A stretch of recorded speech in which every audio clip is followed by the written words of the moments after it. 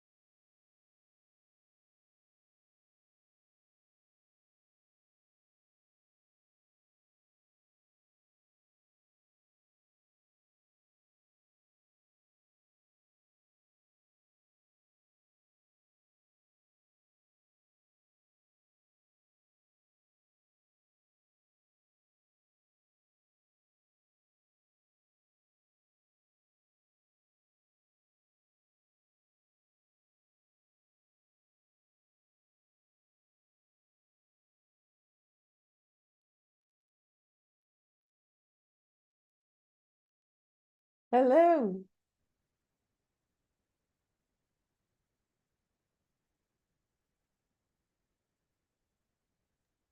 Hello, welcome. We'll start in just a few minutes. Of course. Yeah, we're just waiting for a participant to come in, and we'll be starting shortly. Absolutely.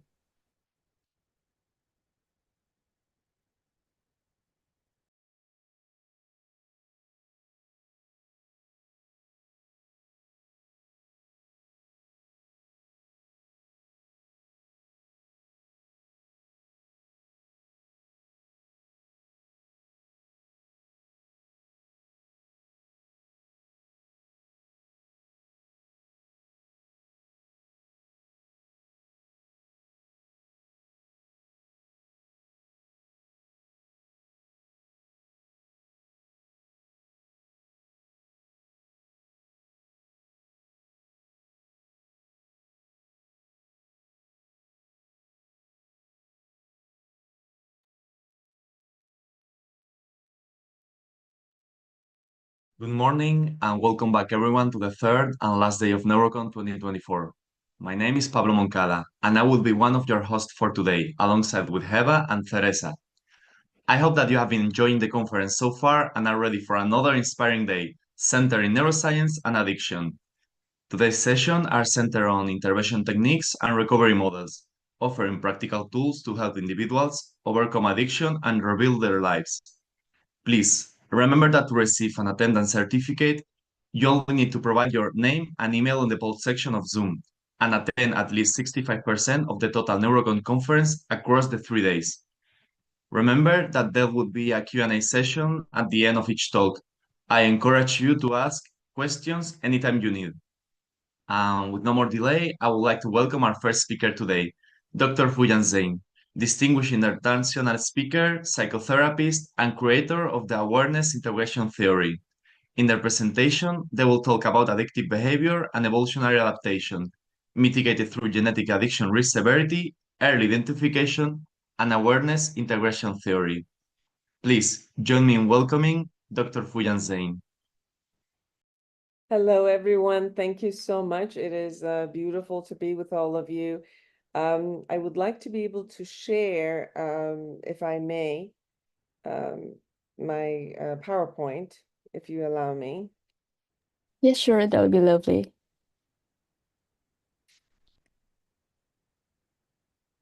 Are you able to access the Yes. sharing? Yes. Okay, amazing. Okay, good. I have access.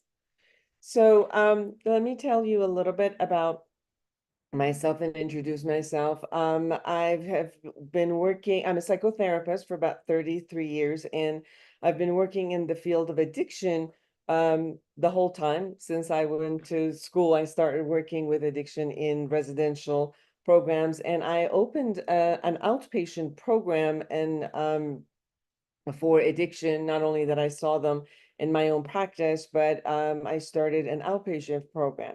So working with addiction, I've always had this conversation of what it is that, how come as a human being, an organism that is always doing something in order to survive, what is it that is happening to us where we destroy ourselves? And working with addiction, I've watched people absolutely destroy themselves, their lives, everything that they've ever had.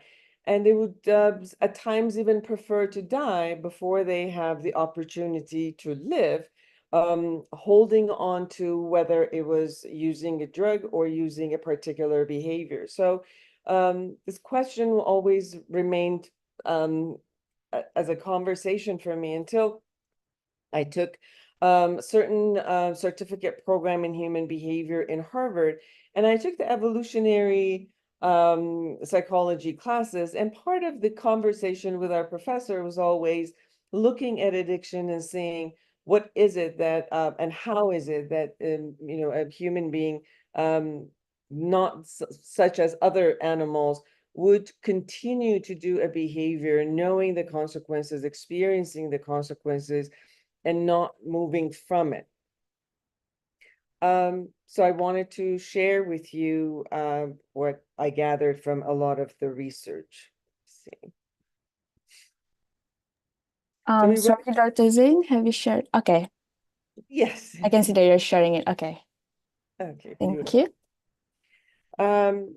So looking at many of the research, we wrote this paper, which has been published, the addictive behavior from an evolutionary adaptation mitigated through genetic addiction risk severity, early identification, and then the psychology model that I created and wanted to share with you based on how this model has worked and why does this model work for addiction. Okay.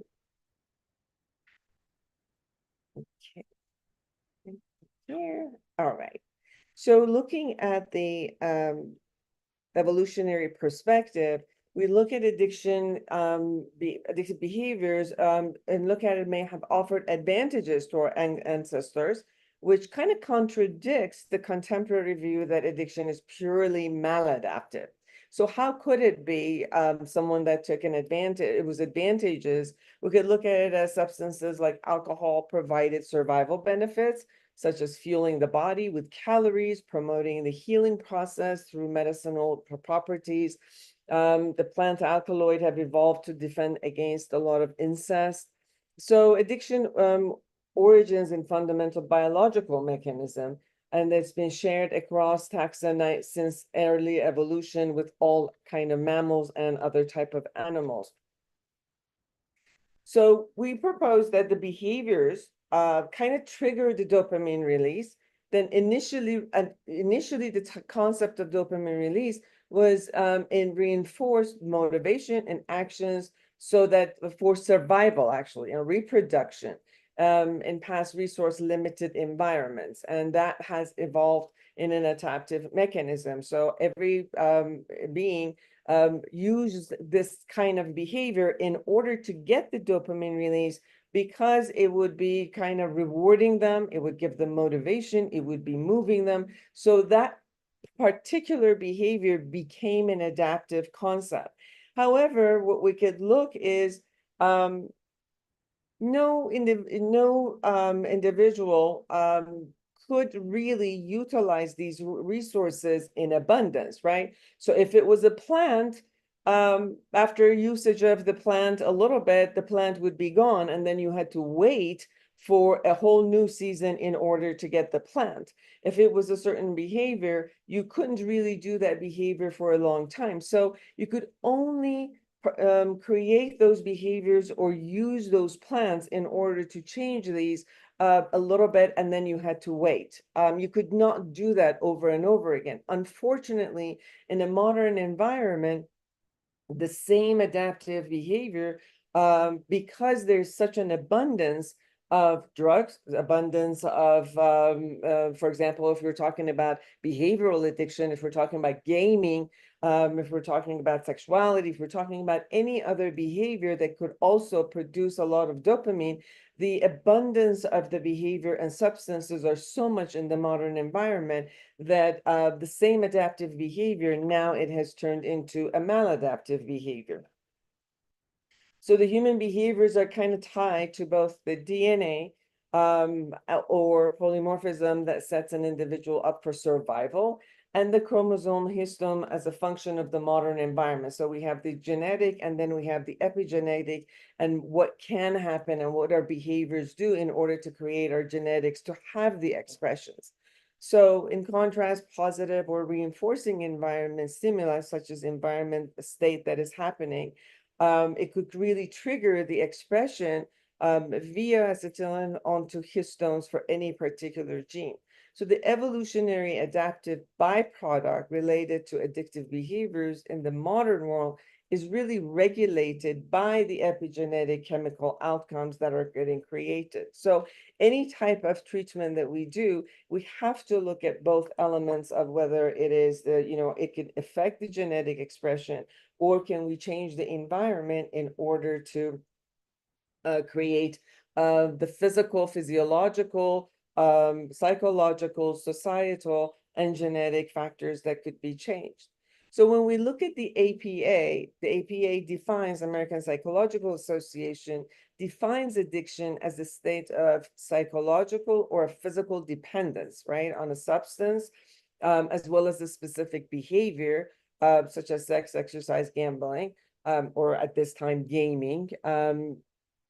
And these encompasses physiological, behavioral, and cognitive symptoms that are linked to persistent substance use despite resulting problems, including impaired control and risky behaviors, right? So while we initially engage in these types of substances or usage of substances or behaviors that trigger the dopamine release, they might have that started from evolutionary advantage. The development of the attachment that we create and the dependence that we create on the substance or a behavior is what creates, deviates from the successful adaptation into a harmful outcome. So we argue in this paper that while our ancestors and Homo sapiens really relied on the dopamine release to assist them in defensive, hunter-gathering, selfishness, and motivation to move forward, because of the dependence that they create, it really moves. I'm sorry, I got something on that. Oh, it's a poll. Okay. Because of something that happens at the abundance of the usage and the attachment, then it moves into the maladaptation here. So what are we looking at? Why is it, what motivates humans to seek and consume non-nutritional substances? And why do the plants that are a primary resource of these substances produce chemical capable of altering our nervous system? So addictive behaviors arise obviously from a pleasurable substance or activity. When we rely on them and rely on their availability, often engaging in innate reward systems and more intensely than primary behaviors. So as an example, sometimes evolutionary speaking, children experiencing inconsistent care, if they feel anxious, if they feel like their environment is not for them, what will they do is they will hold on to a short-term risk and short-term pleasure, which will, they think it's more advantageous to them, versus a long-term waiting and holding on until they get the reward later. So sometimes the anxiety that gets created, we go after releasing the negative emotions immediately based on the uses of the substance or behavior versus waiting for the long-term benefit that we need to get. And this, from the evolutionary perspective, drug use provided temporary benefit tied to ancient neural pathways shared by all the mammals. And this often distorted the perception that creating a sense of increased fitness and vitality driven by the chemical changes interpreted as the emotions and shaping the human behavior. So the ancient cultures did not perceive psychoactive plants as substances that would alter their internal balance. So they used it in a way for their benefit. But then they looked at the effects of the like tolerance of temperature changes, increased energy, reduced fatigue, enabling them to move forward. And it looked like that they actually survived. They used it for survival practices. And while the amount of resources that they had was scarce, instead of being used by recreational purposes, the plants were really valued for their nutritional content because they were rich in vitamins and minerals in an environment, again, that was limited. So mammals sought the psychotropic chemicals as substitute for precursor nutrients in food resources. And early hominoid species like co-evolved alongside these psychoactive plants and leading them to civilizations equally utilizing for nutrition and fitness and vitality. So that you could answer those questions from an evolutionary perspective. But we also look at the factors of genetic when it comes to addiction.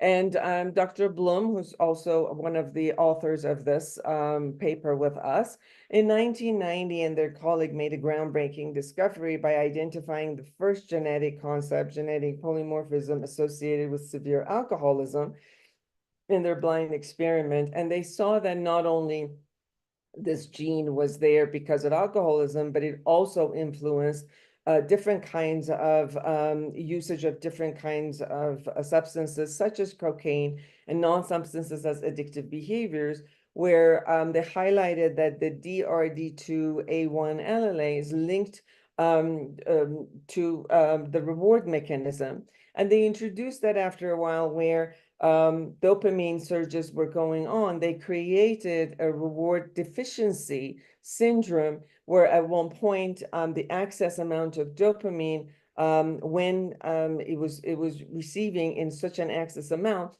that the body was no longer producing, and the body was getting used to so much of the dopamine that at one point it needed more and more and was feeling deficient. And the minute you took that away, the deficiency of the body would seek, crave more and more. And that's how the craving also started. So they also, Dr. Bloom created a genetic addiction risk severity test that as we give it to, offer it to people, especially if we could offer it, we're hoping to be able to offer that also from children age 10 up, to look at the genetic factors of the predisposition that someone would have regarding their genetic factors. And if they do have it, then through trainings, we can offer them in order for them to have the ability to experience delayed gratification from childhood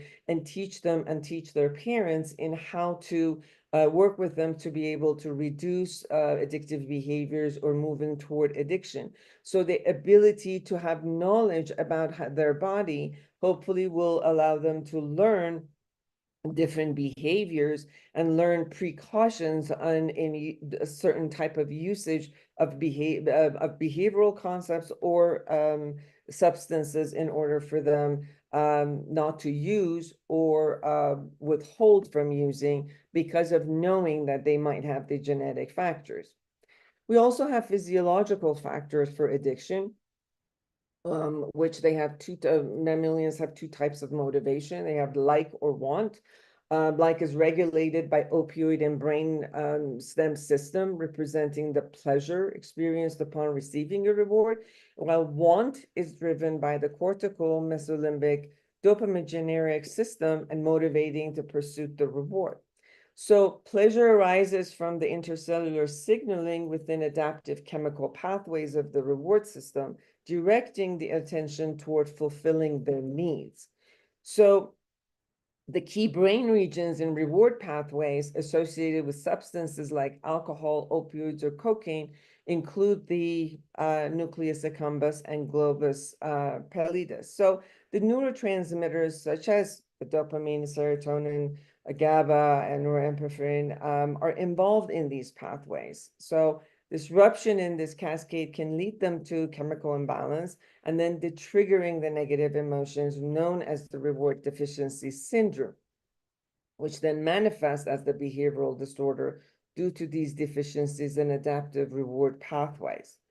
So there's also the psychological factors where active drugs elicit a lot of emotions that at one point, these emotions, when positive emotions were coming in as the euphoria, signaled actually happiness, evolution, moving forward, increasing fitness, and increasing fitness meant that such a successful foraging or breeding.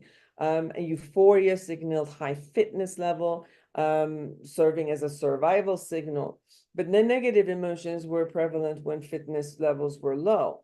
So modern drug addiction often stems from misguided perception of increased fitness, and leading to consuming more and more of the substance abuse, although it has an adverse reaction.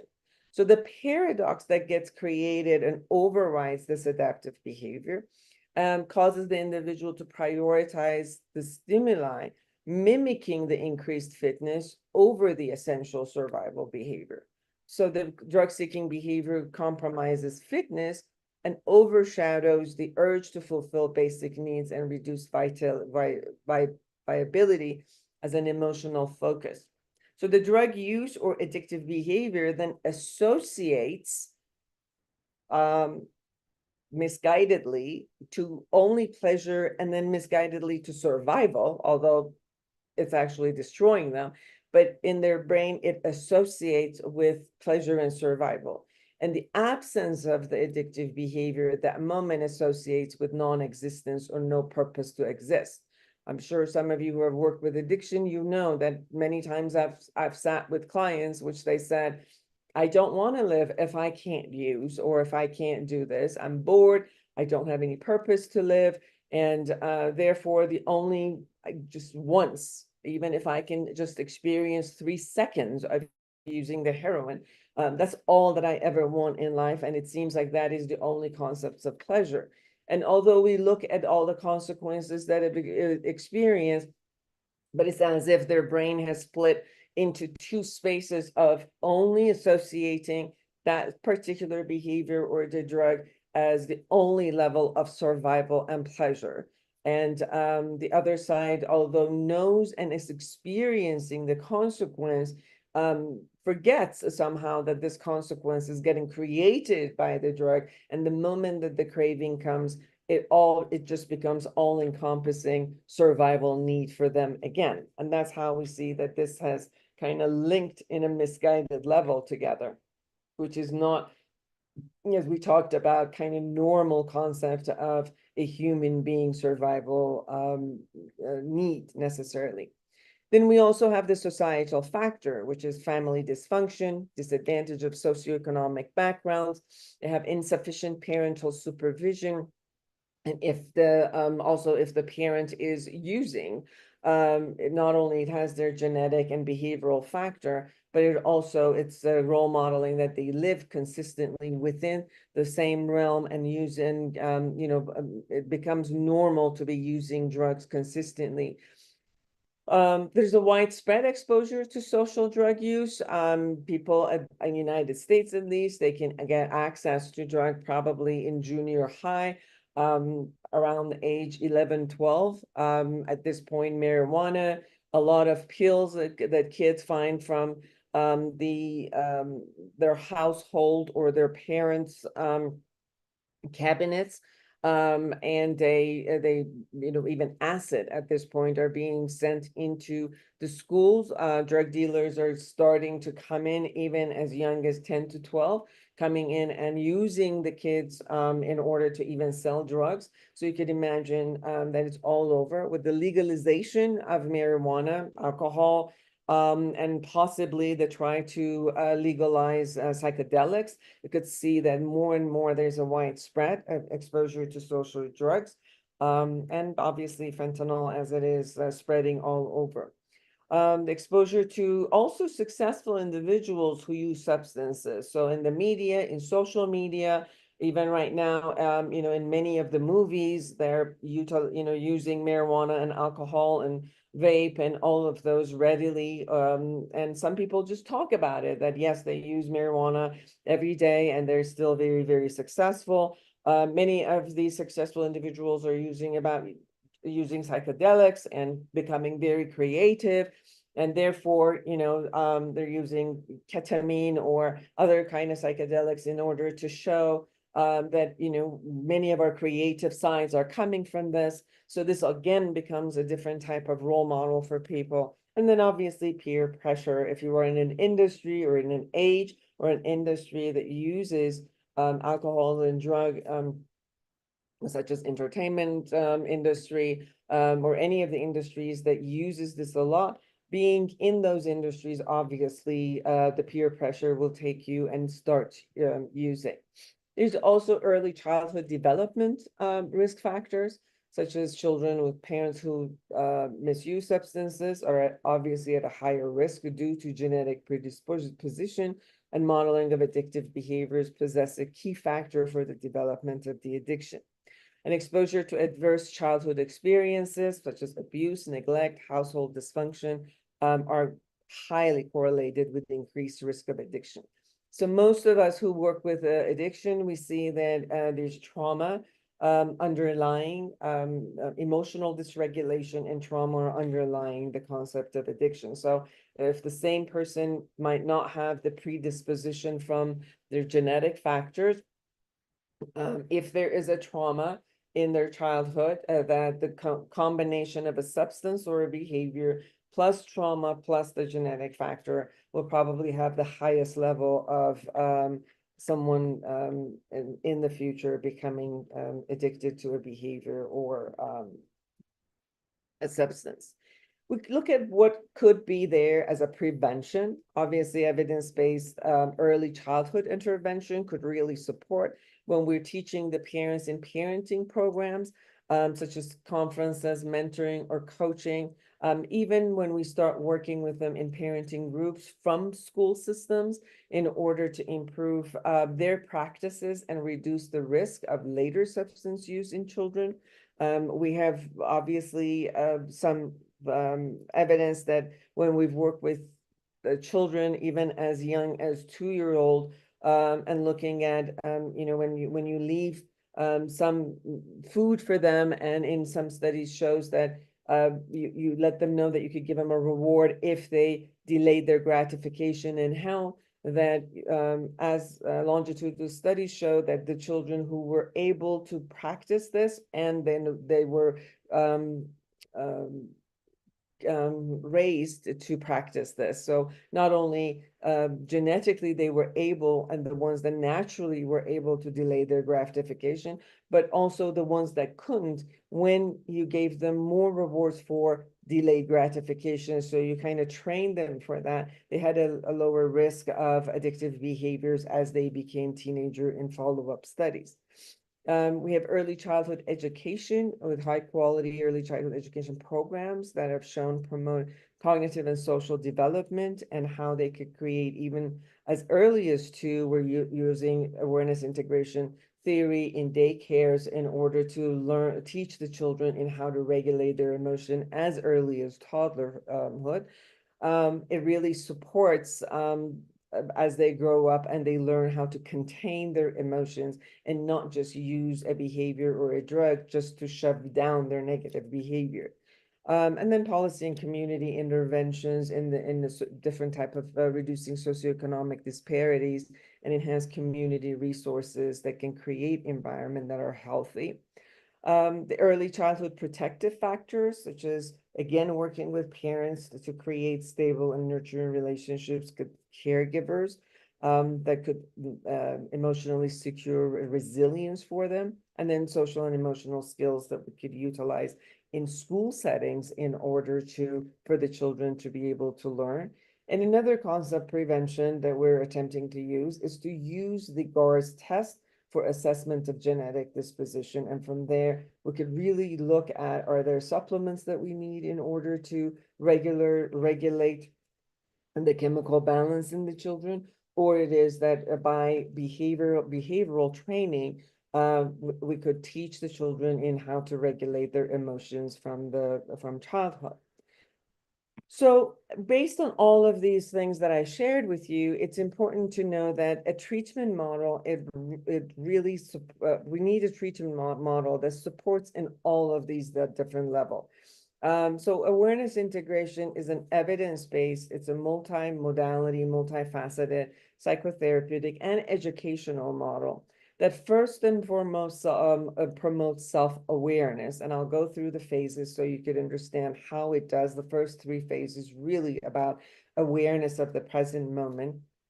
It kind of goes back and mediates all the past traumas and psychological blocks from the past and brings them into forward, and then cultivates a clarity and a positive mindset for the future. So it's a model that handles all kind of a 3 temporal concepts: the present moment, clearing the past, and then creating a new future and a conscious future for you. It is crafted really by bringing many of the psychological theories that I had learned and brought them together. So cognitive behavioral therapy, existential, person-centered, humanistic, emotion-focused, mind-body therapies, and trauma-informed therapies, hypnosis and mindfulness are brought all together. So for example, a lot of the cognitive models stated that if you change the cognition, a thought process of someone, you could change the emotions and the behaviors. The emotional theories say that if you're aware of the emotion and start containing emotion, releasing emotions, regulating emotions, you automatically would shift the thought process and the behavior. Behaviorists will say that if you change the behavior, automatically you will change the other two. And body-oriented theories say that if you change the body, you're going to change all of the others. So we find 4 doors that we could go in and really experience a shift and a change. So in awareness integration, we attempt to open all the doors at the same time, and that's why it shows that it has become more efficient. So it provides a comprehensive strategy for blending all of these elements and approaches and interventions, and in a structured, it's an open, structured, but a flexible framework that addresses all of human experience in different areas of life. So we actually go and look at possibly 32 domains of life, up to 32 domains of life. And we look at, for example, the person's relationship with their selves, their body, their illnesses, their career, their finances, a relationship with jobs, career, many parents, siblings, friends, society, even death, even spirituality. So we look at, we go through the process looking at every single domain, because many of these domains, if they're not working, it would lead to someone needing to and not having the skills to handle, and then needing some pseudo concepts in order to shut down their negative emotions, and then or numb their negative emotions, and therefore create some addictive behaviors. And at times having skills in some area and having the ability to bring the skills forward to other areas. So that's why in this model, we look at all angles. And as we talked about, when you see someone going through the behavioral or chemical addiction, not only it stems from possibly a lot of these angles, but also affects every single one of these domains of their life. So when we're going through an ongoing treatment, we really want to make sure that we're handling every angle of their life. And as they go through the recovery, that they have the ability to re-enter each one of these relationships in a healthy way and move forward with it. Some of the research that we've done in this area is we've seen that 76% effectiveness in reducing depression, and 43% improvement in 60% decrease in anxiety, and improving their self-esteem and self-efficacy. Many different types of work and research we've done. Again, it showed that a reduction of depression and anxiety is 27%, 37%. We've also used it as a self-help model in California State University, colleges student, where we did not do any type of coaching or psychotherapy, but we gave them as modules, which they were doing guided journaling. And even only with guided journaling, we still got 68% minimization of depression. There are other case studies that we did, which still showed 60%. 50% reduction in anxiety, 66% reduction in PTSD symptoms. Also, because we looked at the self-help model, we created an app, which is called Fujon app. And in that, we put in 32 domains of life. And as they were doing the guided journaling through the app, we still saw 64% improvement in different types of area of their life, such as career, intimate relationships, the relationship with children, in-laws. So the reason we kept looking at depression and anxiety is because we clean the past, so the depression alleviates. We start working about the future. It minimizes anxiety, and through the time, because they're working on their self-esteem goes higher. These three factors are the most three factors that we see in addiction. Most people are either diagnosed with comorbidity of addiction and anxiety prior to them actually using and becoming addicted, but definitely after they go through their recovery time, depression and anxiety is one of the most factors that they experience, and low self-esteem. So zooming as a treatment model into our recovery in these matters have become one of the most effective concepts for the person to be able to come back to their regular life. So it aims to reconcile fragmented part of the self. And as you know, when someone goes through addiction, literally they kind of split off.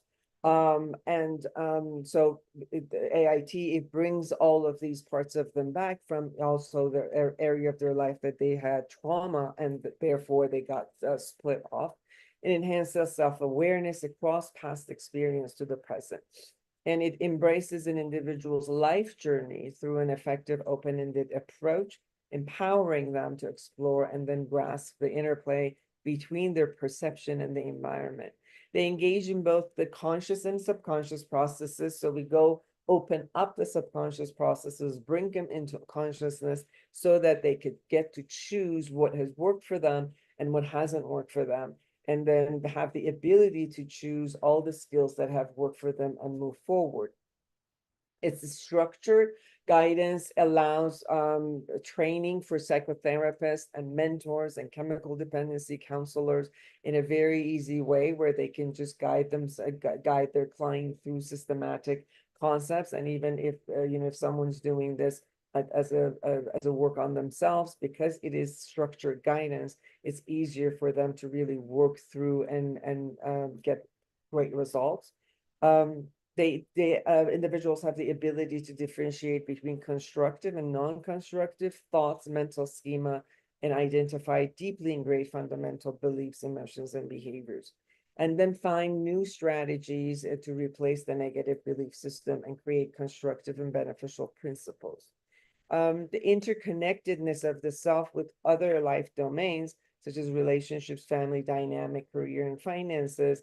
It extends across all the realms of, their life. So looking at the AIT, I want to share with you that the theory looks at three different concepts and three ways of relatedness. One type of relatedness is how our thoughts, how our emotion and behaviors are toward other people. Everything that we could imagine about other people. We have belief systems that runs us. Some of these belief systems we've gained through our own experience moving forward. Some of them we've gained through our culture, our family system, and we've held on to them. Some of them negative, some of them positive. So therefore, in phase one, we start looking at how we view the world. Where do we have these belief systems come from, and which one of them work for us or it doesn't work for us. So for example, if you would play with me and imagine an area of your life that you can start looking at, and imagine stating what your beliefs are. So pick an area like your career or finances, or your relationship with your mate, or any of it. And then start looking at, how do you think positively toward them? How do you feel? How do you think negatively? What are your feelings that have positive or negative? What are your behaviors on a positive and negative way?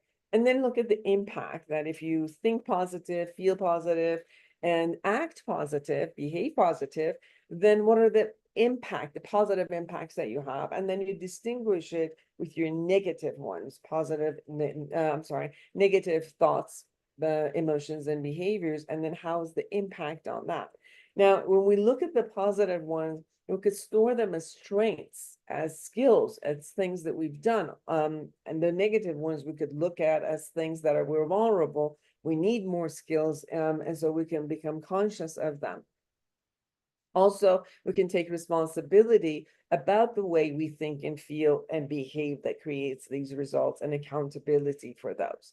Phase two starts looking at the concept of assumption. Every human being, and our ancestors, we've had to be able to estimate, guess, and assume if an animal or another person from another tribe, as they walked in based on their behavior or body language, were they safe for us? And was that okay? Can we be safe and move forward, or do we need it to fight?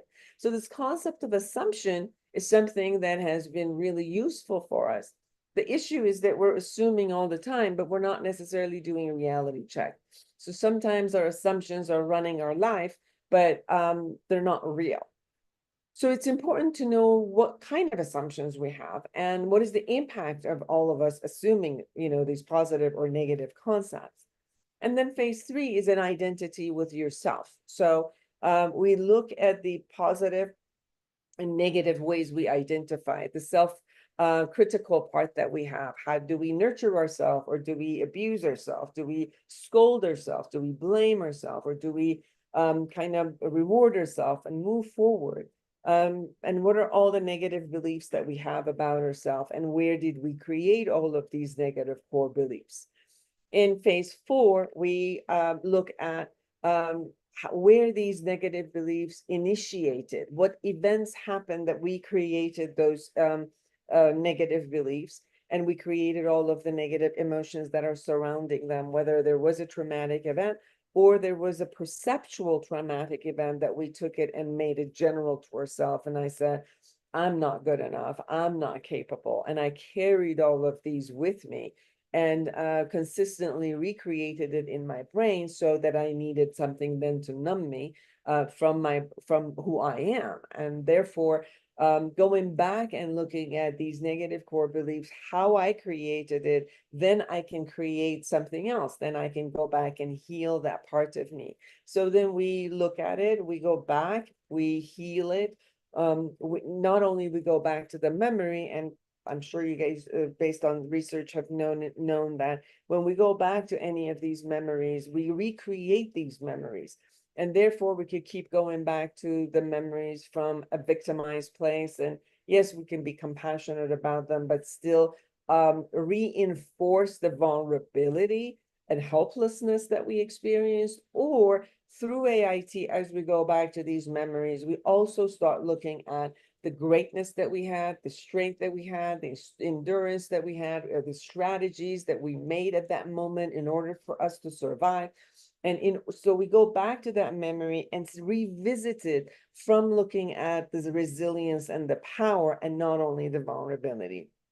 And then reintegrate that part of us with us, so that it does not need to stay separate. From there, we come back, and because we've gone through this process, look forward to how we can reinvent ourselves, recreate ourselves based on all the strength that we've noticed that we have in different areas of our life, and create a statement as if like there's a value statement that we say that we want to uphold. So it's a new self-concept that we say, this is who I intend to be. And consciously, this is who I intend to be. And as I create that, then we create goals in every single area of life and that is matters to them at that moment. And we'll create action plans, and we'll work through these goals and action plans as we move forward. And if there's an obstacle as we move forward, we keep looking at where is the obstacle coming from? What's holding it? What belief is holding it? What skills do we need in order to move forward? So we come back to we set the goals for the future, but we come back to the present moment, again, become aware, integrate it, and then move forward in order to create success, and come back in the recovery process to every angle of life, and reclaim life from that perspective. And then phase 6 creates relapse prevention, structuring functional value systems, people, setups, and structures that maintains the way that we move forward with each other. And in different domains of life, we could create accountability buddies. We could create, structures with our calendar, with people we know, with people at work, with finances, in order to make sure that our goals are moving forward, and bring a community of, because we're working with relationships with our parents and siblings and friends and coworkers and our children. We come back and allow all of this community to come back as a part of the accountability buddy with us, and feel the support, feel the love, feel the clarity that we have about our intention, that who we intend to be, and move forward with it. So these 6 phases will be conducted in all the areas that are relevant to them, and even in the realm of God and spirituality. And it encompasses, for example, if people are also using 12-step programs, it combines with a 12-step program. So it has the open structure, which it can combine different angles. If they have a lot of trauma from the past, we combine it with if trauma-informed programs such as EMDR, in order for the traumas to be released and move forward. So as I have worked through this in many of the different treatment programs at this time, we've seen that in the combination of when a person comes in, and depending on what, whether they need detoxing or not, and whether they need at that moment some medical management, such as antidepressant or anti-anxiety. And then we start the AIT program with them. And we do it in many levels. We have it in an individual setting and psychotherapy, and we also conduct it in group setting in classes.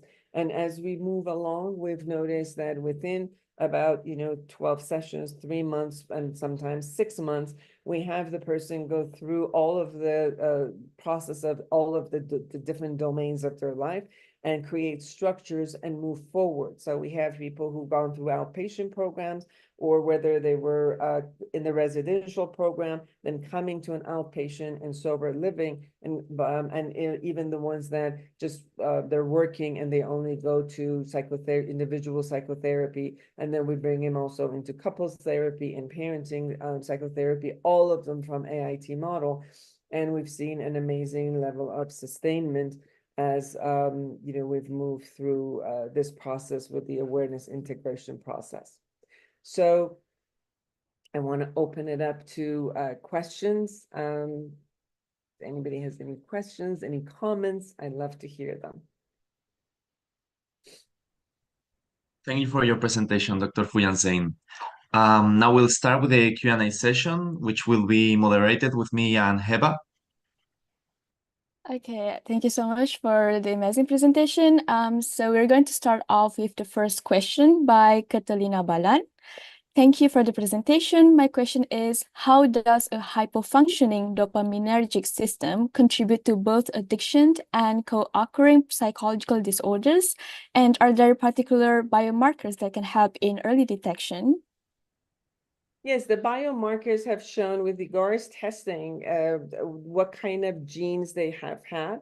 When you look at Dr. Blum's work, we've seen almost 32 combination of genes that shows, first they had shown with alcohol, but they've also shown with behaviors in gaming, that when they've seen those genetic components, what we've done, there are some supplements that they use depending on in order to shift and to adapt the genetic factors. But more than anything, GARS has helped us to watch the children or the teenagers as we've done the GARS test with them, to look at what are the concepts of behavioral aspects and attachment. One of the things that we've noticed, even as early as 2 to 3 years old, you can watch a child where they get very attached very quickly into something that it may look upon that is very, very normal to them, but you might not see that in another child when they see something else. So what you do then in the training of the behavioral training that you do with children and adolescents is to moderate the way that they utilize something and they get attached to it. For example, right now we see with gaming that we have children as young as 10 to 11, 12-year-old, they're getting addicted to gaming. So part of what we do with parents is we modulate the gaming in different angles of every 20 minutes. And then we stop the 20 minutes of gaming. After gaming, we change it to other behaviors, and three different kinds of behaviors and learning perspectives and physical activity before we allow it to come back and do another 20 minutes of gaming. So as the child starts, you look at the dopamine surge, which is a lot of release of euphoria at times, and at times it even goes into agitation because they're craving something, they want something, and how to release it and change that by the behavior. First awareness, the cognitive, then understanding how to regulate their emotion, and then behaviorally delay that gratification. We start training their brain into that. So we've had, for example, I've had parents who come in and their sons, especially male, because of the gaming, they do more of that. They come in and they start getting violent with them about not allowing to do that. So we've created basketball hoop, or we've created jumping up and down, roping, all of those. And we start working and talking to the teen and the child in order to emphasize putting these different concepts in order to delay their gratification. So you could see by awareness, you could see by cognitive shifting, by emotional monitoring, and then behavioral shift, you can absolutely also shift the changes of their brain activity at that moment. And if you do this long enough, then you create a different pattern. I hope that answered your question. Thank you so much, Dr. Zain, for the insightful answer. So we have come to the end of your presentation session, and we thank you so much for your amazing insights and for taking the time to answer the wonderful questions. Thank you so much. Thank you for the opportunity.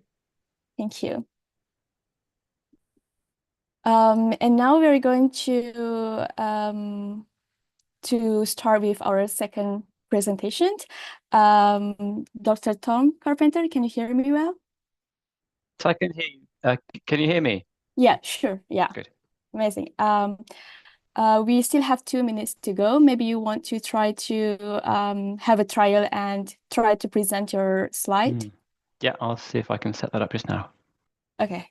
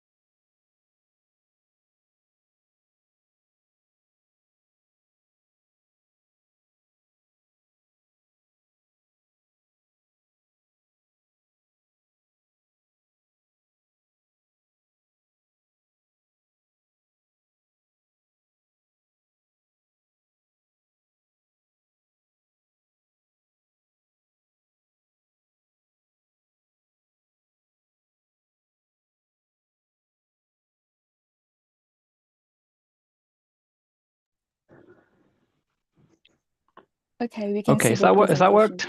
Yep. Lovely. Amazing. Okay, we are at 11 now. I'm going to start with the introduction. Hello, everyone. I'm excited to introduce our next speaker, Dr. Tom Carpenter. Dr. Carpenter is a resident doctor in psychiatry with NHS Greater Glasgow and Clyde and an honorary clinical lecturer at the University of Glasgow. He has a background in human sciences and medicine from the University of Oxford, University of Newcastle, and University of Edinburgh. In addition to his work in the Specialist Addiction Service, he is a member of the Evolutionary Psychiatry Special Interest Group of the Royal College of Psychiatrists. Today, Dr. Carpenter will be presenting his research on using evolutionary perspectives to understand substance and behavior addictions. Let's give a warm welcome to Dr. Tom Carpenter. The floor is yours. Thanks so much for the warm welcome. Yes, so you've introduced me nicely there. So I'm a psychiatry resident. I've got an interest in evolution and a background in behavioral science before I came to medicine. And I'm not an addictions expert, but I've spent some time working in a specialist addiction service here in Glasgow, and I feel that the evolutionary perspective has got something to offer the field of addictions. So recently, myself and some evolutionary colleagues wrote a paper that explores evolutionary perspectives in a number of domains of addiction. And really, the aim of this talk isn't to go through the paper in detail, but you can read it if you want. But I thought it would be more helpful to contextualize the paper, give an introduction to the perspective of evolutionary psychiatry, and really answer 3 key questions, which is 1, what is evolutionary psychiatry? 2, how can it be applied to addictions? And 3, how is this any use? How can it help? So a bit more about me. So yes, I came to evolution before medicine, studying human sciences and then animal behavior. Later, I came to medical school at Edinburgh, and I found I was carrying a torch for this idea that we can use evolution to understand physiology and behavior, but evolution really didn't feature at all in my medical training. And I went into psychiatry training, and I found the same thing really, that no one had ever really thought about evolution since they were maybe, I don't know, 16 years old at school. And then I discovered the Evolutionary Psychiatry Special Interest Group of the Royal College of Psychiatrists, and I'm a member of the executive committee, and we try to promote the evolutionary perspective and really form a place where interested people can network and just spend time sort of thinking and talking about how evolution might be helpful. So I'll apologize if you know all this back to front, because you may well, I'm used to speaking to medics who've have spent little time recently thinking about evolution and little training in it. but I'll speak about it in the same kind of way. So the study of evolution is just a basic science, and all it does is it gives us an additional perspective from which to view our patients and their problems. You know, it's just like looking at pharmacokinetics or something. It describes and predicts what happens in reality, and evolutionary psychiatry is just psychiatry. I feel that in the clinic, it helps us understand our patients, and maybe helps our patients understand themselves a bit more. And really what it does is it answers the question, why are we vulnerable to mental disorder in the first place? Looking at the deeper reasons why we might be vulnerable.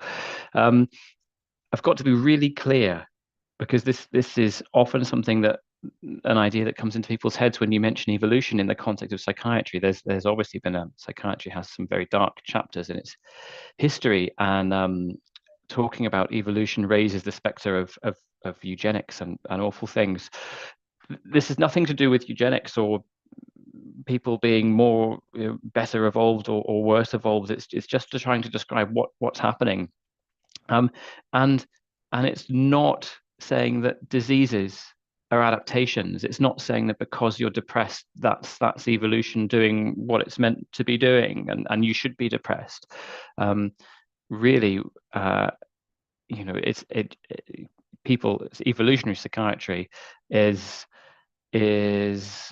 about saying that these disorders that cause awful distress and dysfunction, you know, we don't think they should be happening. So why on earth are we vulnerable to them in the first place? And addictions as well fits into that remit.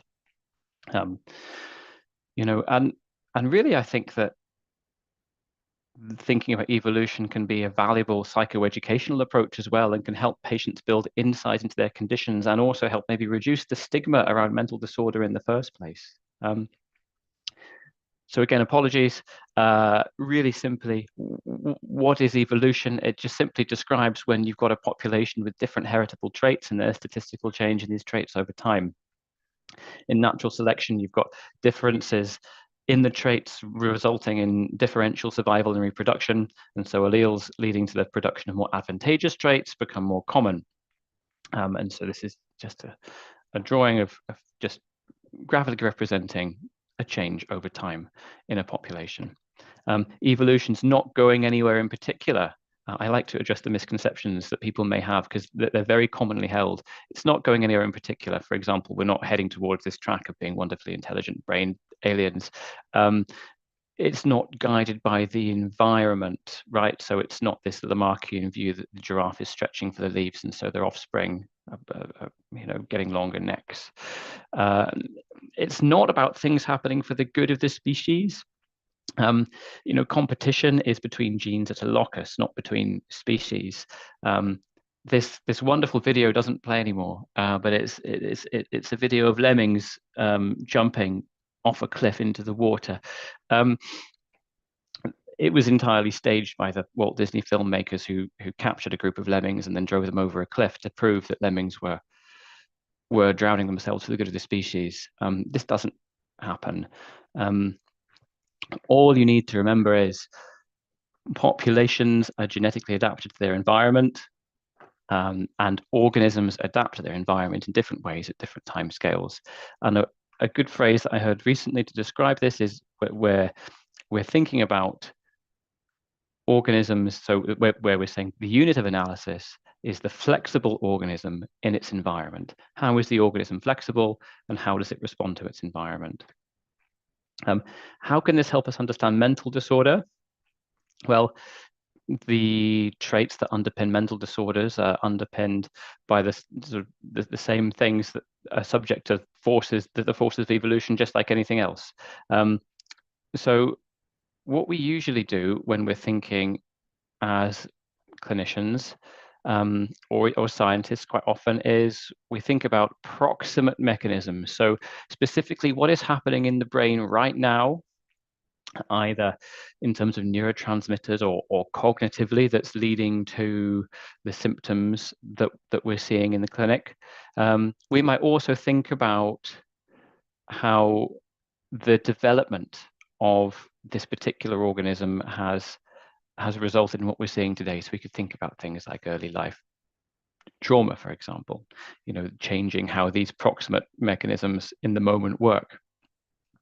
What we don't often think about is this evolutionary perspective of how has the ability to experience a certain thing influenced fitness over time, and equally this history of forms. What is the history of the forms of this trait? So you can think about this, for example, in terms of the ability to experience low mood, and this can give us insight into depression. So in terms of mechanism, we'd say, oh, well, you've got a deficiency in serotonin, and, or whatever. In terms of development, you've got, well, you suffered from early life trauma. But then in terms of adaptive significance, how has the ability to experience low mood been, how has that influenced fitness over time? And then also, what is the history of forms of the trait? So, are there any examples that we can think of in other species that are phylogenetically related to us with similar phenomena, and how can that change our perspective? This question of adaptive significance, I think, is one of the most helpful when we're thinking about why things are happening. Okay. So this is a sort of, I've been working on a way to make these evolutionary ideas kind of accessible and easily applied to things. So this is the framework that I'm sort of, that I like to use when talking about them. This evolutionary triangle. So what you've got, so one, you've got the blue side on the bottom, you've got the simple nature of genes in populations. Okay, there's always some unexpected mutations that occur, and you'll always have a few extreme examples of evolved traits in some individuals in the population. To the green side, evolution may actually be hitting its mark. The trait's function may actually be the current outcome in the environment right now, or there may be some kind of trade-off that's happening. So one cost is being accepted because of some other benefit that's been put into the equation. And then finally, on the red side, maybe evolution isn't hitting its mark here. Maybe the function of the trait is not equal to the outcome that we see in the current environment. Maybe the system has evolved in such a way that it's gone down an alley after which its choices are limited and function can't be fully achieved, or is not sufficiently flexible in a given environment. Or there may be a mismatch between the current environment and the environment in which the trait evolved over time. I'll give a few examples. So mutations always arise, right? So you always get some deleterious alleles or copy number variations, deletions in chromosomes causing learning disability, or various different things. And traits often follow a normal distribution where there's multiple genes contributing to a trait. In a breeding population, you are necessarily going to get some kind of distribution whereby most individuals are somewhere towards the middle, and a few examples are in the extremes. Here, you've got to think that sometimes unpleasant things need to be unpleasant. So, for example, experiencing anxiety, that kind of emotion that makes you very vigilant towards an uncertain threat. That's a necessary emotion to feel in situations where you need to be vigilant. For example, these people here walking through the long grass will need to be vigilant for, various threats to their lives that they might step on. You get this idea of trade-offs as well. So, for example, you could maximizing your reproductive success may cause failure in another domain. And I think a good example of this is if you take a life history theory perspective, thinking of people who have fast life history strategies, so a high risk-taking strategy, that it may be, an extreme strategy that might be personally or socially unacceptable, but in, say, a particularly harsh environment, may actually increase the chances of reproducing to your maximal potential. there's this idea of constraint as well, and that systems can only be so effective or flexible. For example, in organic mental disorder, that's due to the brain cannot, has only a limited capacity to regrow, to regrow, to sort of make up for the damage if it's been damaged by an organic process. And there's questions as well about whether there's other cognitive systems that can be overwhelmed to such an extent that they break. For example, with post-traumatic stress disorder or phobia, it's hard to see how these could be fulfilling a useful function in any environment. And so, you've got to think, has a naturally evolved system been overwhelmed here? This idea of mismatch, where the current environment is different from the evolutionary environment, I think this is one of the most sort of compelling and easily applicable ideas from evolutionary psychiatry. It's saying, do hunter-gatherer ways of thinking or feeling fit into a modern world? And what is it about modern life that could result in previously functional traits causing disorder? You get traits that don't fit in, emotions that get overactivated. And we're talking here about our social environment as well as our physical environment. For example, it's an entirely novel stimulus here to be presented with, at any time of the day, an overwhelming amount of information to compare yourself to your peers. There's a suggestion that things like eating disorder are a result of mechanisms to do with social competition and social selection, driving behavior where people seek to conform to a particular body type that they think is going to cause them some kind of social success, which is a very important thing. But really, this system has been overwhelmed and overstimulated by the huge amount of content there is. So how do you apply evolutionary thinking to psychiatry?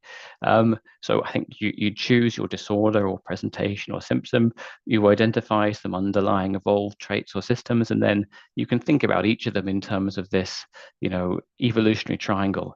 Is the function equal to the outcome? Is it not? Is what we're seeing to do with the nature of population genetics? And I think that can really help you to clarify what you're thinking about. How can it be applied to addictions? So we've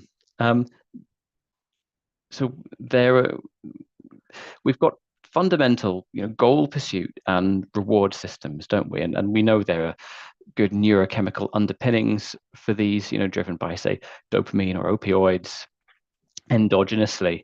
And these reward and goal pursuit mechanisms did not evolve alongside the risk of hijack from high potency opioids, powerful stimulants, alcoholic spirits, whereas now these substances are abundant and they're cheap. This is a huge mismatch compared to our evolutionary environment, where sure, you may have had some alcohol around and the occasional, psychoactive substance, but nothing like the same level of availability and abundancy that we see today. Equally, you can also think about systems needing to evolve natural satiation points. So, for example, with food and sex, there are natural satiation points are achieved, are built in because food. These are stimuli which exist in the sort of evolutionary environment, but things like cocaine and opioids. That there's no reason why you'd have a natural satiation point evolve for, the consumption of these strong psychoactive substances, because they're completely novel, really. And it's also been suggested that the tendency for, in addiction, you see an increasing tolerance to addictive substances, don't you? That this is actually an adaptive feature of systems that guide behavior. For example, defenses such as pain shouldn't be persistently downregulated, and positive motivators such as pleasure shouldn't be persistently activated if they're to fulfill their critical motivational function.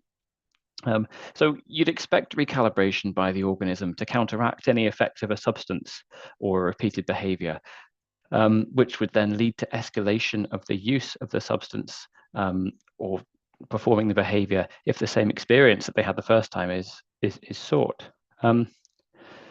The other thing to apply to addictions is this idea that you can have fast and slow life history strategies.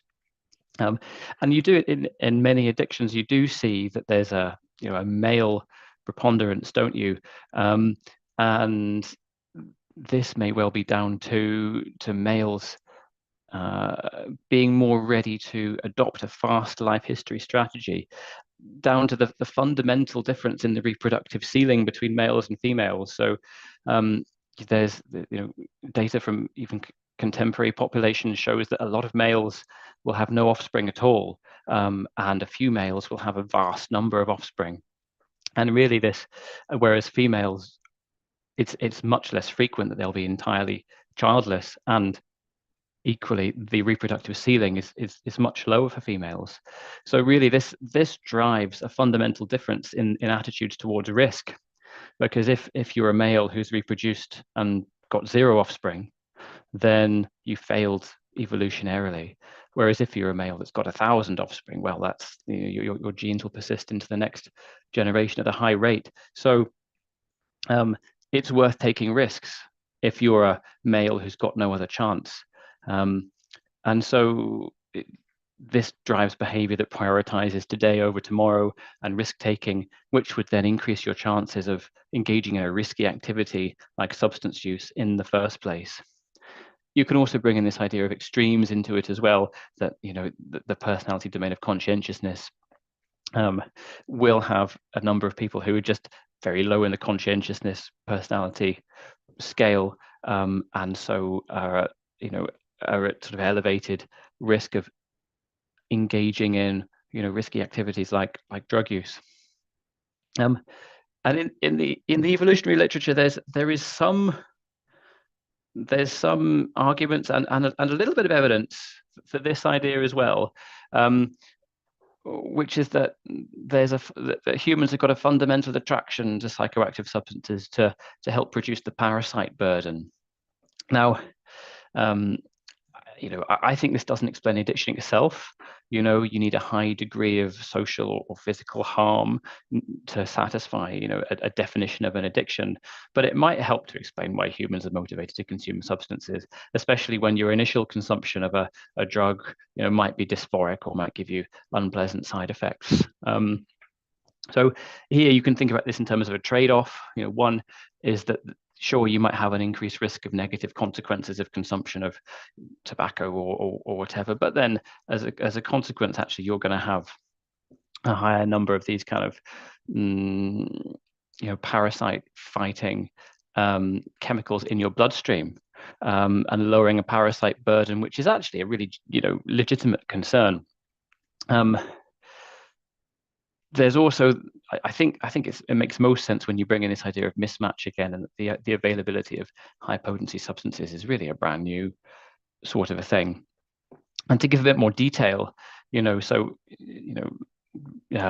plants have evolved, chemicals as a defense, sort of allele chemicals that mimic neurotransmitters as a defense against herbivores.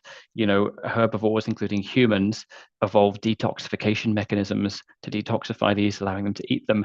And then this may also allow you to exploit these chemicals, properties, for example, in terms of parasite management. And there is actually a little bit of evidence in contemporary hunter-gatherer societies that people with higher levels of nicotine or cannabinoids in the bloodstream have got a lower parasite burden. I think actually more evidence really is needed for this, but there's certainly a rationale. So to think about a specific example with alcohol. So I think there's a huge evolutionary mismatch here between alcohol in our ancestral environment and what we see today. So this is a drawing from the 1500s of natives of South America fermenting, preparing a manioc beer. So this is a very labor-intensive process whereby they will chew the cassava root and spit it into this bowl here, and that ferments to become sort of a low sort of potency beer, which then means that the manioc root, which is actually fundamentally toxic, becomes detoxified, and you can access the nutritional benefits, but it also has a degree of alcohol in it. So that's and there's this kind of thing. It's a very low tech solution. It's likely to have been around for a long time. And you compare this to the kind of things that are available today. So in Scotland here, where I am, this bottle here of 2.5 liters of cider, 7.5% alcohol, 19 units of alcohol, it used to cost £2.50 a few years ago. That's a vastly cheap and available really source of alcohol. Actually, now I think the Scottish government has introduced minimum unit pricing, which I think helps to attenuate the mismatch slightly here, meaning that a bottle of this will now cost over £12. It's still pretty cheap though, considering how much alcohol's in it. So in terms of sort of evolutionary ideas behind alcohol use, you've got to draw a distinction between what makes humans attracted to alcohol in the first place, and also what leads to addiction. Because I think there's different things going on there. So for example, alcohol in overripe fruits is associated with obviously a high caloric density. You've got a fruit there. It would make sense if you actually had a taste for alcohol, but that doesn't explain why you'd then drink so much of it that you'd become addicted to it. And I think this has to do with a mismatch between our natural satiation mechanisms and what's available now. You don't need a natural satiation mechanism for alcohol per se, when the form of alcohol is in this very dilute filling drink, or is in overripe fruits. The satiation is achieved through normal eating mechanisms. There's also an idea that humans have used alcohol in this cultural way to enable social mechanisms and rituals that allow humans to navigate increases in group size and then reap the benefits that being in bigger and bigger groups brings. For example, this kind of manioc beer is used in communal gardening efforts where you get your neighbors to come and help garden your plot. So and there's lots of things in modern society as well where alcohol is performing I suppose it's a valuable social function. But again, it doesn't explain why someone would be driven to drink, day after day. And in terms of sort of this mismatch in availability, with the minimum unit pricing in Scotland, I think that there's evidence it's reduced harm overall to do with alcohol use, but in terms of the people we see in our clinic in the addiction service, I think they're so determined to drink the alcohol they just won't buy any food, and will just prioritize the drinking if it's expensive. So there's clearly a system there which is not working properly. Thinking about opioids, so there's evidence that human genes that regulate endogenous opioids have undergone rapid and recent positive selection. This may suggest that endogenous opioids may form part of the mechanism for managing affiliative social bonds, and that these have been co-opted from more ancient systems involved in experiencing pain. And this tallies as well, doesn't it, with the subjective effects of opioids, including, safety and comfort, and then withdrawal from opioids, including anxiety. And it may also help explain why some individuals, like those who are primed to seek greater social support after experiences of adversity are more likely to develop opioid addiction in the first place. And while humans have used opioids historically, they're really the timeline isn't long enough for specific selection on opium-seeking behavior. It's been a fairly geographically isolated and temporally isolated events, people consuming opioids, that there's no reason why humans would have a fundamental mechanism for seeking or dealing with exogenous opioids. And I think this is again a huge case of evolutionary mismatch. So, comparing our social structure today to the social structures that you see in hunter-gatherer populations, and we can get evidence from contemporary hunter-gatherers which suggests that really, hunter-gatherer populations are composed of smallish groups of people who know each other well, and there's a high degree of social support. There's a broadly egalitarian social status, social system, and the child rearing practices are very different as well. So, in hunter-gatherer populations, you see a very large amount of sort of sensitive, responsive care for offspring, and really a huge amount of social support for the parents of young children. Whereas in the more modern environment, the social structures are very much fractured. There's not the same amount of social support caring for young children. These kind of close social bonds don't exist at the same sort of quantity and intensity. And so then you've kind of got I feel you've got a perfect storm here, where you get this transition from a close supportive social environment that's egalitarian to this here is a deprivation map of the area that I work in Glasgow, showing huge amounts of social deprivation. It's a really socially hostile environment,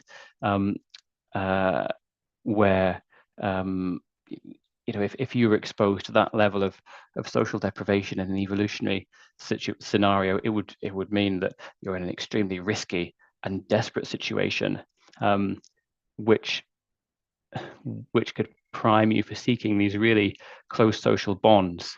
And now, opioids are a very, they simply didn't exist in evolutionary history, and now we've got access to these highly potent opioids, which then, I guess the way I think of it, fill in this gap that's left by this need for close social bonding. Okay, and then thinking about behavioral addictions. So gambling, involves placing something of value at risk for a potentially greater reward, and occurs in various forms, doesn't it? Cards, slot machines, on sports, and most people gamble without severe consequences, but you do get persistent harmful gambling behaviors.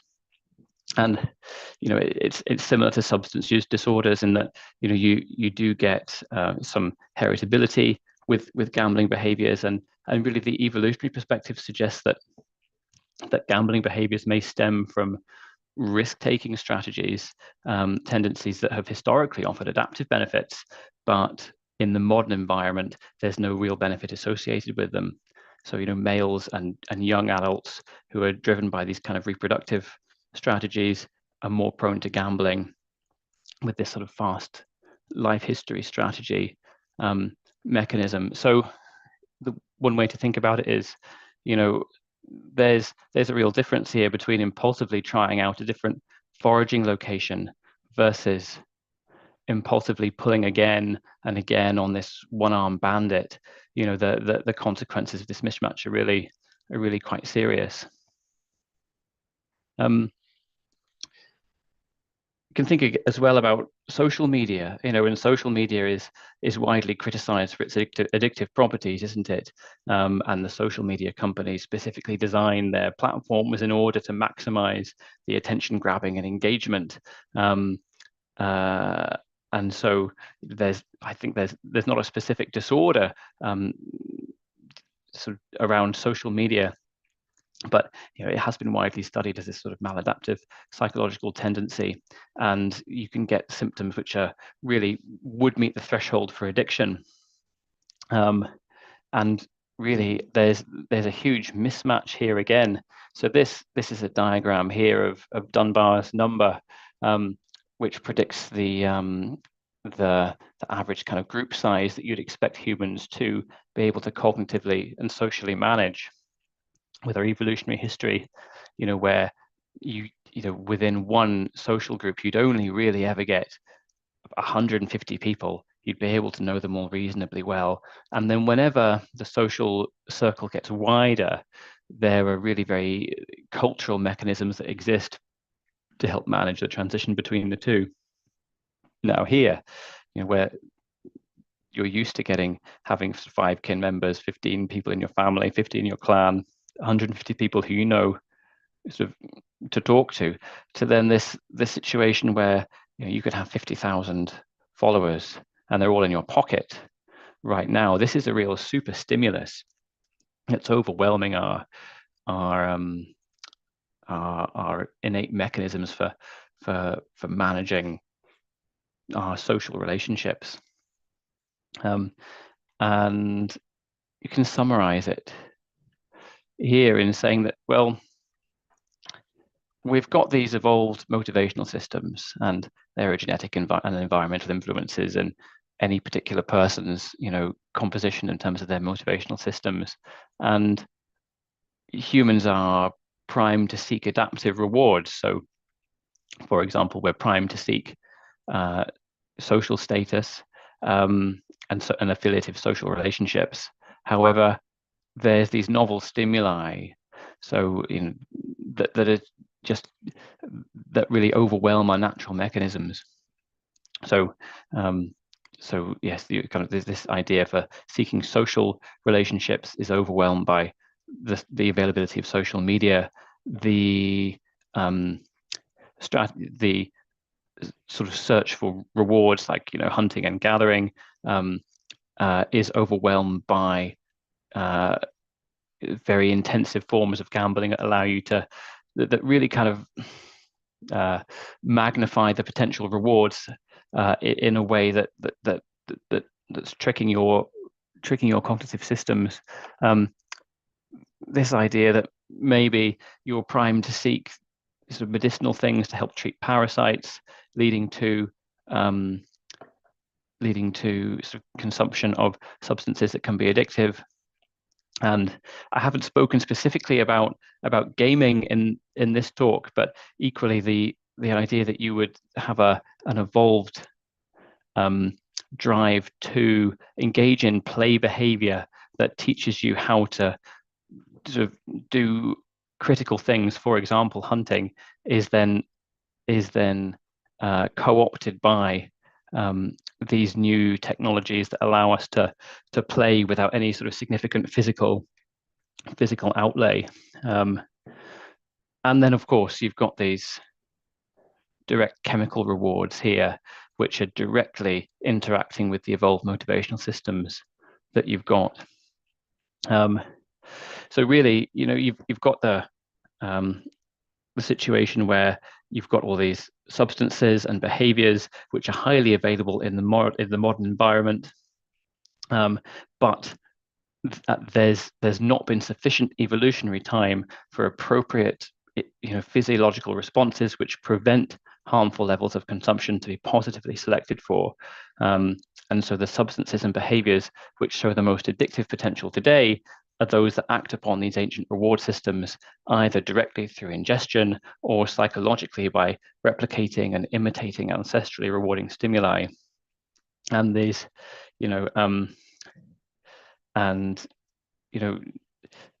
there's this kind of, idea that this evolutionary novelty is really the key thing when we're thinking about what makes addictive things addictive. But how can this help? So, you know, I think that if patients thought about it like this, not that because when someone's got an addiction, there's really a choice, isn't there? There's a choice between identifying as someone who's sick, which then reduces that kind of internal locus of control, doesn't it? It's because I'm ill, I need to be healed, or you're someone who's bad, and it's not a very good choice to have, either being sick or being sort of morally failing. And I think that really, you know, when we have the evolutionary perspective, we're saying that all people have systems which are vulnerable to dysfunction in the context of these novel environmental stimuli. You know, it stops us falling into the trap of thinking that our patients should have a moral sense of, you know, our patients should or shouldn't be doing this. And it makes it more matter of fact. And I think it de-emotionalizes it a little bit.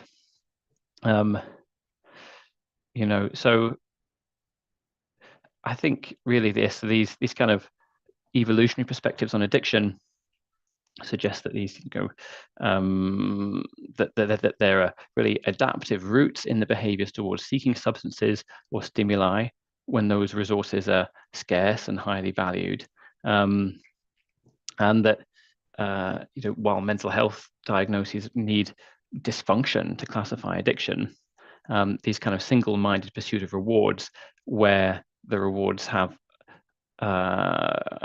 other kind of evolved satiation limits, could actually be helpful to somebody, but really today, when you've got situations where you've got things that don't have a naturally evolved satiation limit, and the stimuli are highly accessible, it can lead to persistent pursuit of these rewards to the neglect of other domains of your life.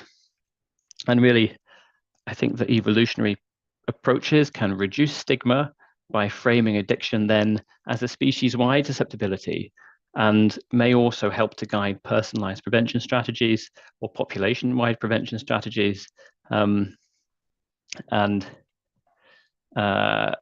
really that it stops us from having to identify people as either sick or bad. You're just saying that someone here has got mechanisms that have evolved for very good reasons and for very powerful reasons today. These are resulting in the behaviors and symptoms that we see. So what are some further resources? A good introductory text, Evolutionary Psychiatry, is this Good Reasons for Bad Feelings by Randolph Nesse. The EPSIG, the Evolutionary Psychiatry Special Interest Group of the Royal College of Psychiatry, has got a YouTube channel with lots of talks on it. I think there's an addictions talk on there as well. Anybody is able to join the EPSIG. You don't have to be a member of the Royal College or a psychiatrist. Anybody can join. And I'll plug the conference that we've got coming up on the 22nd of November at the Royal College of Psychiatrists, where I think there's nothing specifically on addictions this year, but it's a really sort of interesting you know, conference looking at various aspects of addiction, of evolution and mental health. And this is the paper that I've sort of drawn on in this talk, Evolutionary Perspectives on Substance and Behavioral Addictions, by myself and evolutionary colleagues Adam Hunt, Pierpaolo Merola, and Adrian Jaggi. And thank you very much for listening. Thank you so much, Dr. Carpenter, for such an interesting talk. I think it's really, really interesting that we can take a look back at the history and evolution in order for us to understand more of the system and take another approach into intervention. So we are going to continue this session with Q&A. And me and my colleague, Teresa, will be moderating this session. Teresa, can you listen to me? Yes, hello. So, first of all, I'd like to mention that in the chat to the audience, just so that you know, in the chat you can vote the questions. So there's a thumb up emoji, and if you do that, we can see the questions which have more interest, and they can be asked first. So to start off this Q&A session, Raphael was asking, can we pass on our addictions to our children? And if so, how can we minimize its effect on them? Okay, so can we pass on our addictions to our children? So I guess this is drawing on the fact that we see a high heritability in addictions, isn't it? You know, there's, especially with things like, you know, patients I've seen in my clinic who have alcoholism. You know, it's very, very often the parent will have alcoholism as well.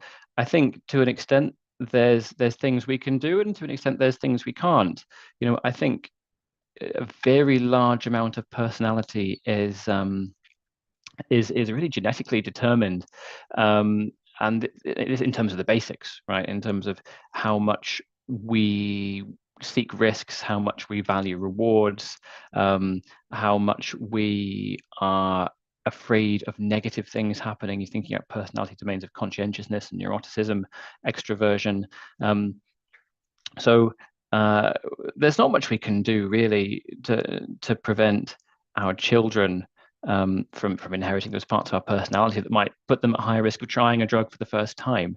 But I guess, you know, how can we minimize its negative impact? I guess I'm thinking, how can we minimize the impact of our addiction on our children? Then I'm trying to think if there's an evolutionary sort of way to answer that. You know,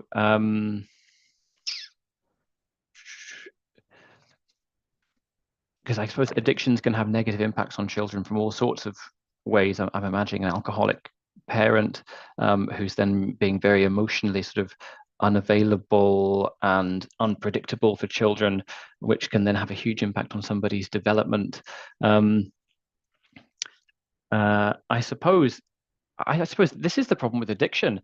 I don't know if you're addicted to something, you could minimize its negative impact on a child, because you know, when you're in the state of addiction, really the addictive behavior or substance has achieved such a salience that you are going to neglect your children. And so I think if you're in that situation, it would be very difficult personally.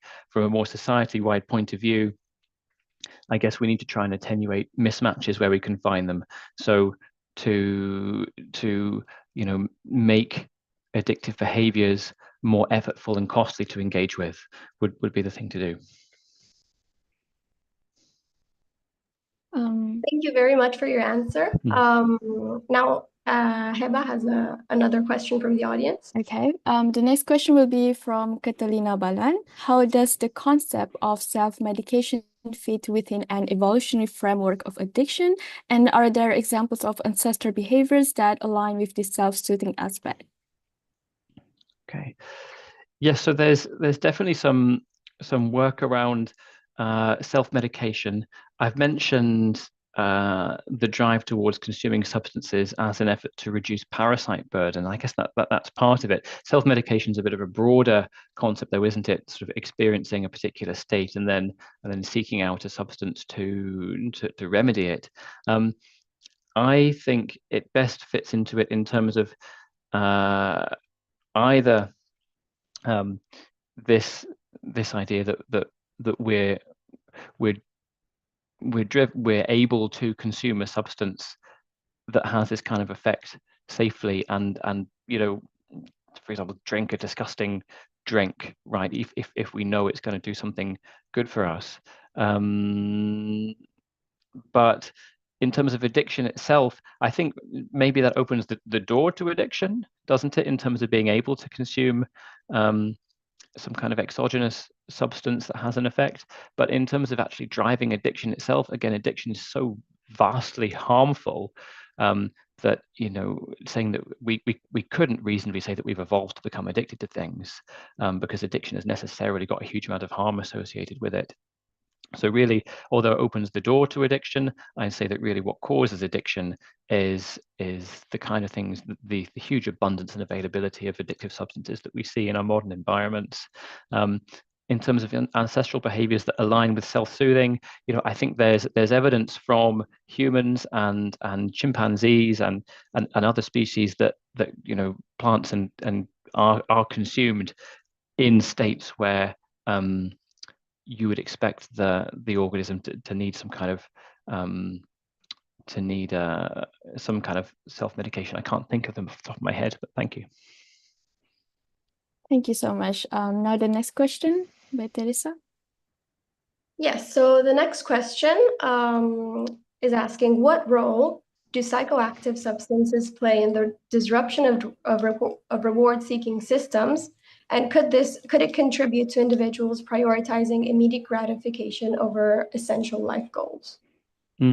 Okay, so this is saying, so how can substances themselves change how the reward systems are working?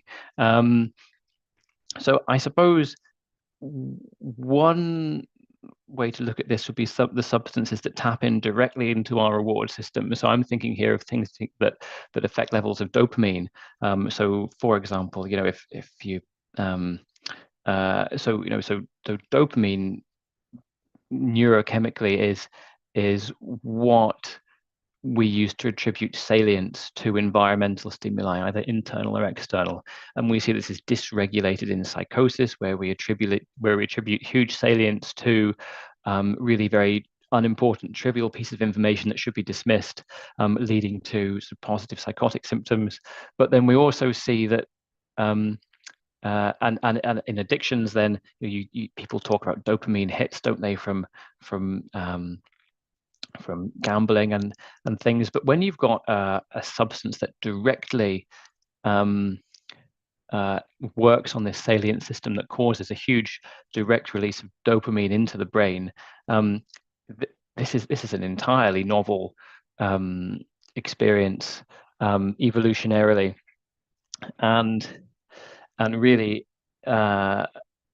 you can see how this would really recalibrate our fundamental motivational network it's such a huge stimulus to seek out this stimulus over any other thing. So all of your natural dopamine hits you might get during your life for doing something that's a little bit good or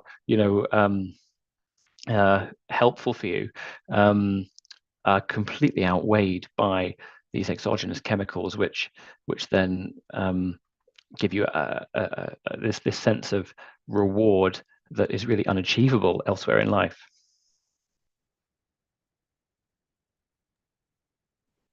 Thank you so much. Now we're going for the next question by Gabriela Panu. Knowing that the implementation of science discoveries in today's society is very low, I would like to address these questions. How an ideal near tomorrow can be done, and what we should implant yesterday in the society from the social point of view to make that future possible, if you can have a perspective from a scientific standpoint. I think that's a really interesting question. A lot of the stuff that's suggested by evolutionary psychiatry is stuff that we know anyway. We know that social deprivation results in huge levels of mental illness, including addictions, and we're not prepared to fix it societally, are we? We would rather that most people suffer and a few people prosper, rather than implementing that we know will help. So you don't need evolution to tell us that. I guess what it might be helpful for is we can think of specific ways, if we identify points of evolutionary mismatch, maybe there are ways to attenuate them in a way that's more cost effective, in a way that society finds more acceptable to doing. And I guess I don't want to make yesterday seem like a really good thing, or completely, because our evolutionary past, there's a very high risk of death from infectious disease. Infant child mortality is extremely high, like in modern hunter-gatherer societies. Although you've got these wonderful close social bonds, there's a large amount of things that we wouldn't want in our society as well. So from a social point of view, fostering these kind of close social bonds is probably the number one thing to do. And actually, again, you don't need the evolutionary psychiatrist to tell you this, because actually you get this, don't you? You get this in Alcoholics Anonymous, Narcotics Anonymous. You have people who a major part of the therapeutic effect is likely to be because of this very close social bond that people develop with other people in the group. So in terms of how we can sort of make things, how we can take the best parts of yesterday and put them into tomorrow, I guess I'd think about it in different points of the life course. You know, I think a lot of difficulty comes to do with early life programming of the stress response. So when children are sort of raised in very deprived circumstances, that's going to have profound effects on their you can call it their emotional and social well-being, or you can call it the systems that they are going to use to navigate the world. And if we could have more social support for the parents of young children who are in a deprived situation, I think that would do a lot towards sort of reducing the risk of mental illness and addiction later in life. Thank you. Next question by Teresa. So the next question is asking, what are the potential consequences of emerging technologies, such as AI, in the development of new forms of addiction, and how might evolutionary psychology help predict and mitigate these risks? So thanks very much for the question. So this is then to do with the idea that you've got entirely novel superstimuli, and with artificial intelligence, again, what you've got here is the thing that's novel is you've got something that can adapt to you in real time, an algorithm that can really learn how to push your own personal buttons, and it's going to be much faster than you at adapting, right? Because you're a formed organism, and this AI is always learning how to adapt to you.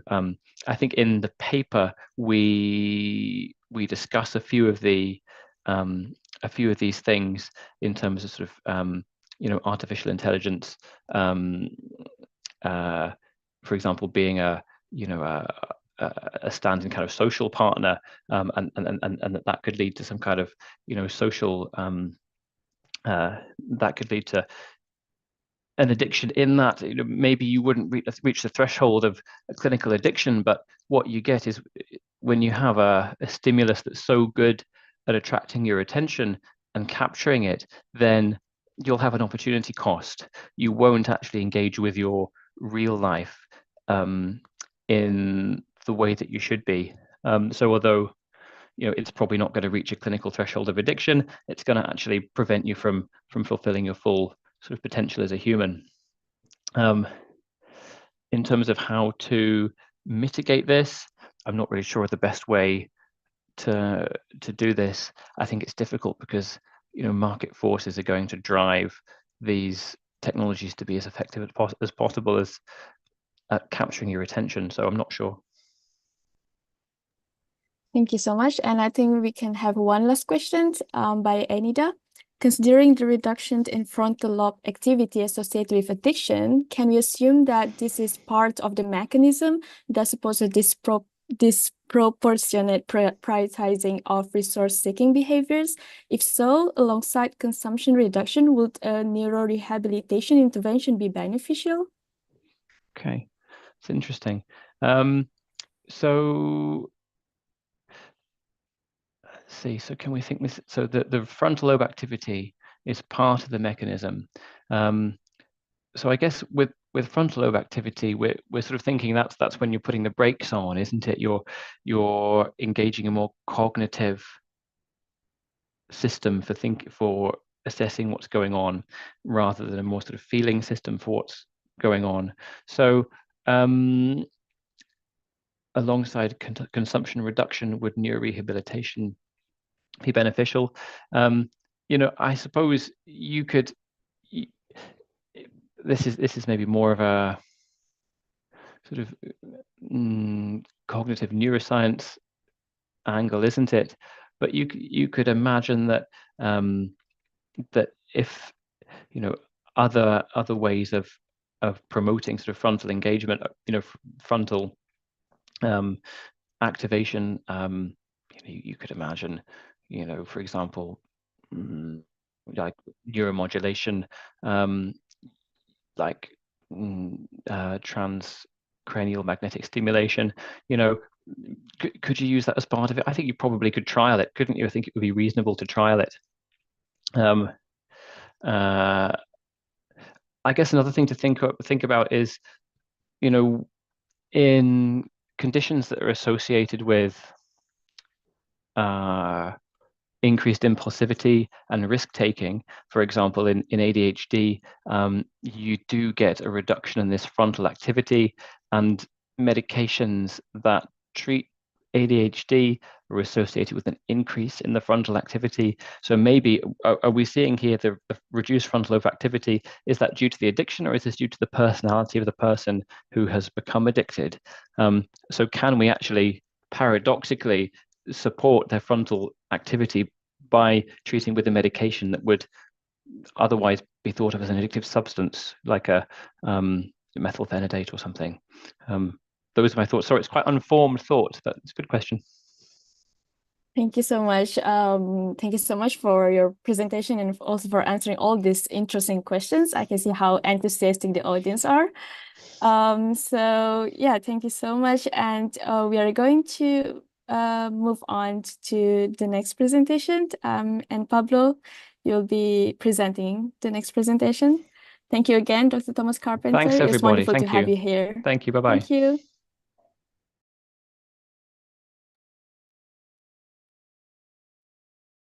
Hello, everyone. Our next speaker is Tomás Boró, a neuroscientist whose research combines electrophysiological recordings across species with computational analysis, focusing on neural evolution and disorders like Parkinson and OCD. He has served as president of the International Basal Ganglia Society, and he's author of How the Brain Makes Decisions. He will be presenting today with Neural Basis of the Decision-Making and Gambling, an insight from a comparative approach in vertebrates. Please join me in welcoming Dr. Tomás Boró. Thank you. Could you hear me? Yes. And could you remind me how long I have? 45 minutes of presentation and Okay. 10 minutes of questions. Little bit less, little bit more. Okay. Perfect. So I'm ready to start. Do you see my screen?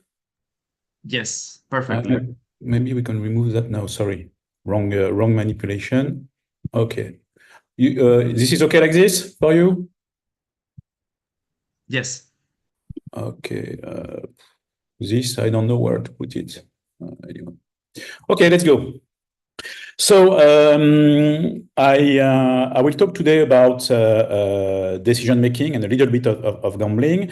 And as you say, my approach is I'm an experimentalist, but I'm driven by a strong theoretical approach, and so I'm using model.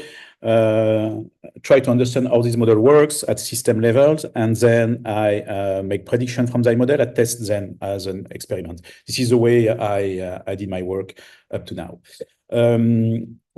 Okay, comment on fait pour avancer? Sorry. Oh yeah. Just very shortly, I heading an institute in Bordeaux where we have 6 institutes of neuroscience.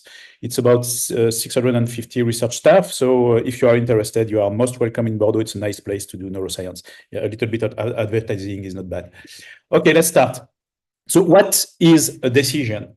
According to the field where you come from, you can have different answer to this question. And the question arise actually for a long time and have been addressed by philosophers, by economists, by neuroscientists, by behavioral experimentalists, and so on and so on. But if you try to make a short definition of decision, it's a decision-making arise from the need to select the best possible course of action from a set of alternatives. It implies exploration and development of alternative. That's integral part of decision making. It also implies to identify that you are in a situation of choice, identifying the different options, to have a way to compare things, and of course to be able to choose. Decision making can have various possible outcomes. It could be short or long term. It could be certain, probable, or unknown when you take it. Or it could have different value. So, for example, if I use a bicycle or a car for my mobility, the long-term certain impact will be on my health and on carbon impact. Should I take my umbrella? This time is short-term and probable, and it's linked to physical properties that are external to me. And for example, if you are a player, you could bet on different teams. This time, the effect is short-term. When you have to bet, the outcome is unknown. There is no way to know the exact probability of who gonna win. It has so many factors that it's impossible to know. And of course, it implies monetary impact.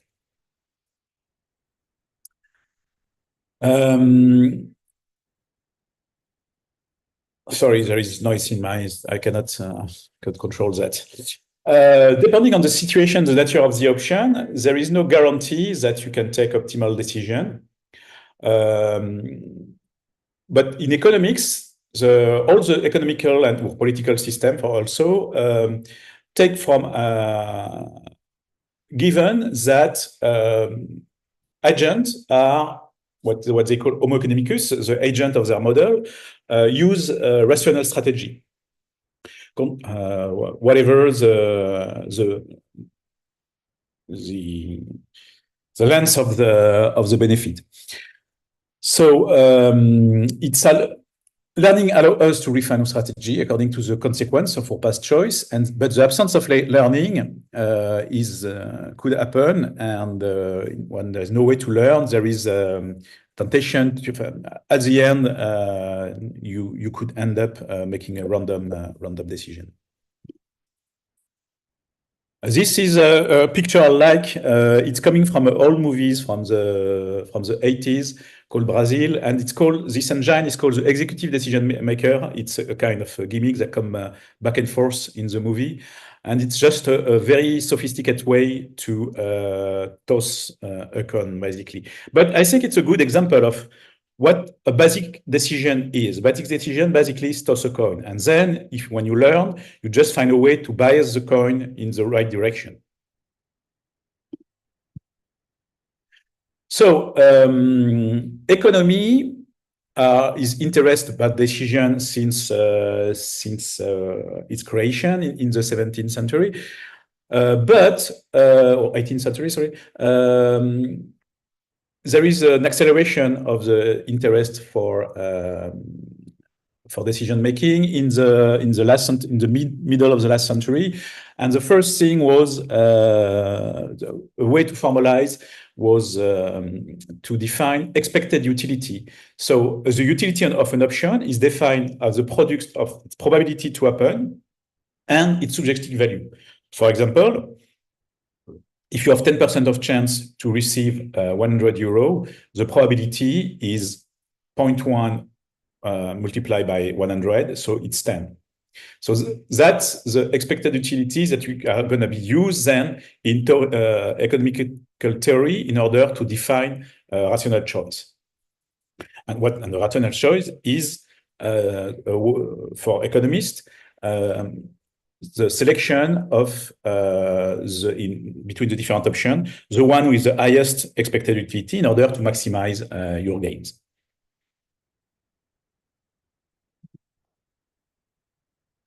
But some people realize that rationality is not fully fully extended, and there is some boundary that are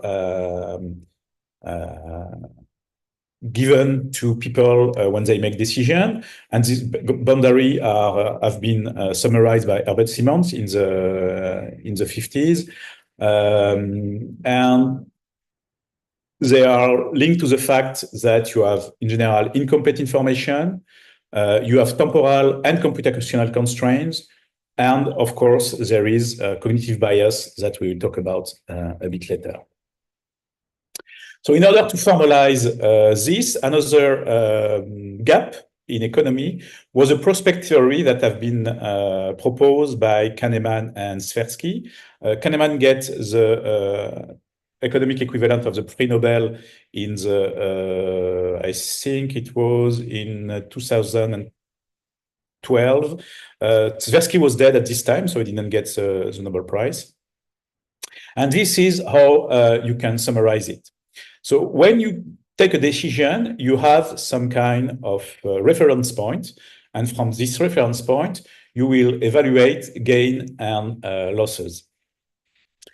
And you will give some psychological value to this gain and or losses, and they are not equal. For example, if you look at the slope of the decision, you will see that it's steeper for the losses for the gain. So it means that losses are felt more keenly than gain.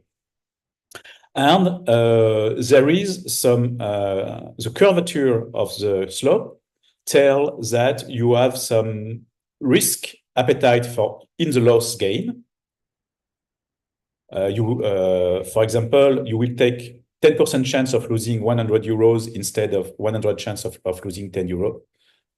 While for the gain, it's the reverse. There is some risk aversion for gain. Some people, in general, this is an extreme case, but people would prefer to have 10% chance of winning. People would prefer to have 100 chance of winning 10 euros instead of only 10% chance of winning 100 euros. Of course, there is variability, and this extrapolate is extreme, but that's in general what you can see in population of human decision maker. So from this reference point, loss aversion, risk appetite for loss, and risk aversion for gain. There is also a probability distortion that is, if you plot here the real probability of an occurrence and here how it's perceived by human, there is various ways to compute it, but basically the curve is not just a straight line. You have some curvature with underestimation of low value and hyperestimation of low value and higher hyperestimation of higher value of probability. So all of these have been encompassed in the prospect theory. And prospect theory have been experimented in human, but also in other species. But it's a kind of more there is more variability in the results here. It's due to many factors, including the way that it has been tested. But you can, if you look at literature, you will find that, for example, rhesus macaque have been demonstrated as a risk seeker in some experiments, chimpanzee also. But for other experiments, rhesus macaque have been shown to be risk aversive. In our own experiments, maybe I will have time to talk about it. We show that they are risk seeker for losses and risk averse for gain, as in human. And other species have been to be shown aversive. Strangely enough, peas have been also tested. So some people managed to make prospect theory with green peas. Okay, what is decision if you go now to the machine learning field? When you're in front of machine with unknown reward probability, what should you do? But here you face something that is very important to understand, is a balance, the dilemma between exploration and exploitation. When the situation is completely unknown, you need to explore in order to check what is the best option. So in this example, in your first trial, you get something that provide you only 60% of reward. So if you are rewarded, you will consider that is good. Then in the next trial, you test something else, and which has the best probability of reward. So maybe you're gonna be rewarded again. But what should be your attitude then? Should you stay with the ones that have been rewarding? Should you switch to others? And this is something you experiment very often in real life. So you have to find a balance between your exploration and exploitation behavior. The way it is solved in machine learning, it's with reinforcement learning. So you compute the consequence of choice, and you modify your strategy according to what is the history of the reinforcement you get. So you need some. It's model free. You build your own knowledge without a priori. But from then, and by reevaluation of this, you could determine what is the option that provide you the best reward, the best outcomes.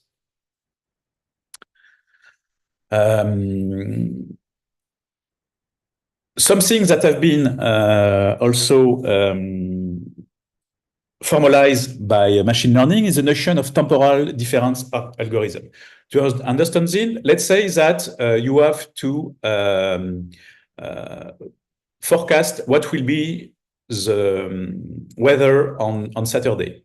If you are on Monday and Monday is raining, you probably predict that it's going to be raining on Saturday. The day after it's still raining, so your prediction will still be the same. But so on Friday, where you start to have sunny evening, either you keep your old prediction that it's going to be raining, or you revalue your prediction because you think that there is higher probability that sun will come if it's sunny today for tomorrow. So that's exactly what a temporal difference algorithm is doing, is a revalue at each step what is the probability of an outcome, and the closest you are from the outcome, the stronger will be the weight given to the prediction. So when you implement it in neurobiology, I will pass the history, I think. So it was just to say that neuroscience is interested about decision-making for a long time. It started with William James. Sherrington was important, and he was the first one that tried to show that you have a transition between reflex and decision-making. This is not something that is completely segregated, and you can go back and forth from one to the other. So he was the first one to formalize habits or learn automatic behaviors.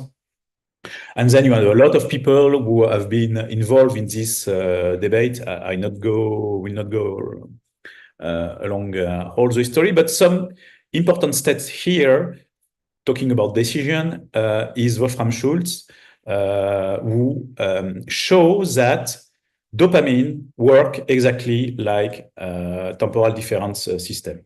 And he showed it in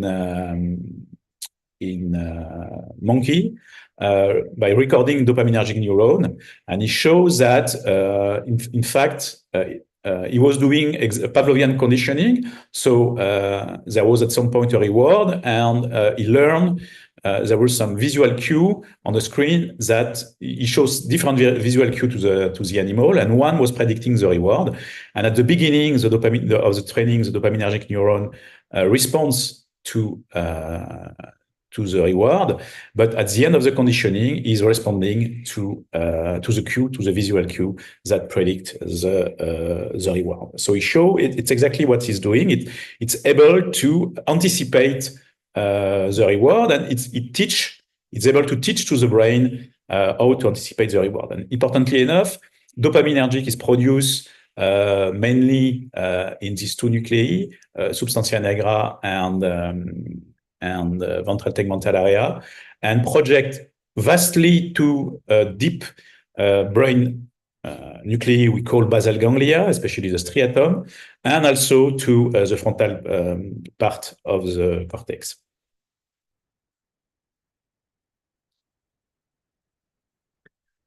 So,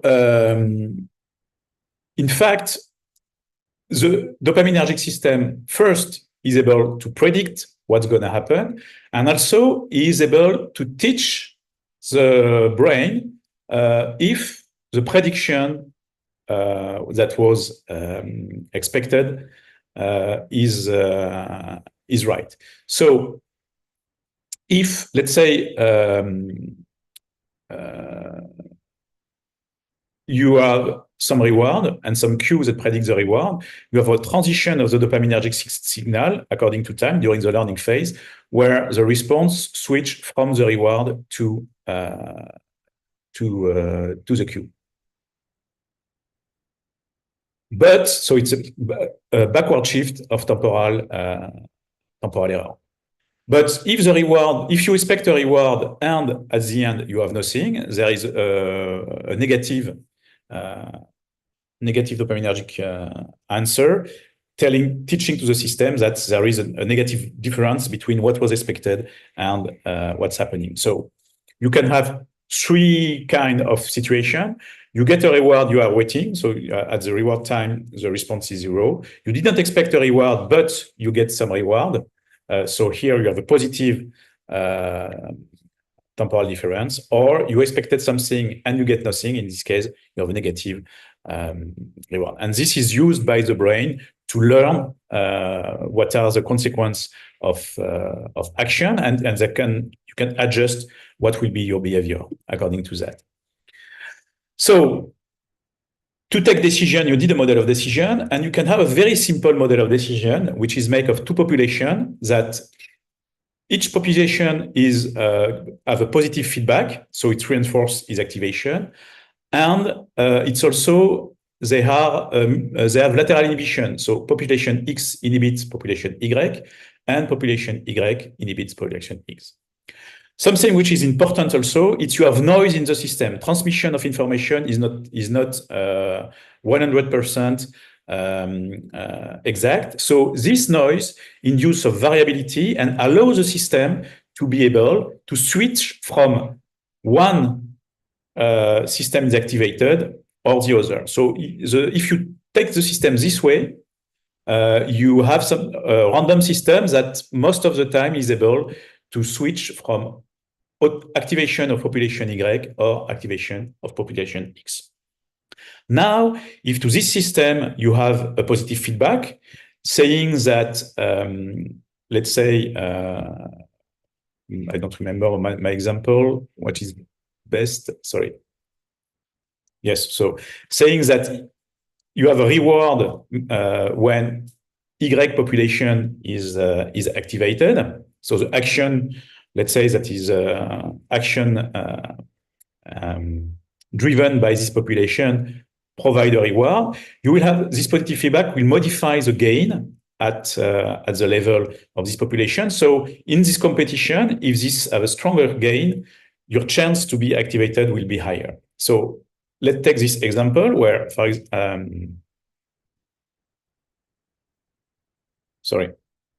here at the first step, you have a reward and it was population X that was activated. So it will be reinforced.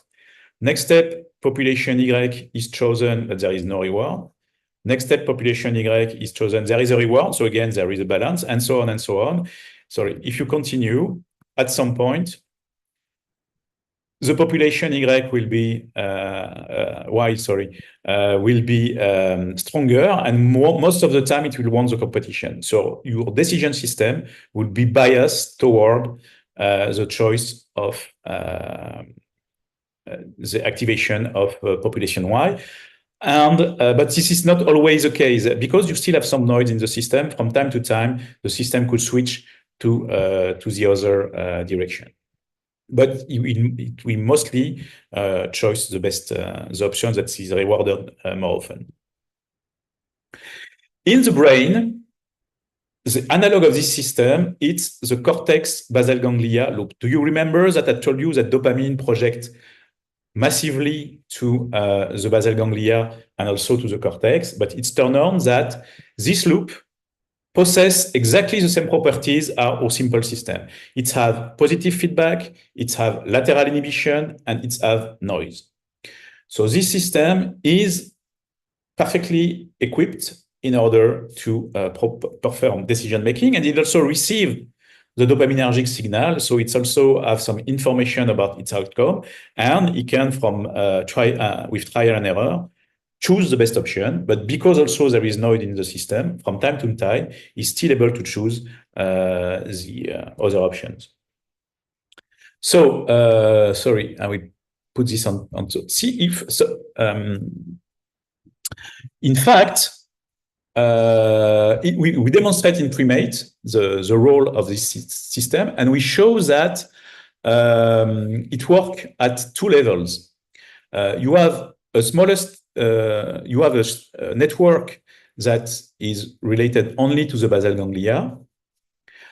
That is the one which is developed in lower vertebrate, like lamprey, which is the earliest vertebrate in the evolution, and this lamprey doesn't have a cortex, but they're still able to make decisions, and they're still able to make decisions thanks to this network.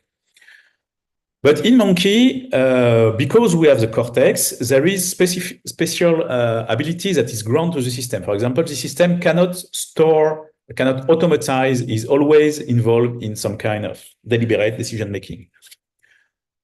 Monkeys that have a cortex, at the cortical level, they have also a decision system that can work by itself, but is not driven by reinforcement learning. The reinforcement learning is at a lower level.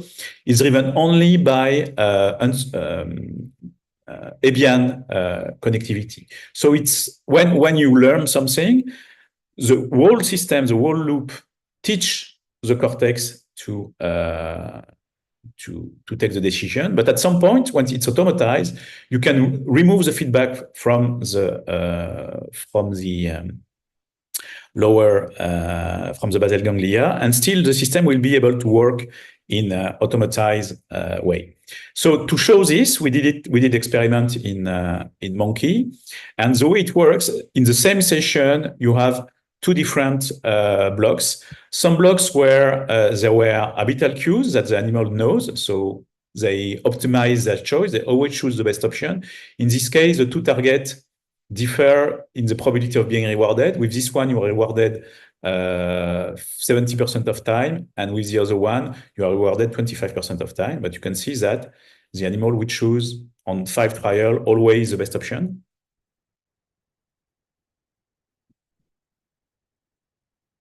Reward here is some liquid juice, fruit juice that is provided to the animal through this pipe.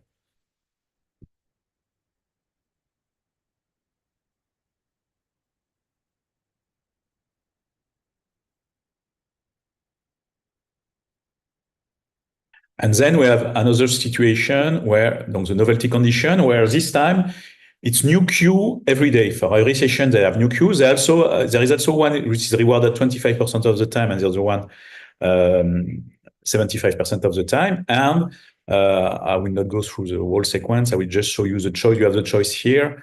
You see that the choices are much more random, especially earlier in the learning phase.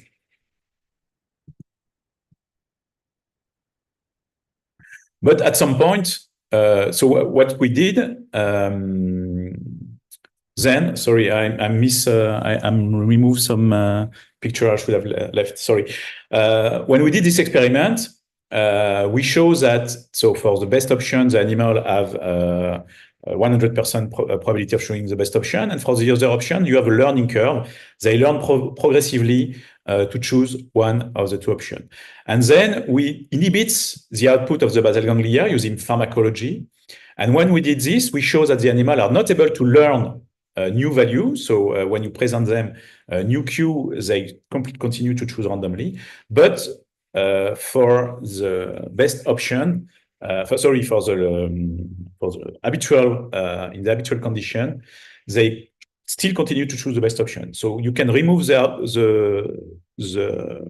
output from the subcortical structure. The system cannot learn, but is still able to perform in automatic mode because it gets his cortical system working normally. So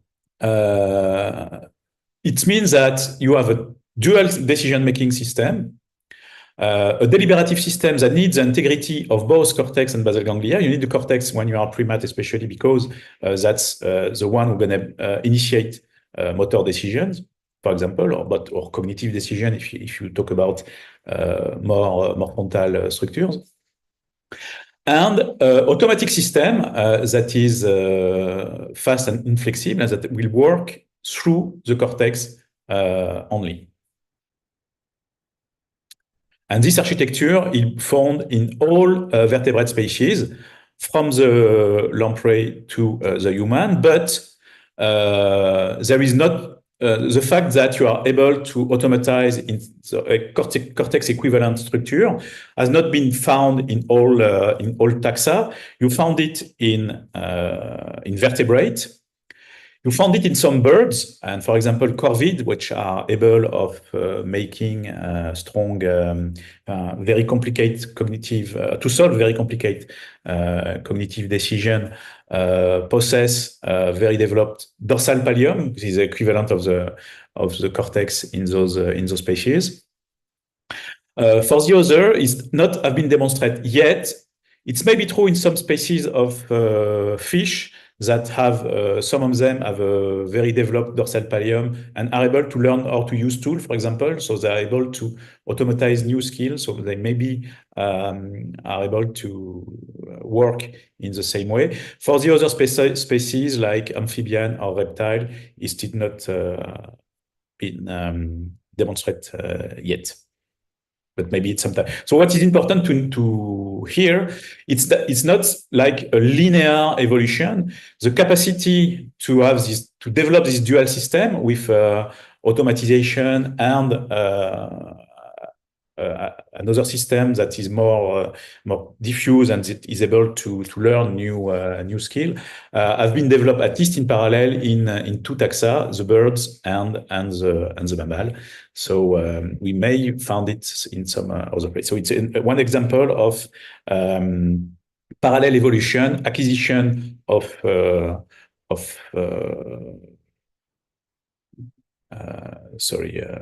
capacities, adaptative capacities that appear parallelly in different taxa. Because of this system that is balanced between automatization and deliberative, we have a lot of bias that influence our decision. And so I present here a cognitive bias codex. I will not go through all of them because we will not have so much time. But what is important to know is they influence your decision, and they are related either to automatic system or misconception of some aspect. For example, it is known that we saw it at the beginning with the prospectory. We have difficulties we have not a good representation of, not a linear representation of probabilities. And we have other bias, like we have tendency to reasoning by analogy, to compare two situations that are close but not exactly the same, and so we have tendency to take similar decision while in fact the situation are not exactly the same.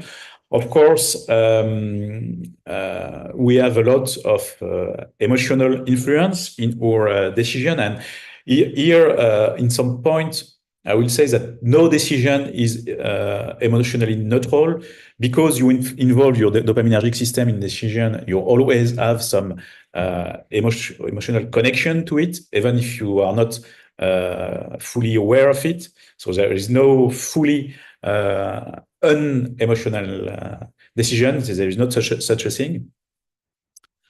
Well, I will not go through the bias. I want to go now to what was asked for.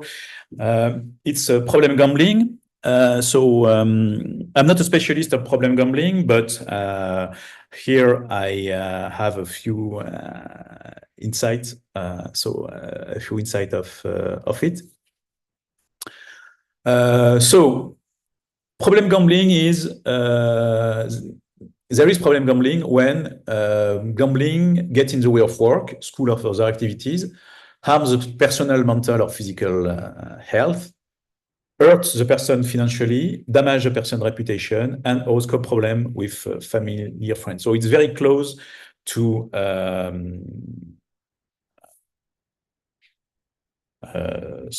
addiction behavior. It's turned out that the prevalence is dependent from country to country, but it's about 0.5% of the population. So it's not, it's quite important.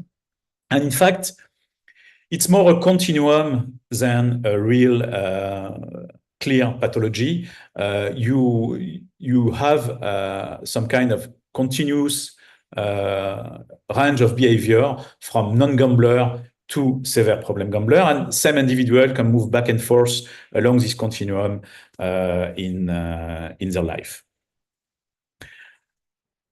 What is known about the neurobiology of problem gambling? It's not that much. It's maybe linked to a deficit. It has been shown that in some subjects you have a deficit in noradrenaline.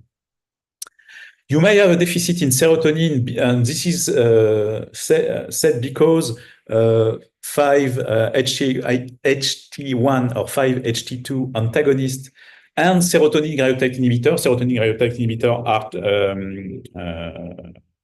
antidepressant treatment like Prozac, for example. They seems to have an effect. So this is why this hypothesis have been advanced. There is a DA dysregulation. This is almost certain. First, because you need your DA in order to evaluate your outcome, and in most of the addictive behavior, it seems that you have a DA dysregulation. But also, it is, for example, it is known for in Parkinson patient, for example, we use sometimes DA agonist to treat Parkinson disease. And it's something that happens under DA agonist. Parkinson patient can start to have problem gambling behavior with no history of problem gambling before. And it will be stronger, of course, is an history of problem gambling. So in general, when a Parkinson patient have a history of problem gambling, you don't treat them with dopaminergic agonist. But for some people, it happens that you trigger problem gambling while they didn't have it before. Deep brain stimulation also sometimes may induce problem gambling, and especially I don't know if you're familiar with the method, but you put an electrode in the deep brain. There is different position you could put in. I will not go into the detail of the basal ganglia nuclei, but you could put in a GPI or of the ESTN. And in general, when you are in the more ventral, so the electrodes, have several contacts, so you can stimulate between the several contacts, and sometimes with the contact with the more ventral, you can trigger problem gambling in some subject. And it's really when you start the stimulation, they start to have problem gambling, and if you stop the stimulation in this area, they stop the problem gambling. So it's really some kind of on-off situation, showing that you really induce it by interfering with the reward system and the dopamine system in the brain. And this fact actually is the fact that DBS, which in fact jam the output from the basal ganglia, may suggest that when you switch to problem gambling, you switch to some kind of automatic mode, cortical mode, that is just do not receive anymore the right feedback from the basal ganglia. Okay, so I will conclude now, and I will summarize what I say, and then you will have time for question. So I remind you that you have a dual decision system who inherits from evolution. First, a system that encompasses basal ganglia and that is involved in deliberative decision, and it's subject to noise, so can switch from one decision to the other, but also to reinforcement learning. And you have a more automatic system that use cortical or cortical equivalent area, like dorsal pallium in birds, for example, in order to automatize your behavior. And this automatization it's interesting, let's say, evolution advantage, because it allows you to develop new behavior, to expand your ethogram. The ethogram is amount of behavior you are able, a species is able to make. And also, it lowers the cognitive load and the energy cost. So while you perform automatic task, you can use your deliberative system to other tasks. So that allow you to multitask a bit, or having two automatic systems working together. So it's also allow you to be more efficient in your environment. But it also it's induced some bias, and it's also have a cost. With sometimes you fall into automatic behavior that are not appropriate, like, for example, problem gambling. But for problem gambling, it's still unclear exactly what are the mechanisms, and further experiments are needed in order to understand how it works. I'm a bit in advance, but I have finished. Thank you for your attention.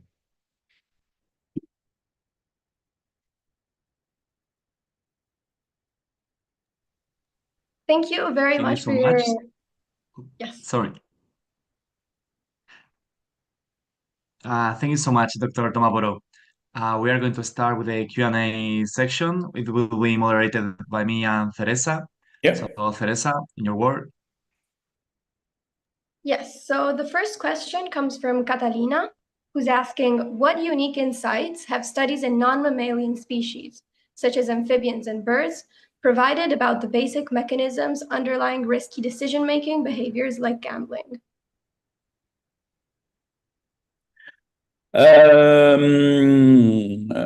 So as I say, one of the hypotheses now is that problem gambling is more like something that appears with the capacity of automatize that you developed with the development of frontal cortex. So you probably will not be able to induce problem gambling in species that didn't develop this capacity. So I don't know if it has been checked in birds, but my educated guess will be that probably it's possible to induce it in some corvids, for example, that have a very developed dorsal pallium, which is the equivalent of the frontal cortex. And of course, it's possible to induce it in human. And in some primates, there is some experiments that have been able to develop some problem gambling in primates. I don't know if that answers the question. Yes, thank you so much. Another question by Catalina is, I would like to have your book. How can I get it? I don't know, Amazon. Let's try. No, it's have been published in by Oxford University Press. So probably you can also get it directly at the website of Oxford University Press. And also about your book, we have a question that asks, in your book, How the Brain Makes Decisions, you discuss the ethical implications of understanding decision-making at a neural level. How do you think this growing knowledge should shape interventions for behavioral disorders like addiction or impulsive gambling?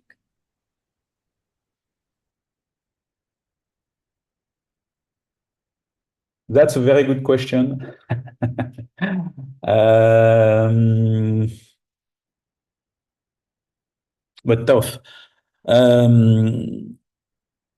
I think the way we address it at the ethical point of view, it was more about what is can we answer to questions such as free will. Basically, it was centered more on the free will aspect.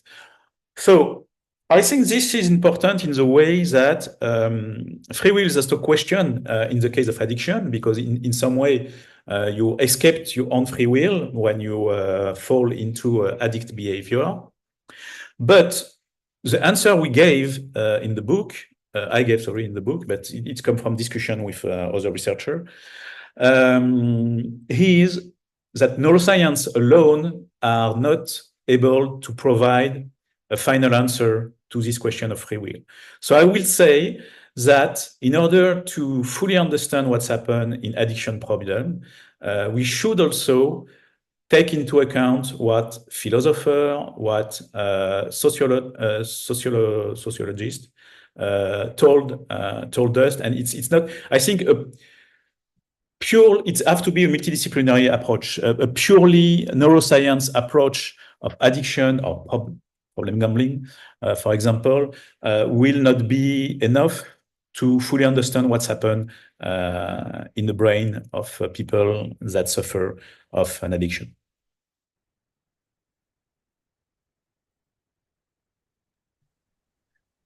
First of all, Catalina says, thanks for the answers. And we have another question. Your studies use both electrophysiological recordings and computational models.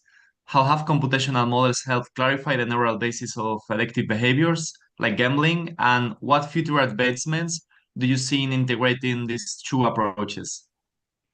So as I said earlier in my introduction, I use model in order to, for me, model, it's a necessary step in order to make prediction for the experiment I do. The reason why is because we work at the network level and on something that some system that are very complex, and it's very difficult to fully understand what are the interaction and what are the emerging properties of this network. So we first have to understand, using computational modeling, how the system works and see what are how it solves some task.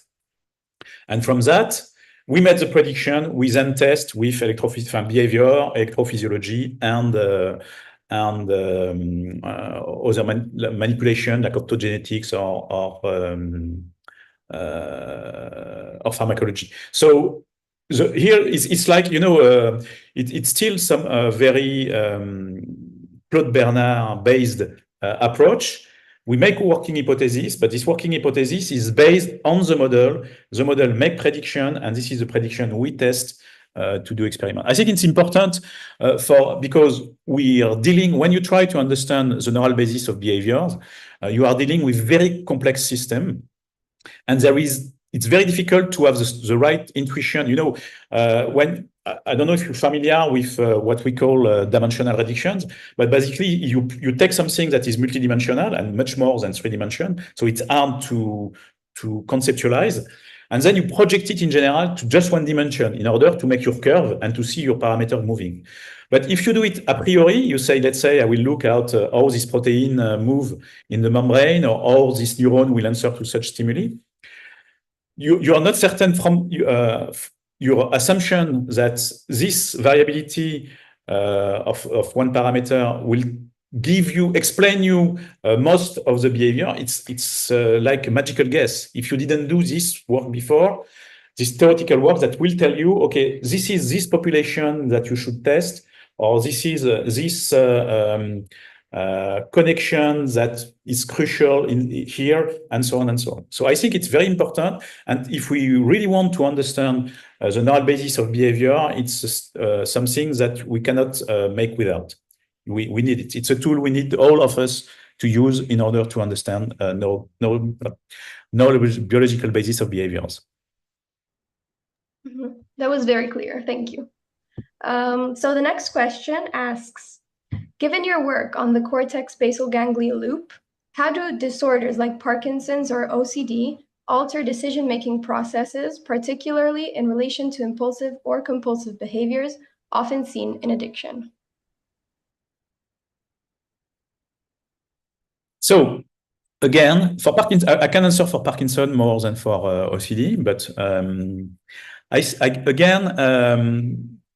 when the system work normally in in people that doesn't suffer from the neurological condition, most of the time you work on automatic way.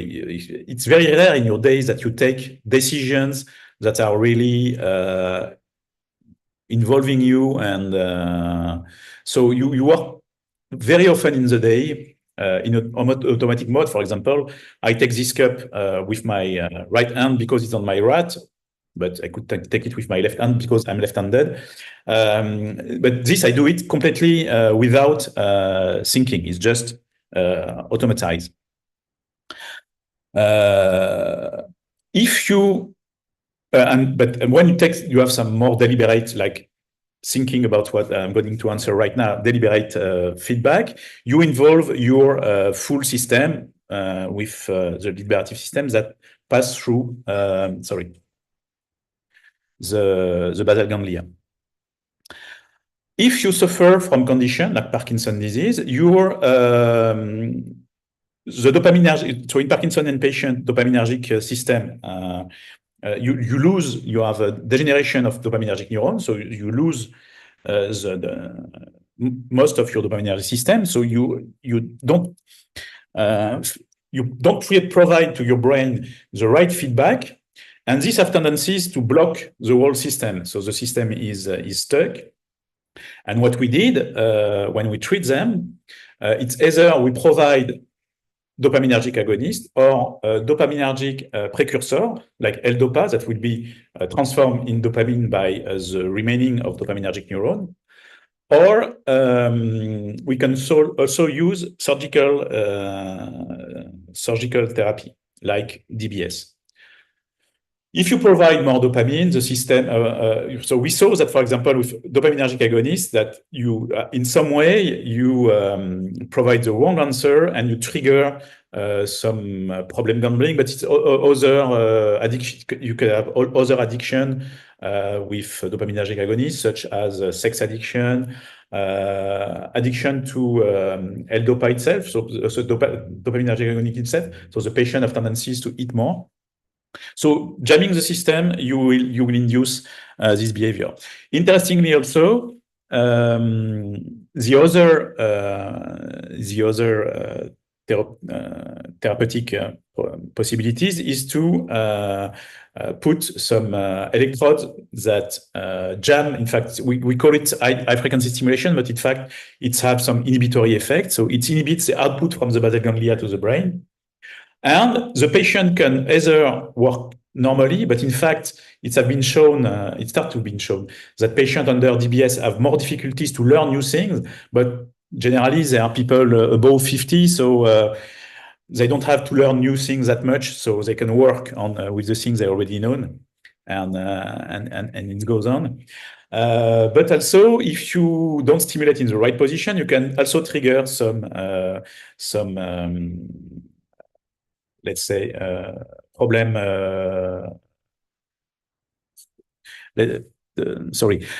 some addictive behavior like problem gambling and so on and so on. So what it tells us is that definitely you need to have the integrity of the system if you don't want to develop this behavior. And when you tweak with it a bit, so there is some overactivity of the rewarding system, like the dopamine system, there is possibility to trigger addictive behavior. I don't know if that's answering you. Yeah, that will be all. Thank you so much. We are announcing that we have a 1 hour break, and after that, we'll be back with Mark Griffiths presenting Identifying Problem Gambling Online using Behavioral Tracking Technologies, and with Berat Arman presenting understanding the 5 stages of ultra-processed food addiction. Thanks, everyone. Thank you very much.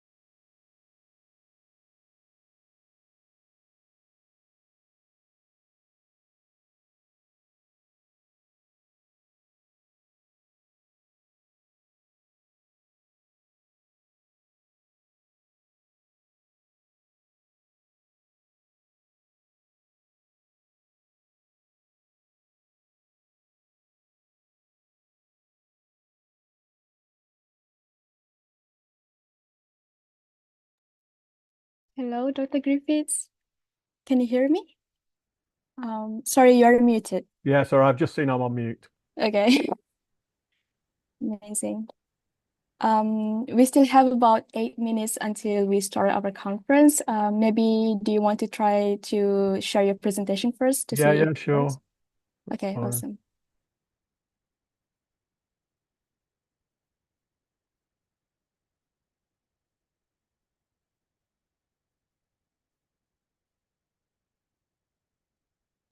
Okay, we can see it. Yeah. Amazing. Yep. Can you Thank see you so me much or can you see me on my slides or both or? Yeah, I can see both. Okay, that's fine. Okay, Okay, I'll amazing. just stop sharing. Okay. Thank you so Well, much for attending our conference. that's all right, no worries. Let me just turn my emails off so you don't get that pinging. Okay. All right. Okay, cool. We'll be starting at 2 p.m. Bucharest time, Yeah. fix? All Yeah, right. that's fine. Okay.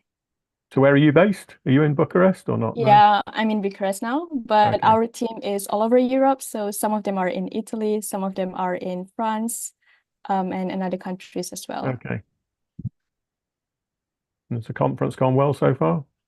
Yeah, thankfully it's been going well. This is our third day, which is our final day.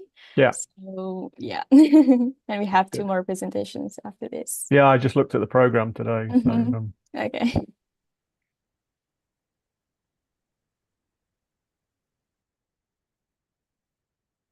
we're on a break at the moment, is that right? Yep. Yeah. We'll start in about 5 minutes. Okay.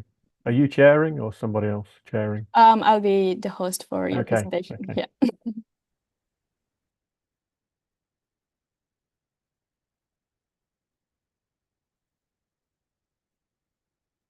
And thank you for all the you've been very helpful in all your emails back and forth.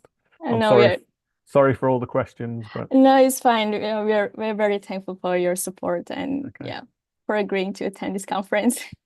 Yeah, It's more helpful when when you ask more questions so we can clarify things so there No, won't no. be any misunderstanding. So no, it was good. It's good. mhm. I don't think my family are happy it's on a Saturday, but Yeah. don't worry. Thank you so much for your sacrifice for the day. It's all right.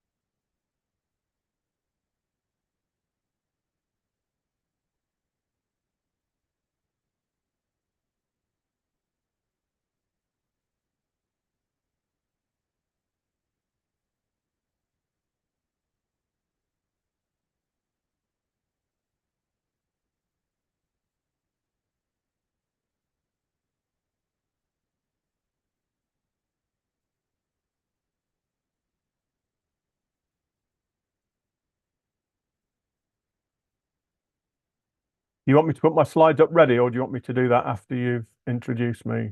Maybe after I introduce you, because I need to say a couple of things. Yeah, that's before fine. No, starting. that's no trouble. Okay. Thank you.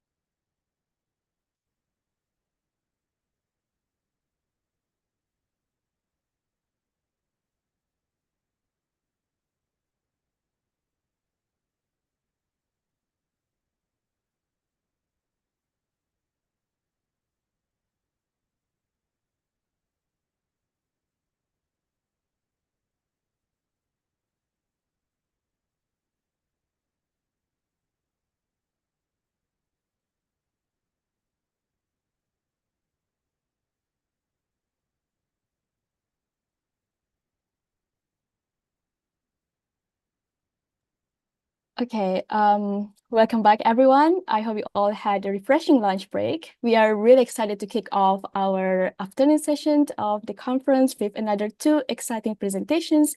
The first one will be on identifying online gaming problem using behavior tracking technologies by Dr. Mark Griffiths. And the second one will be on understanding the stages of food addiction by Dr. Vera Tarmand. I would like to remind you again that the presentation will take about 45 minutes, followed by a 10-minute Q&A session in the end. So please feel free to put your questions in the Q&A box, and we'll try to address as many as possible. And another reminder is for those who want to get a certificate of attendance, please feel free to fill in your details, your name, and your email in the poll section. And please bear in mind that you need to be attending at least 65% of the conference throughout all 3 days. So we will also be having the recordings on YouTube after a few weeks. So if you're interested to rewatch back some of the lectures, please feel free to turn on your notifications on YouTube for the update. So without further ado, I'm going to introduce our next speaker, which is Dr. Mark Griffiths.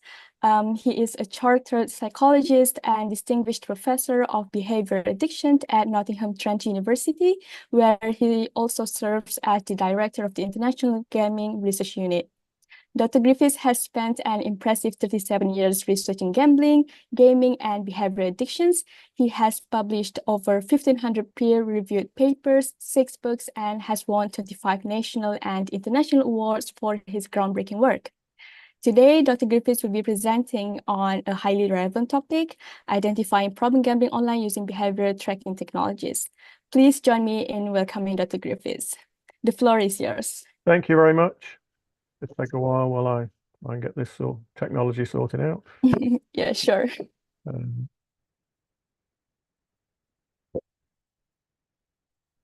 Okay, can you see me in my slides? No, we don't see any slide right Cool. now. Okay, fine. And then...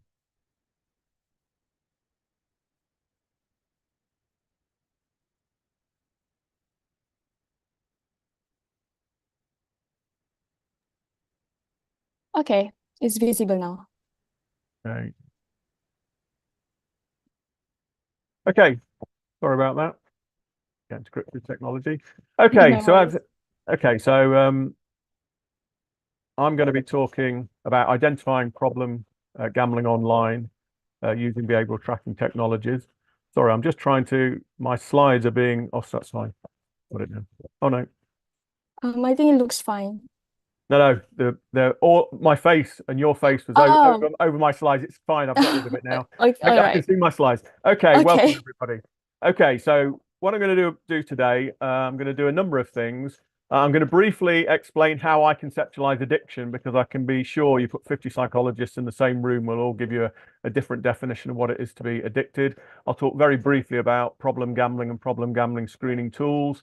And then most importantly, I'm going to be talking about the behavioral profiling of gamblers online, particularly using online behavioral tracking data, and actually using the research that we've been doing over the last 10 years to see whether we can actually identify problem gambling online. I'll talk a bit about some of the studies that we've done in trying to actually identify problem gambling and some aspects of problem gambling online. And I'm going to briefly at the end talk about a very new instrument that we've developed, which is purely based on the actual gambling behavior, because in fact, all the problem gambling screens that are out there at the moment, most of the items in that are to do with the consequences of problem gambling rather than about the actual gambling behavior itself.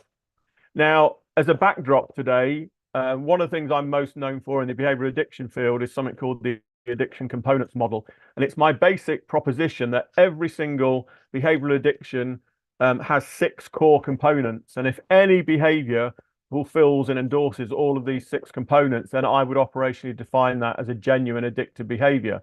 So I don't care what the behavior is. And the work that I've done hasn't just been on gambling addiction. It's been on things like social media addiction, video game addiction, work addiction, exercise addiction, sex addiction. Basically any behavior that doesn't involve the ingestion of a psychoactive substance. I've probably published research on it over the past 4 decades. So my 6 key components are what we call salience, mood modification, tolerance, withdrawal, conflict, and relapse. When I apply these to gambling, what I'm basically mean is, in terms of salience, is that gambling becomes the single most important thing in this person's life. Even if they're not actually engaged in gambling, they're thinking about the next time that they're going to be gambling. They're totally preoccupied with it. The second component is mood modification. And here what I'm talking about is that people use gambling either as a way of getting buzzed up, high, aroused, or excited, or paradoxically, they do it for the exact opposite, to tranquilize, to numb, to de-stress, to relax. And in fact, people can use the same substances or the same behaviors, even at different times of the day, to get different mood modifying effects. The third component is tolerance. So this is the idea that over time, if I use the example of gambling, is that people gamble for longer and longer periods, and that their bet sizes, the amount that they wager gets bigger and bigger over time. And then we've got withdrawal symptoms. So this is the idea, if somebody is genuinely addicted to gambling, if they're unable to gamble on a psychological level, they'll have things like increased moodiness, increased irritability, increased frustration. But also on a physiological level, I would expect real problem gamblers and gambling addicts, if they can't engage in gambling, is that they'll get things like nausea, stomach cramps, hand sweats, the things we'd expect from more traditional substance-based addictions. And then the 5th component is conflict. And this is, for me, is probably the single most important component. And what we're talking about here is that gambling in this person's life is so conflicting that it compromises their personal relationships, their partner, their children, their friends, their work colleagues. It conflicts with your work or your education, depending on what age you are. But also people experience what I call intrapsychic conflict within themselves. They know that they're gambling too much. They know they should probably try and cut down and stop, but they feel unable to do so.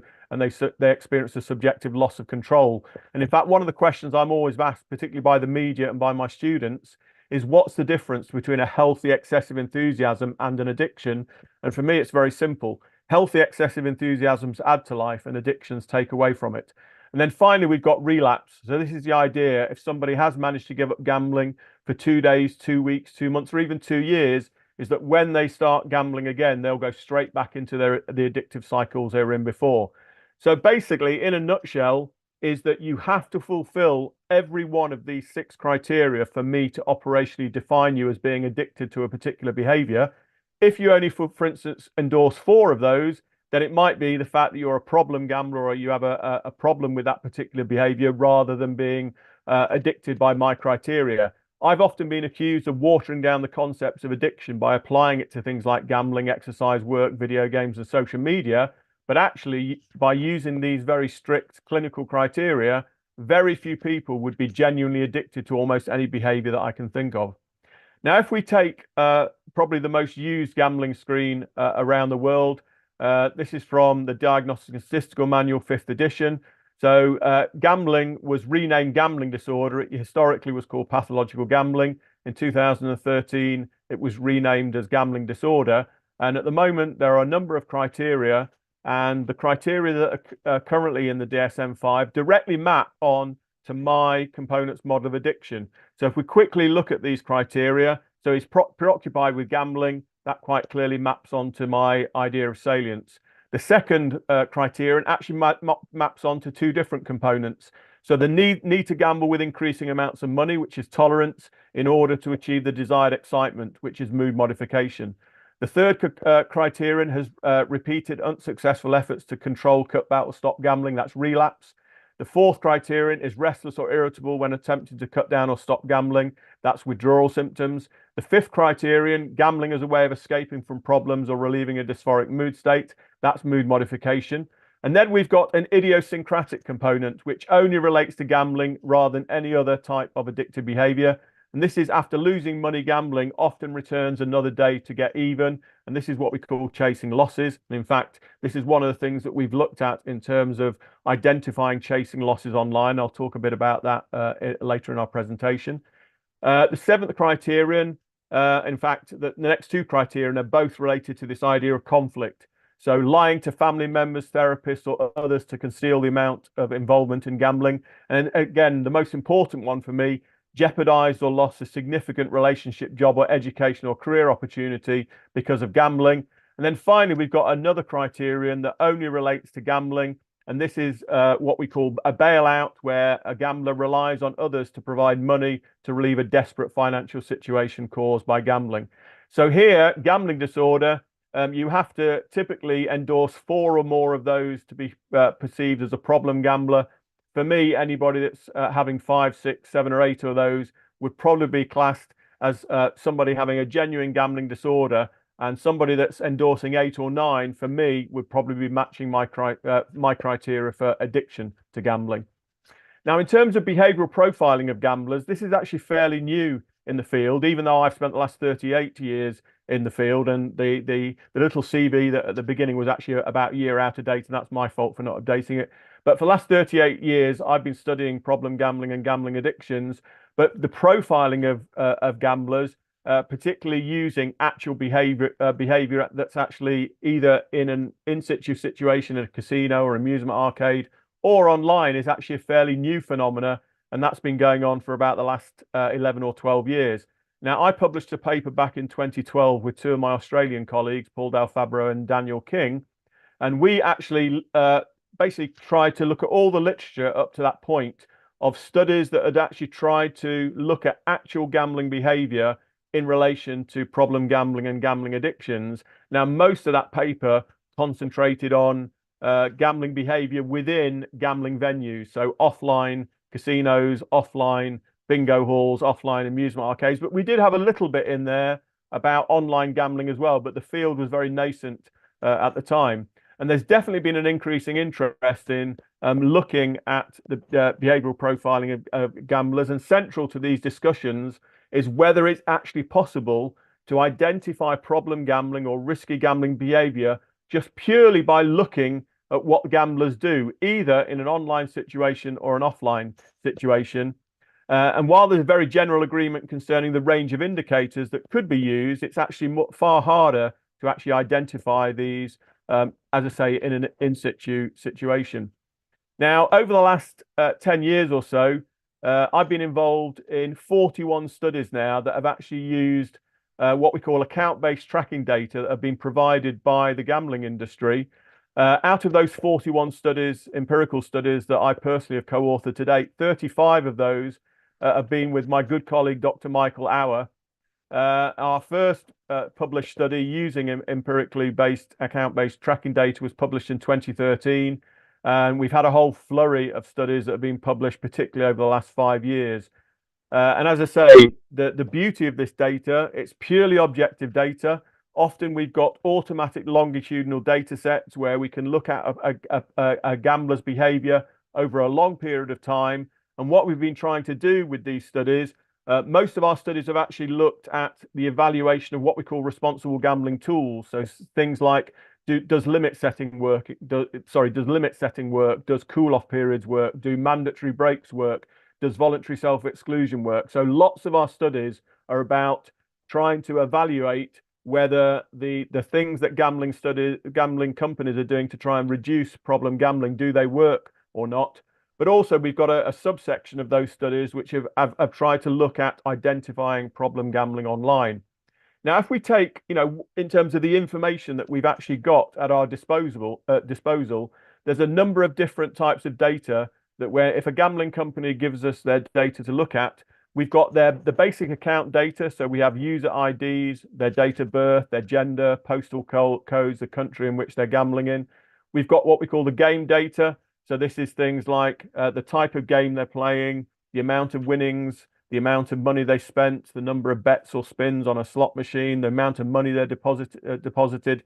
The financial data, which again includes things like the number of deposits, the number of money withdrawals, the number of accounts they have.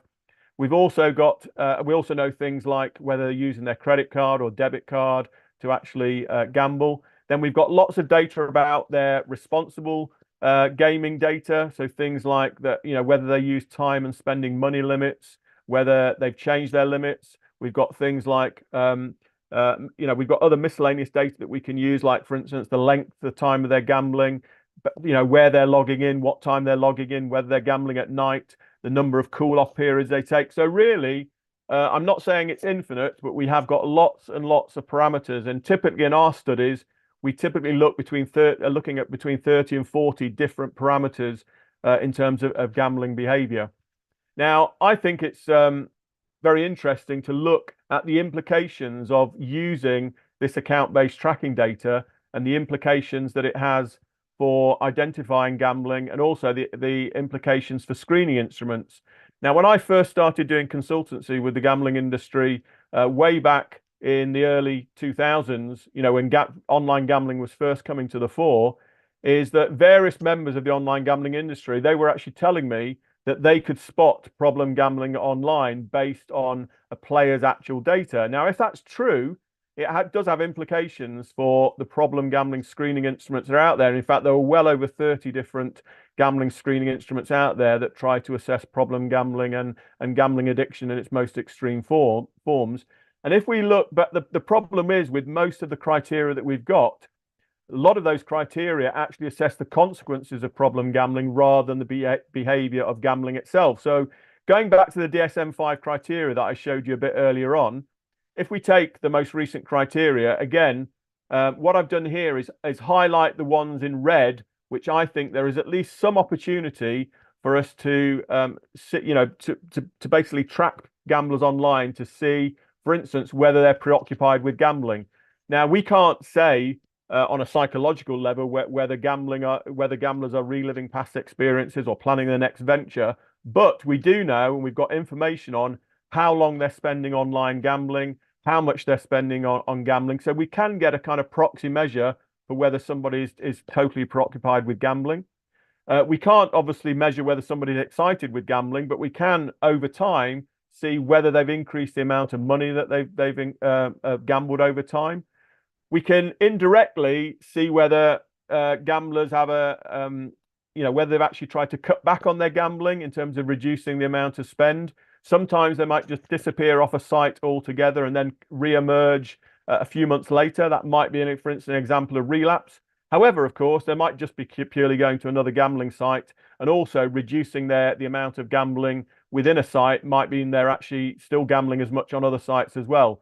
The only other thing in terms of all the kind of 9 DSM-5 criteria that I think we can have kind of direct access to is the aspect of chasing losses. So we can probably see over time whether people are coming back every single day to try and win back the money they've lost the previous day, or within session to see whether people lose lots of money within their session and then bet bigger and bigger bet sizes to try and get that money back. But most of the DSM criteria, for me, you can't directly access this type of information using account-based tracking data. And if we just look at a summary of that, of what we can spot online and what we can't, I think there's a very good possibility that we can establish whether somebody is preoccupied or finds gambling salient. I think there's a slight possibility we can spot tolerance online. I think there's a very slight possibility we can spot relapse online. I think it's very hard and unlikely that we can spot withdrawal online or any kind of mood states, including things like escaping from reality online. I think there's a good possibility that we can spot chasing losses online, but other things like, whether gamblers conceal their involvement, whether acting unsociably, whether they ruin a relationship or an opportunity in terms of education or occupation, I think it's unlikely.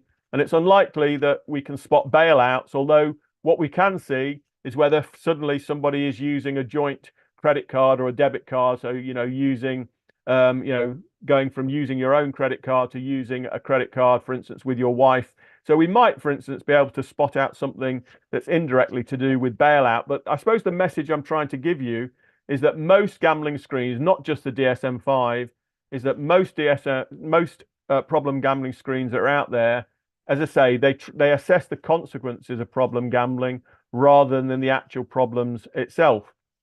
So what I'm going to do now is I'm going to talk about some of the studies that we've done that have actually tried to identify problem gambling online in some way, shape, or form. One of the studies that we published, and in fact, most of the studies I'm going to talk about today have been published over the last three or 4 years. Back in 2021, we published a paper, and this was a fairly large-scale study where we actually wanted to look at two very different types of online gambler.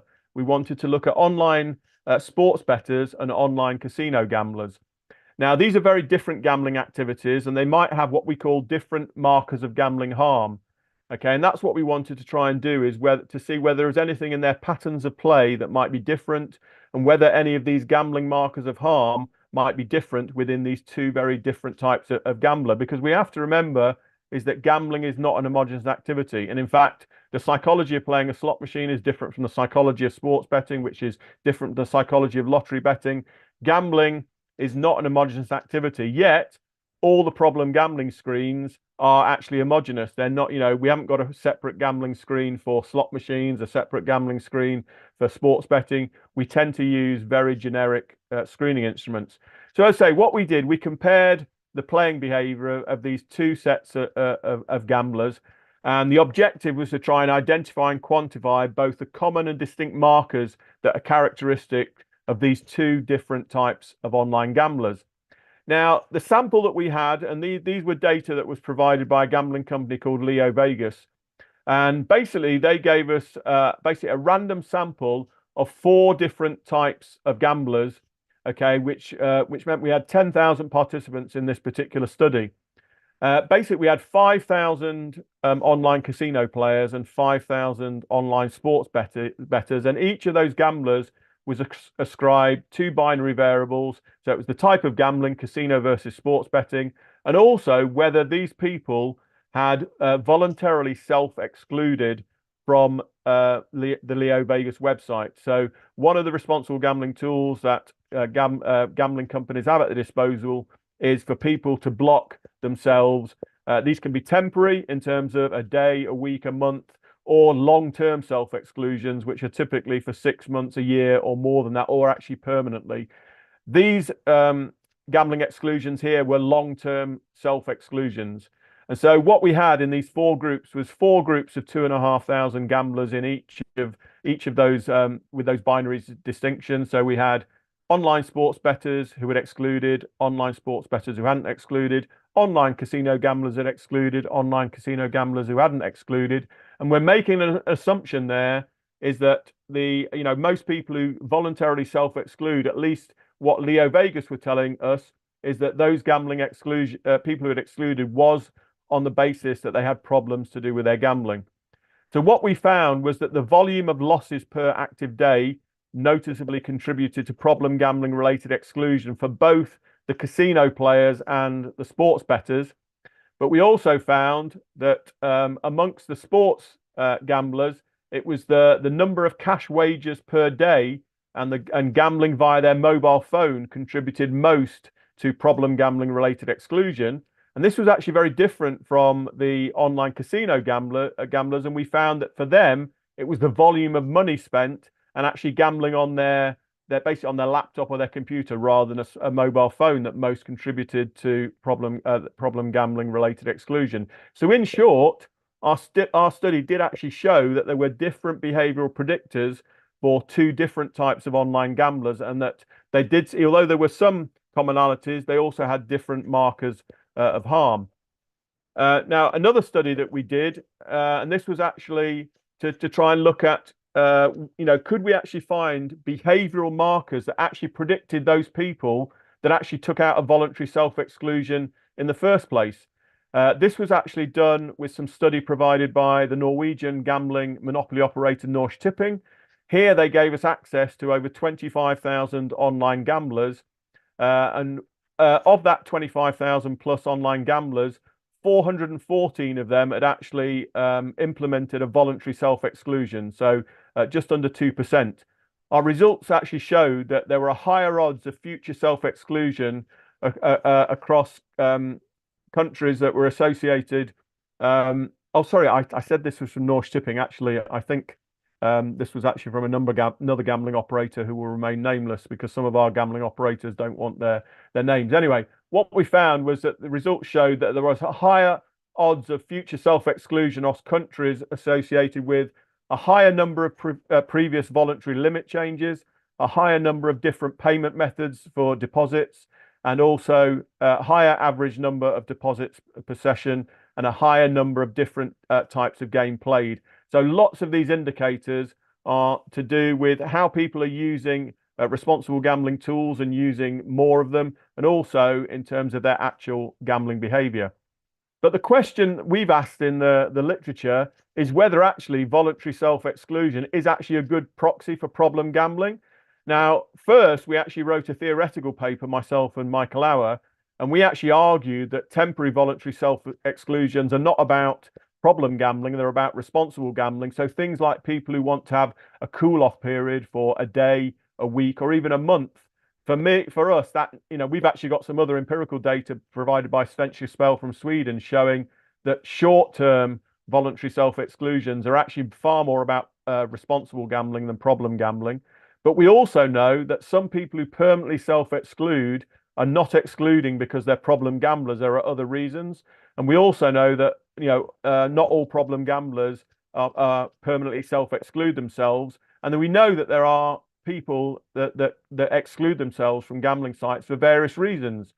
So I actually did some research with Dr. Maris Catania, and I actually think it's one of my favorite studies here, where we actually looked at whether voluntary self-exclusion is really a good proxy measure for problem gambling, because it's actually used in quite a lot of studies now. People use this group of self-excluded gamblers and assume that these people have some problems with their gambling. So in this particular study, we had some data that was provided by Unibet, and we had their data on people who'd chosen a 6-month voluntary self-exclusion option. So this is not what we call a short-term self-exclusion. This is more, although this isn't permanent, we're talking about a much longer permanent exclusion. So we've got just under 8,000 online gamblers here who excluded from Unibet, but we found that in fact 1/5 of that sample actually took out a 6-month voluntary self-exclusion within 1 day of joining the site.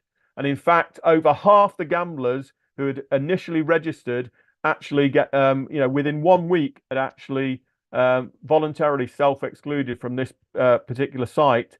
And usually when you dig down to look at the reasons why that is the case, this was nothing to do with problem gambling. This was actually unhappiness with some of the practices that were being used by that particular gambling operator in terms of things like, for instance, gambling bonuses, gamblers feeling they weren't getting the bonuses that they thought they were going to get when they initially signed up and registered on the site.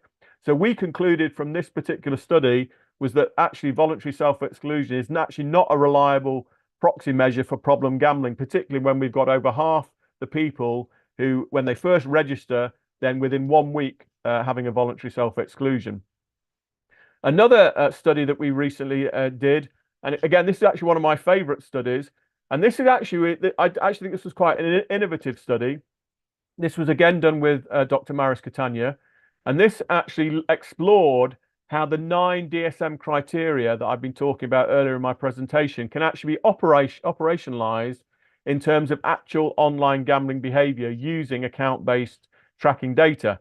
Now, of all of our tracking studies, this has probably got one of the smallest sample sizes that we've used. So here we've got an anonymized sample from 982 gamblers registered with an online gambling operator. And what we've done here, we've collected the data from people over their first 3 months of gambling activity when they first registered with the site. And what we did, as I say, we tried to take the 9 DSM criteria and try and, as much as possible, find types of gambling behavior that might be direct or indirectly related to each of the criteria. So in terms of preoccupation, we actually looked at 4 different measures here. So things like the number of active days on their account, the number of deposits, the number of deposit amounts and the frequency of deposits, the number of times they contacted customer service. You know, because we often find people who are contacting customer service, they're usually there complaining. We often know that people who are complaining are those that are more active in terms of their gambling accounts. We also looked at the increase in the number of active days over time, and also the increase in the number of monetary deposits over time. So these 2 measures we said were types of tolerance. We said that abuse towards customer staff, particularly when people ring up customer service or they email in and they vent off and swear. We said that this might actually be an indirect example of withdrawal symptoms. Obviously, we're making a big leap there by saying that abuse towards customer service staff is to do with withdrawal symptoms. And, you know, that's the caveat with all of these things. I mean, as I said, when I said right at the start, it's very hard to find some behaviors that are directly related to the DSM-5 criteria. So we're trying to think outside the box here a little. We then looked at the number of what we call the number of cancelled withdrawals. So this is, for instance, when gamblers win, okay, we know from our data is particularly problem gamblers, after they've taken the winnings, they then actually cancel the withdrawal and actually put the money straight back into their account and start gambling again. So we're using that as a proxy for loss of control. We're also looking at the number of times that have used the responsible gambling tools, such as deposit limits, and looking at whether they've actually removed using these safety features. So again, you know, they've started using them, then they've taken them away, and we've making the assumption, and it could be a wrong assumption, that that might be an indirect proxy for loss of control with gambling. We also looked at the number of times that players told customer services they actually used gambling as a way of escaping. But I mean, this is a complete cop-out, and in fact, we didn't find a single gambler that had actually told customer services anything to do with kind of using gambling for mood-modifying experiences. We also looked at their increase of their initial deposits over time, and we said that this was a proxy measure for chasing losses. We looked at what we call the number of third-party requests to close the account. So, for instance, the number of times, and it was usually wives or girlfriends ringing up the gambling company or emailing the company to say, please stop my partner from gambling because it's ruining our relationship. So this is an example of conflict, and particularly in terms of maybe risk in relationships. We also looked at the number of registered credit cards they were using. And what we tend to find is that people who, for instance, only use 1 credit card or 1 debit card, they're far more likely to be in control of their gambling than somebody that's got 6, 7, or 8 different credit cards. And we also used what we call bonus begging. So this was people ringing up customer services or emailing customer services, begging for them to be given a bonus. You know, basically to give them free bets because of all the amount of money that they spent. So here we've got lots and lots of different criteria. And as I say, what we've tried to do, some of these I think, you know, are far more reliable than others. But what we've tried to do is to map on actual gambling behavior to the DSM-5 criteria. So what we argued in our paper is that most of those DSM-5 criteria can actually be modeled in some particular way, to some extent, using actual transaction data, but also including customers that actually contact customer care.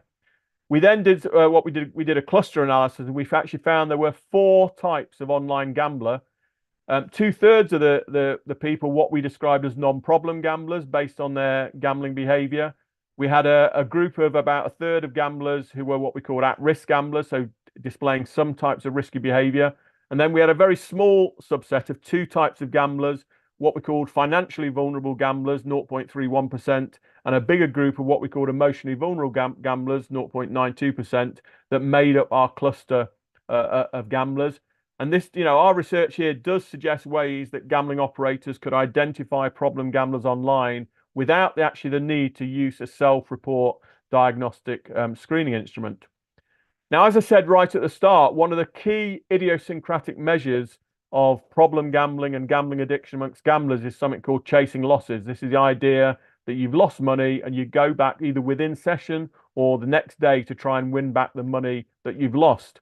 A study that we published about 18 months ago or so, myself and Dr. Michael Auer, is that we actually developed 5 different metrics to try and operationally define chasing behavior.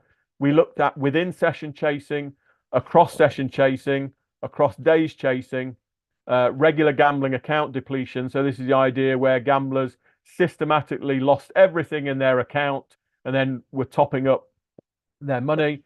And also we looked at what we call frequent session depositing. So actually frequently topping up your gambling balance within the session.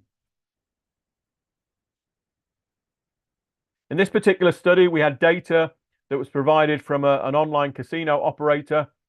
We had just under 17,000 online gamblers here from 3 different countries, UK, Spain, and Sweden. And what we found was that the results indicated that frequent session depositing reflected chasing losses better than any other of the 4 metrics that we use. So people who constantly reloaded their money within session, they were the most, we thought that was the most highly likely to be, classic chasing losses and related to problem gambling. Another study that we did, we tried to look at whether using just 1 week of play data, 1 week of gambling data, could you actually look at somebody just after a week of joining at your site, and for operators to say, can you actually see that people are actually gambling in a risky way, or do you have to wait for much longer periods to actually assess that? This was from a sample of just under 38,000 online gamblers provided by a European gambling operator. And what we did, we examined the association between gambling behavior in the first 7 days after registration, and then we compared it with their high-risk gambling behavior actually basically after the first 3 months. Okay, so what we did, we wanted to see whether first week behavior was predictive of risky behavior 3 months later. We looked at age, gender, we looked at 7 player tracking features from the first week, and the analysis actually showed that the high risk gambling during the first 3 months of a gambler's player lifetime could actually be predicted from the very first registration, looking at the first 7 days of data. I'm not going to go through all this screen. What this is showing is that all the variables we looked at.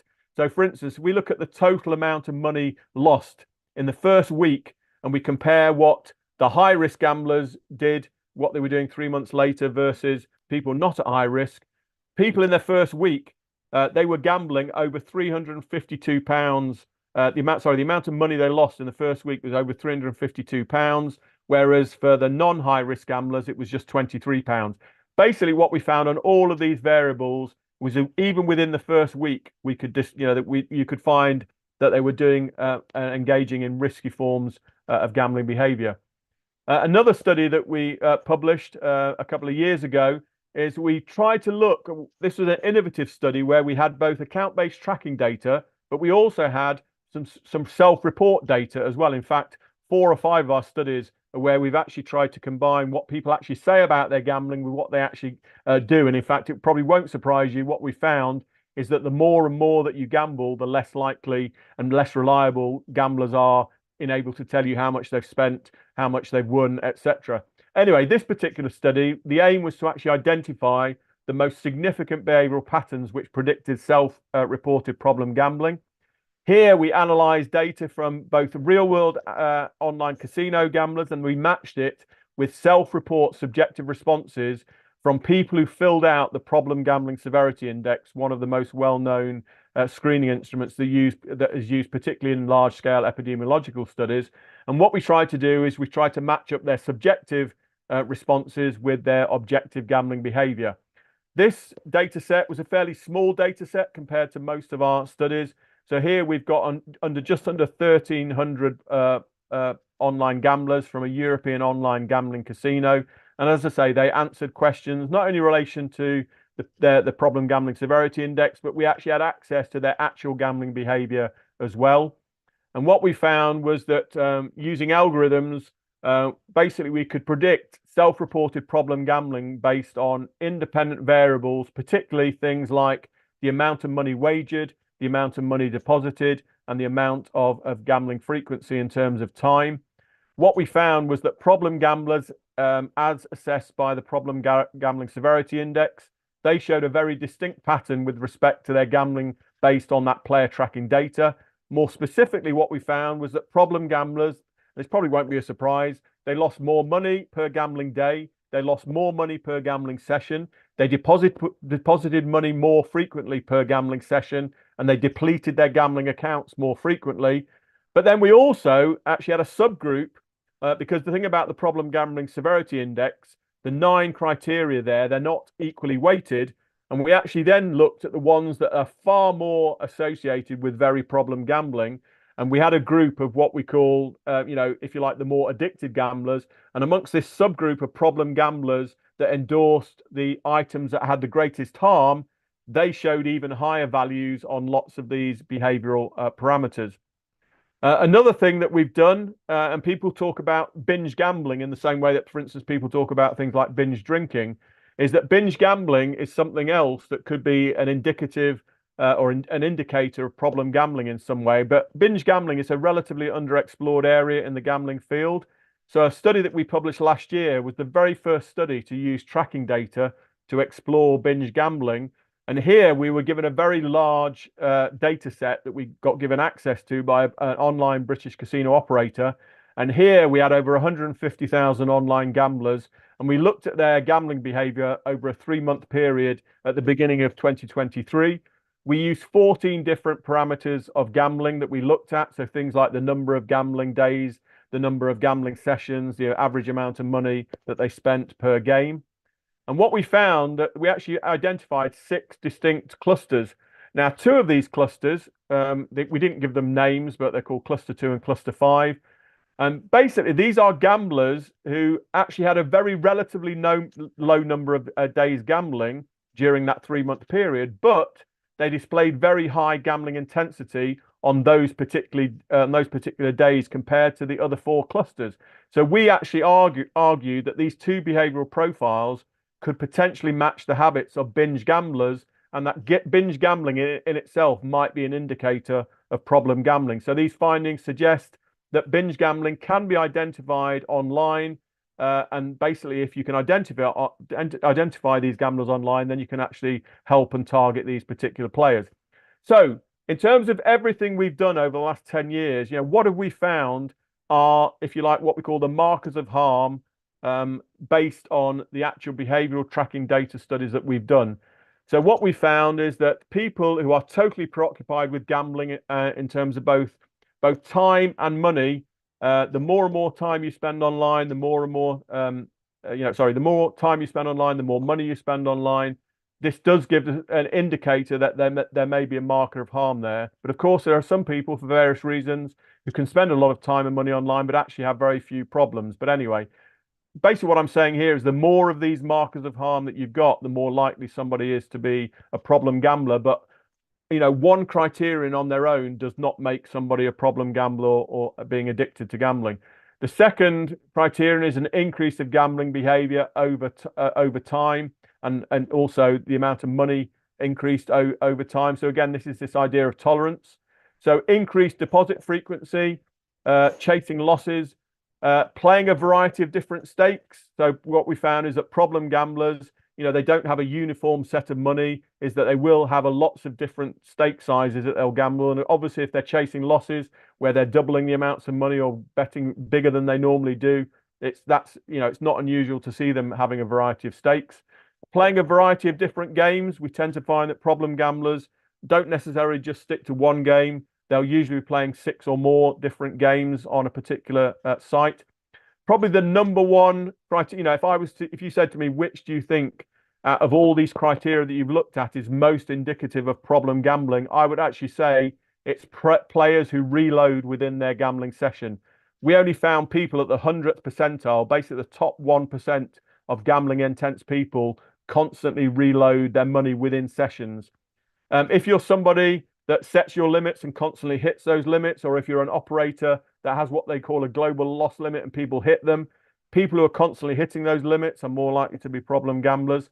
Again, if you ask me, another thing that we think is very indicative of a problem gambler is not collecting your winnings, or again, this idea of cancel withdrawals, that you take money that you've won, you withdraw it, but then instantly, within a minute or within 10 minutes of winning that large amount of money, you put it back into your account and you start gambling again. Other things are what we call failed deposits. So these are where the gamblers check they do their due diligence checks, and they basically find out through credit rating companies whether people have actually got the money to gamble. It probably won't surprise you is that the number of failed deposits correlates with whether somebody's a problem gambler. Using multiple different payment methods, so having lots of debit cards and credit cards, and also behaviorally is gambling very late at night and into the early hours in the morning. This does seem to be something that's more associated with problem gambling. Now, taking all of that data that we've collected over the last 10 years, we recently developed, and this is the last thing I'll talk about today, we developed what we call the Online Problem Gambling Behavior Index. And this was actually, so this is a new type of screening instrument, okay, that is not to do with the consequences of gambling, but is purely related on both actual gambling behavior and interaction with customer services, okay? And this was, we developed this using a large sample of 10,000 online Croatian gamblers.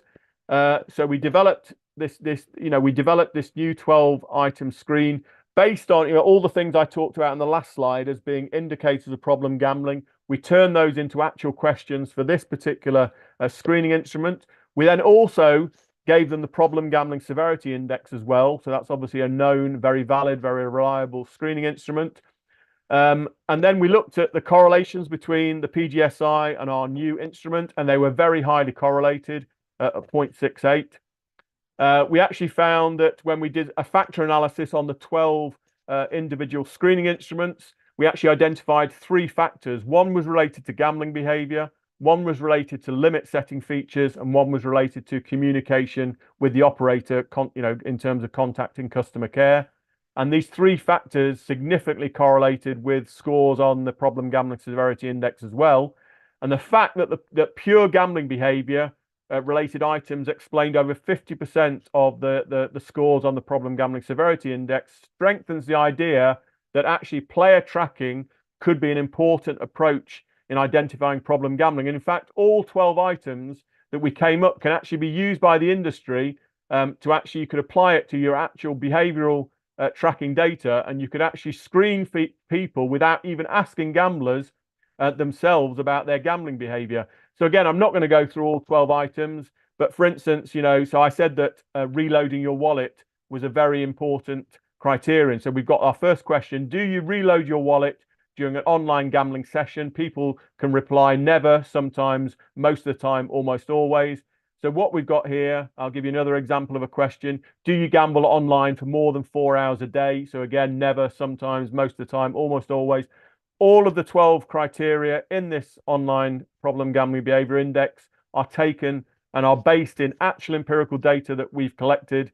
And as I say, the great thing about this is that you can ask gamblers themselves to fill out this, but you can actually, gambling operators can take each one of these criteria and actually find out the answer for each one of these on their individual gamblers, and can actually spot problem gamblers online using this. So my conclusions. Okay, so what I've tried to argue today is that some gambling markers of harm can be identified using account-based tracking data, that new problem gambling screener instruments could be developed like ours using actual gambling behavior. I'm not saying ours is the best, it just happens to be the first very detailed instrument that's, as I say, looked at using actual problem gambling behavior itself. That some gambling behaviors, I've tried to argue, may not necessarily be a good proxy for problem gambling. So voluntary self-exclusion being the example I talked about. And then finally, operationalizing gambling markers of harm is not always easy. So as I say, when we did one study, we looked at chasing losses. We had 5 different ways of operationalizing chasing losses. We found one, the constant reloading within session, as being the best one as indicative of problem gambling, but there are others out there. So I'll leave it there, say thank you very much, and open it up to any questions. Thank you so much, Dr. Griffiths, for such an amazing presentation. We got a few questions after this.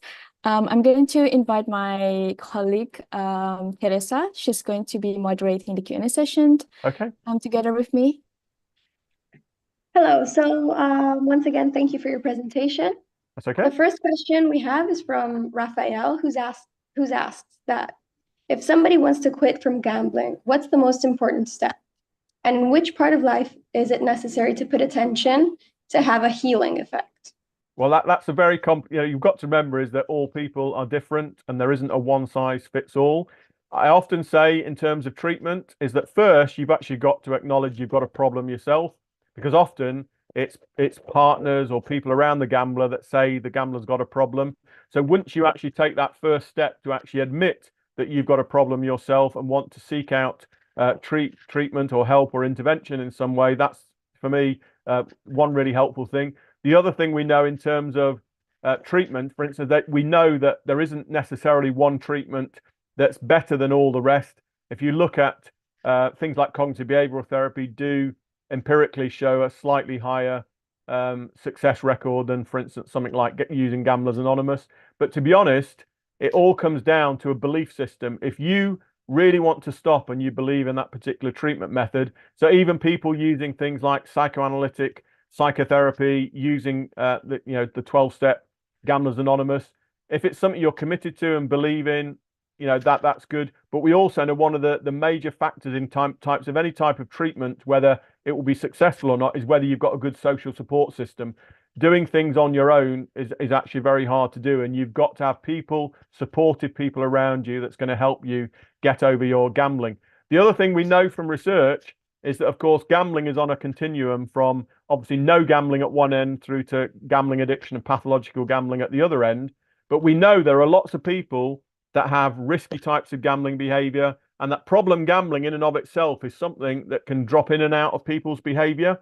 And so, it could be that, there are stressful times in people's life where gambling is used as a way to compensate for problems that are going on in that person's life. But when those problems actually stop, is the gambling behavior either disappears or gets back under control. And I'm actually somebody, and this is controversial probably, I don't necessarily believe in abstinence-based models for treatment. For me, the therapeutic goal should always be about getting the behavior under control rather than actually trying to stop it altogether. I mean, in the case of gambling, stopping it altogether at the start might be a good idea. But, because of the things I work on, I do research on work addiction, exercise addiction, sex addiction, online addictions. It's you can't tell somebody you can't work again, can't exercise again, can't have sex again, can't go on your computer again.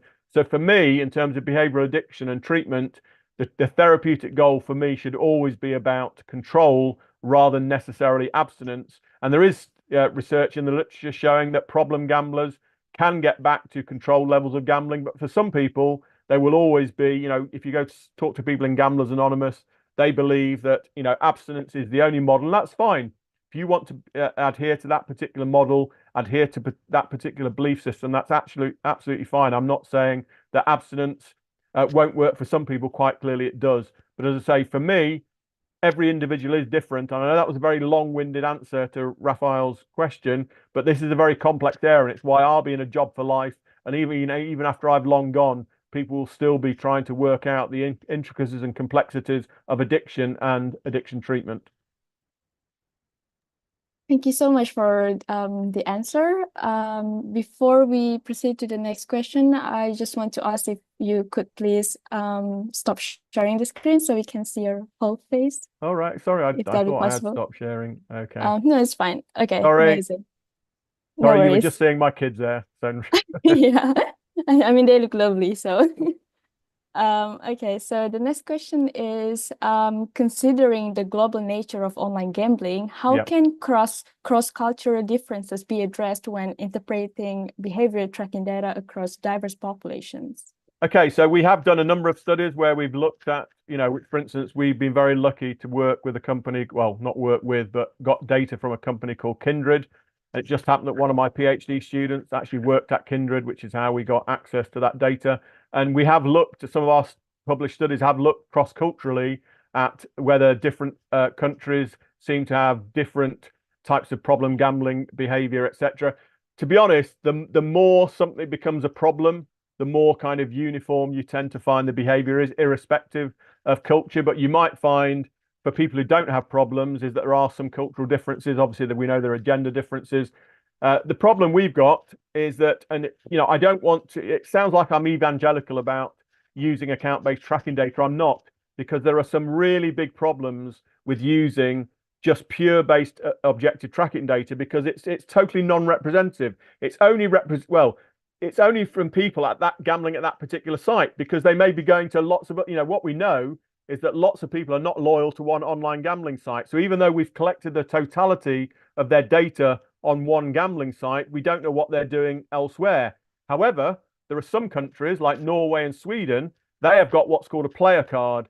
And in fact, because they're monopolies, it means that, for instance, in Norway, if basically nearly all the things you can gamble on in Norway are through a Norsk Tipping product. So you go into an offline casino, you have to use your player card. You could buy a lottery ticket in a store, you have to use your player card. There, we've got their actual totality of all their gambling behavior. Although, they could illegally, for instance, gamble on online gambling casino sites and betting sites in other countries. So again, even though we think we've got the totality of the data, we still might not have it at all. Now, going back to the issue of cross-cultural studies, we're at a really early stage at the moment. Now, we've got lots of studies using self-report data, but we know, and because we've now done 3 or 4 studies where we've compared self-report data with actual data, the self-report data don't match the objective data, particularly when they're very heavy gamblers. So, so we published one study showing that people who are very, very regular or even problem gamblers, they have actually no idea at all, or they're totally inaccurate in terms of how much they've spent gambling, how much time they've spent gambling. They have, they totally underestimate how much money they've lost and how much time they've spent on those sites. So when we ask people questions about, how much money did you spend, how long did you spend in self-report surveys, it only tends to be accurate when you're a very low frequency gambler. So if you're asking somebody who just plays a weekly lottery how much you've spent on gambling, it's very easy for them because they've probably just spent a couple of euros a week buying a lottery ticket. The more and more the more and more you gamble, the more unreliable your data tends to be. So cross-culturally, we've got lots of research now on online gambling and looking at cross-cultural differences. But I do think, particularly when we're looking at problem gambling, is that data is just not accurate, because our objective data shows us is that when we match it with self-report data, it's actually a very unreliable thing to do. So the number of cross-cultural studies using just pure behavioral tracking data, I know we've done a couple of studies, but what we've tended to find is that, I say, amongst problem gamblers, there doesn't seem to be a huge amount of difference. But when you're an infrequent gambler, you do tend to find there can be some cultural differences there. Thank you so much. I think it's very, very important to take into account the factor of different social background and geographical distribution. Yeah, we tried to do that. The thing about I did mention the types of data we have. We usually only have very basic demographic data. So we usually know what country they're from, what gender they are, what age they are, but we don't know a lot more than we don't know what jobs they do.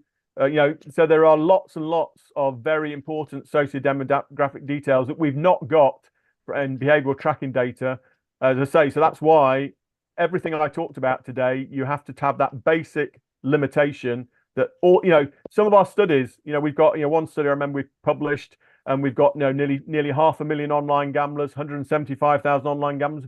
Even though they're huge sample sizes, they're not necessarily representative because they're only people gambling at that particular website, and they could be gambling on other websites as well. Okay, thank you so much. I think we have a few minutes left, so we're going to proceed with the final questions. Okay.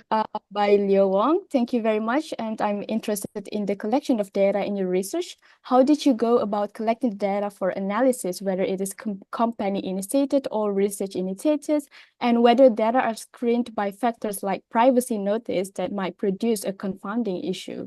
Okay, so privacy issues, I mean, obviously, all data that we get is totally anonymized. We have no idea who these people are, and obviously every country has to have got their own data protection acts, so that's all covered legally from that perspective.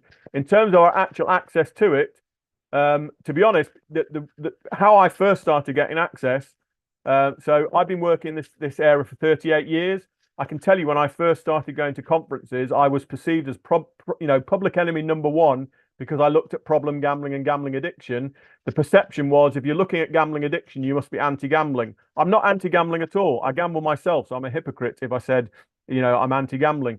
However, after about 20, 25 years and people saw me speaking, some companies came to me and said, Mark, we're concerned about problem gambling. Would you have a look at our data sets? And because they'd seen me and saw that I wasn't anti-gambling, and that, I was always somebody independent, I spoke my mind, I totally believed that problem gambling and gambling addiction existed, I basically got into a situation where I developed rapport with people that I met at conferences, who then gave me access to their data.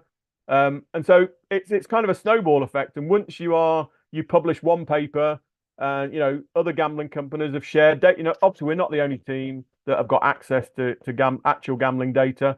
Now, in some countries like Norway and Sweden, is that academics can actually ask for the data from the company. You don't even have to know them.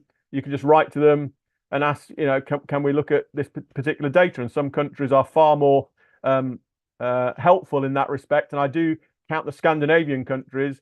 They tend to be very helpful in providing data to academics, whereas other countries are much, much less helpful. But I just think it's longevity in the field. And because I've always been independent and spoke my mind, I've been very critical of gambling industry, but having said that, I've also been very, if the industry is doing something right, I will say that. So I have to admit, if you're just coming into the field, trying to get hold of gambling data that we've got, it's actually really hard to do. And I just think it's just, networking, and just over time, people have come to realize, because I've been doing for nearly 4 decades now, gambling companies trust me to talk objectively about the data. I mean, obviously, any paper where we've used gambling data, my conflict of interest are totally there. And I have done consultancy with the gambling industry, as long as it's on player protection and harm minimization.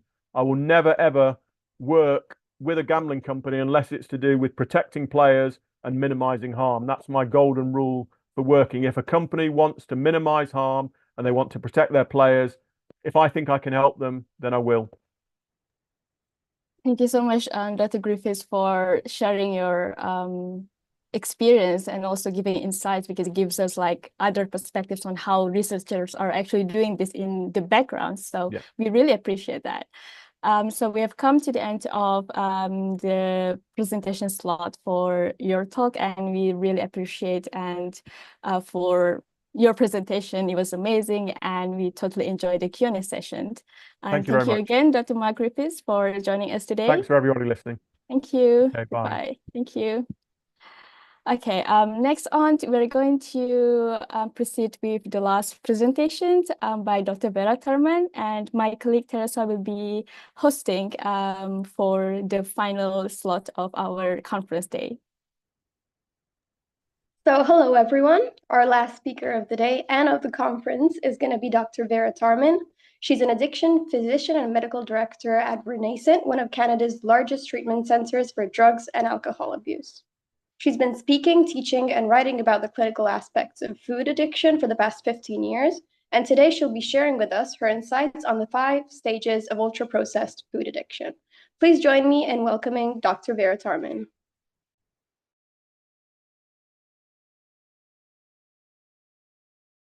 I'm sorry, I think you're muted. That's okay. So I'll do my share screen. Let's see here now. Okay, let's see now. What to do?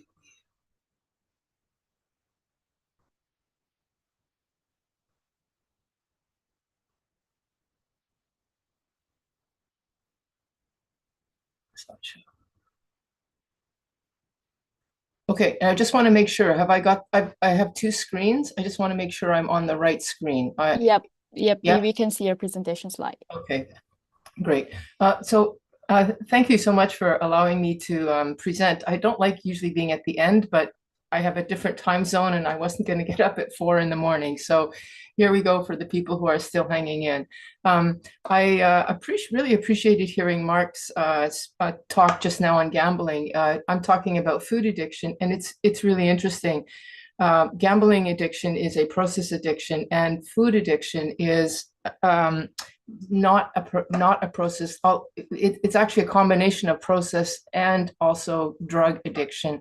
And we are not, I think gambling addiction got accepted into the DSM, one of the more recent addictions that has been accepted, and food addiction is not yet accepted in either the ICD or the DSM.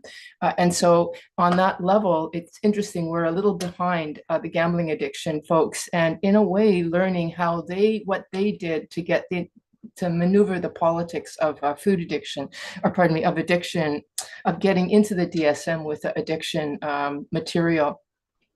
And if I heard Mark talking, about data, we now are at the stage, I'm kind of giving you a bit of the lay of the land. We're now at the stage where we have the conceptual foundation of food addiction, or we're mapping it now.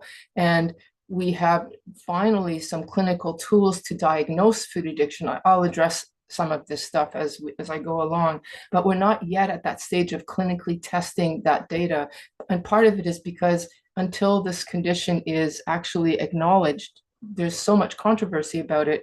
It's really hard to get good, solid data. We end up getting people who are committed to the cause. I mean, on some level, it still is a cause out there, rather than a known scientific entity that can be studied clinically. So we're just at that stage now. And partly that's why it hasn't been accepted into the DSM or the ICD, although we keep trying. So anyway, when I speak about cause, I'm definitely one of those people that is on the front lines shouting that we need to have this as a cause. So what I want to talk about today is a little bit about the diagnosis of food addiction dilemma and why it is that it's having such a struggle getting into the ICD and the DSM. Give a little bit of background on the mechanics of food addiction, because I'm going to be taking the approach that this is actually a chemical dependency. It's not a process addiction, although of course it is that too, but it starts with the idea of a chemical dependency or a hormonal dysregulation because of something external that I put into my body, and then map out the stages of food addiction, which is the promise of today's talk. And then why do we care about what the stages of food addiction are? Well, because we want to have treatment that's best for that particular individual. As Mark said with gambling, there is no one size fits all. That's the same with food addiction, so that there are various levels of what we would call treatment, with ultimately, for some, the necessity of abstinence, but not everybody. So that's my goal today, and in 30 minutes or less. Now, because this is a newish area, I just want to highlight a few books that are must reads for academics in the field or clinicians in the field.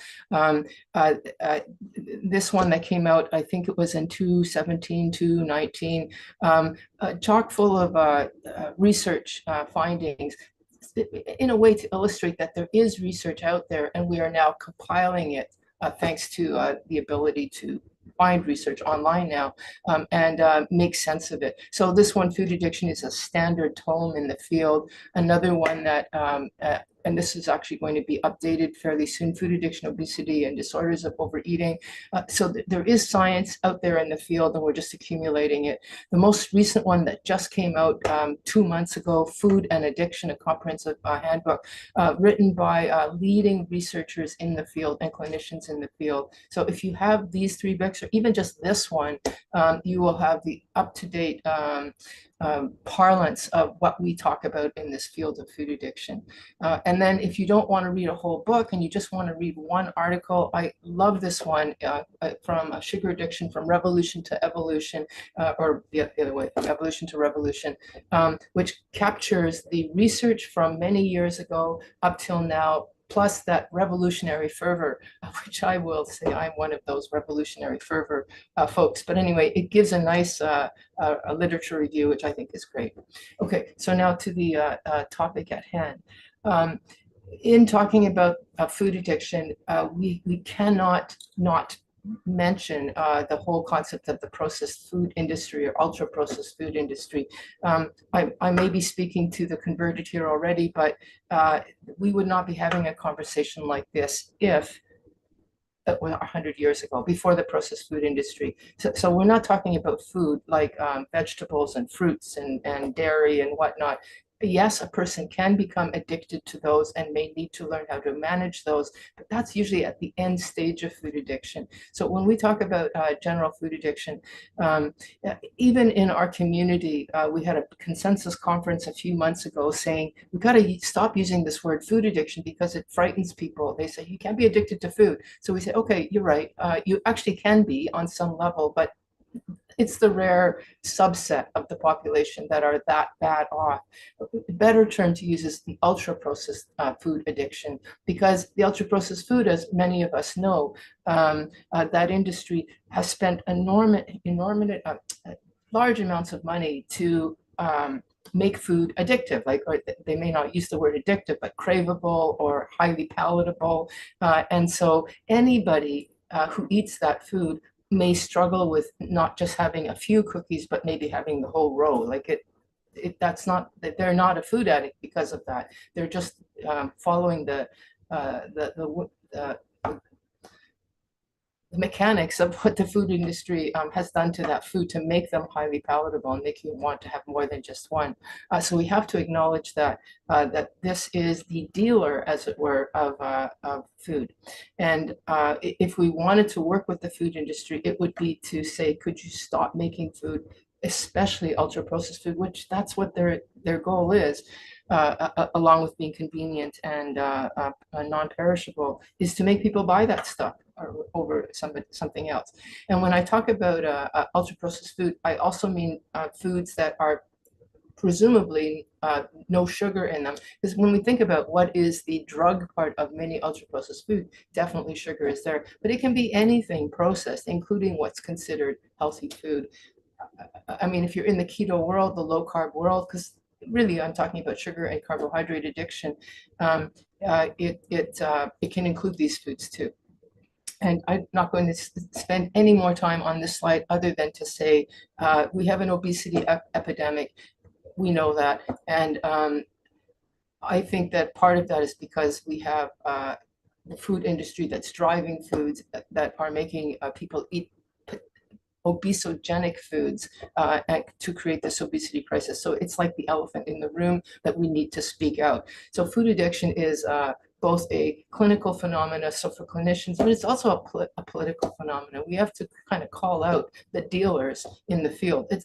In that sense, I don't know if gambling has a similar picture, but certainly the tobacco industry, where the tobacco industry was 10 or 15, 20 years ago, well, now probably 30 or 40 years ago, I'm getting pretty old, where we were saying, hey, this is a problem, and the industry was saying no, and the research was kind of hemming and hawing.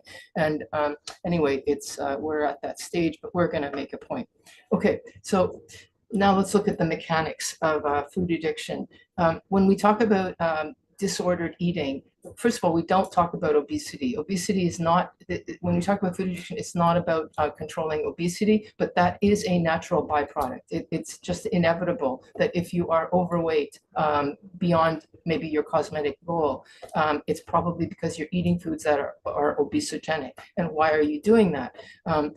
So we have a conceptual foundation of different ways of disordered eating. And one would be the homeostatic model or the endocrine models, looking at our hormonal drives to eat that the GLP-1s like Ozempic and other drugs try to target. That's where surgery tries to target. This is a general understanding of the drives to eat and how they can be manipulated both in treatment or also by the food industry. Then there's another model that is, these are the two medical models, essentially, the sort of bariatric homeostatic model, that's the first one. And then there's the eating disorder model, the psychological model, the understanding there being that we have, we use food for emotional, psychological reasons. And then the goal there is don't look so much at the food because the problem is the individual, their psychology, and if we can sort out their issues, their trauma in the past, using CBT and DBT, all sorts of treatment modalities, will solve the problem of the person, and then they can eat moderately anything, including junk food, so that they might have a few too many marshmallows, but not like they won't have 3 bags and then look in the fridge for more food. That's the food addict.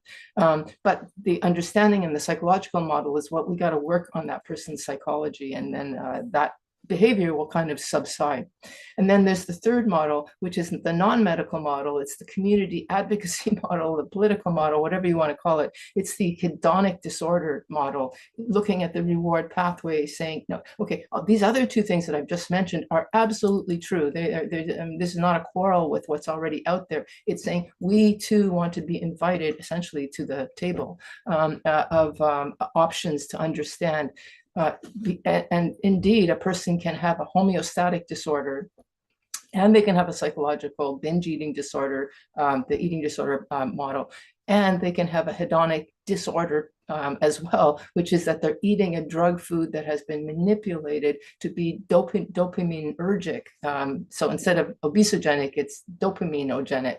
And so you're going to eat foods that you can't actually control if it reaches a certain point. And that's the piece that I talk about and that I think is super important. So moving on, how can we understand that hedonic model? Well, let's look in contrast with the sort of standard medical approach right now, which is the hormonal model, the homeostatic model. We use the word homeostatic. I actually don't like that word because homeostasis exists in everything that we look at, including in the hedonic model. Homeostasis is just the body trying to seek the same and making adaptations and corrections to try to allow for change, adaptation, but then not too much, to try to make things back to the same. And we see that everywhere, even in addiction. But for convention's sake, we'll use the word homeostatic hormonal model. And in that general, this is the bariatric clinician's model, we have hormones that govern our appetite and satiety. And just very briefly, because this could be a whole 2-hour webinar in and of itself, we have ghrelin, which is our hunger hormone released when our stomach is emptying, and leptin, our satiety hormone. This is super simple. There are obviously many more hormones, but these are like the key players. Leptin model, which is our satiety hormone. And so when I'm getting a bit hungry, because, you know, in my time zone, it's 8:30, it's time for breakfast, for heaven's sake, my ghrelin is starting to kick in. And then when I do eat something, the leptin will, in 20 minutes, kick in and I'll be full. And that is actually a perfect system. I often like to do this kind of a diagram that if you look from 1 being starving to 10 being so full and you're still eating it, but you're sick, that ghrelin, leptin are in that sort of 4 or 5 range. That hunger, but not devastatingly hungry, where you'll eat anything in sight. You're just hungry and you'll eat. And then 7, which is when you're full, but not stuffed. And that we want to be between that ghrelin, leptin 4, 7 range. That's sort of normal, good cues. And then we have insulin, which actually is when all things are right with the world, with our food, is actually a satiety hormone as well. But when we're eating ultra-processed food, which has a lot of carbohydrates in it, we have insulin crashes, ups and downs, sugar goes up, insulin goes up, then it crashes down. And so insulin becomes a ravishing hunger hormone, which is devastates the person's ability to moderate. So that's where we have the extreme hunger of 1, so hungry you'll eat anything in sight, and then you'll eat so much when you finally get the food that far beyond your ability to control. And that actually looks like food addiction, but it's not. It's just a hormonal dysregulation. And when we try to diagnose food addiction, it becomes, we pull our hair out, because which is it, what is it? We're trying to find a good measure that will distinguish what this actually is. But anyway, so like I said, it looks like food addiction, but it's not. And the treatment in this particular case would be to recognize, okay, this person is maybe very carb sensitive, or they're very insulin resistant. I mean, whatever terminology or aspect of the condition that you're looking at. And although I'm still waiting for research to pin, I don't know if this conference has talked about metabolic syndrome and you know, how that's expanded from just blood pressure and high blood pressure and high cholesterol and diabetes. I think that food addiction should be part of metabolic syndrome, actually, but it's not yet. This is just me wishing that I saw that research. Anyway, we certainly see this kind of behavior, and the way to deal with that is then stop those foods that are deranging our system. So there you have the keto or low carb diet, which is saying, okay, let's stay away from the carbohydrates and the refined foods, maybe the refined oils, the refined fats, the refined proteins, and so that we can allow our body to digest as it should appropriately without being manipulated. And a lot of this stuff will self-correct, and then the person's apparent food addiction behavior is gone. And on some level, medications and bariatric surgery address some of these hormonal imbalances that the food industry has started, and not just the food industry. Obviously, you can have a genetic predisposition, but you know, it's epigenetics versus genetics. You have the predisposition, then you have the food, which just opens up all those possibilities right there. Anyway, that's the hormonal model. The psychological model, the eating disorder model, I've already mentioned, and I'm going to put that aside. I want to jump now to the topic at hand, which is food addiction. And there we go back to, let me see here, go back to the slide here. So I've talked about ghrelin and insulin and leptin as being hormonally deranged and can be corrected by food and maybe surgery and medications. Notably the GLP-1s, which are the big thing that everybody's talking about for weight loss. It also helps for quieting the food noise, because it kind of sets right the insulin derangement as well. And there's even research now looking at how the GLP-1s also affect the hedonic aspect as well. But so, which is what I want to talk about now. So if you look at the bottom, the neurochemical model, we have dopamine, serotonin, and endorphin. And these are the, simplistically, the 3 key players in the hedonic experience of anything: gambling, food, drugs, alcohol. And this is where I want to move next, and where we can think about the stages of food addiction. Let me see here now. So just to map it out here briefly, the hedonic model being in the middle part of the brain where the nucleus accumbens is, you know, here, and the amygdala, the GTA. This is what we would call the reward pathway. You have some sort of food triggers this, then you have the experience of pleasure. Just moving along here, a more simple diagram here. And in the food addiction world, we would say that this hedonic model, this is a simplistic diagram here. This is where drugs go, and very interesting. We've now obviously picked up other addictive behaviors, so that would be drugs, that would be food, sex, gambling. This hedonic pathway was here for a reason. Before drugs and alcohol, gambling, all that stuff occurred, it was to, motivate us to do things that were life-sustaining. And interestingly, I think gambling is another very good example. Just like food, it taps into natural things. So the gambling one would be, the interest in adventure, excitement, what's going to happen, which then gambling enhances to an nth degree. And food, similarly, we all are born with a propensity for the sweet and fatty taste. That's mother's breast milk. It's high energy dense. It's good, but only to a point. And then, of course, the food industry expands it and elaborates on that. But it's building on a system that's already there to be exploited. And this is why I think, and gambling, cocaine, nicotine just mimic. But it wasn't there for that. And this is why I think that people who struggle with cross addiction, like alcohol and drugs and alcohol, find that when they quit their drug, they don't, yes, a number of them will go to sex and gambling, but they almost always go to food because that system was built for that, and really, really, really struggle with quitting food, like ultra processed food, like the dopaminergic food, to the point where they'll say, my crystal meth addiction was, yes, indeed, very hard to quit, but sugar was even harder. And it's because I think the system was there built for us. Okay, so when we look at the dopaminergic system, this is a graph. I've seen similar ones like this. So the numbers may not be exactly right. I mean, they're just units based on rat research. But what's really interesting is that the comparisons, we look at the comparisons of dopamine, and we're looking at, when we look at drugs and alcohol, this is one of my favorite slides.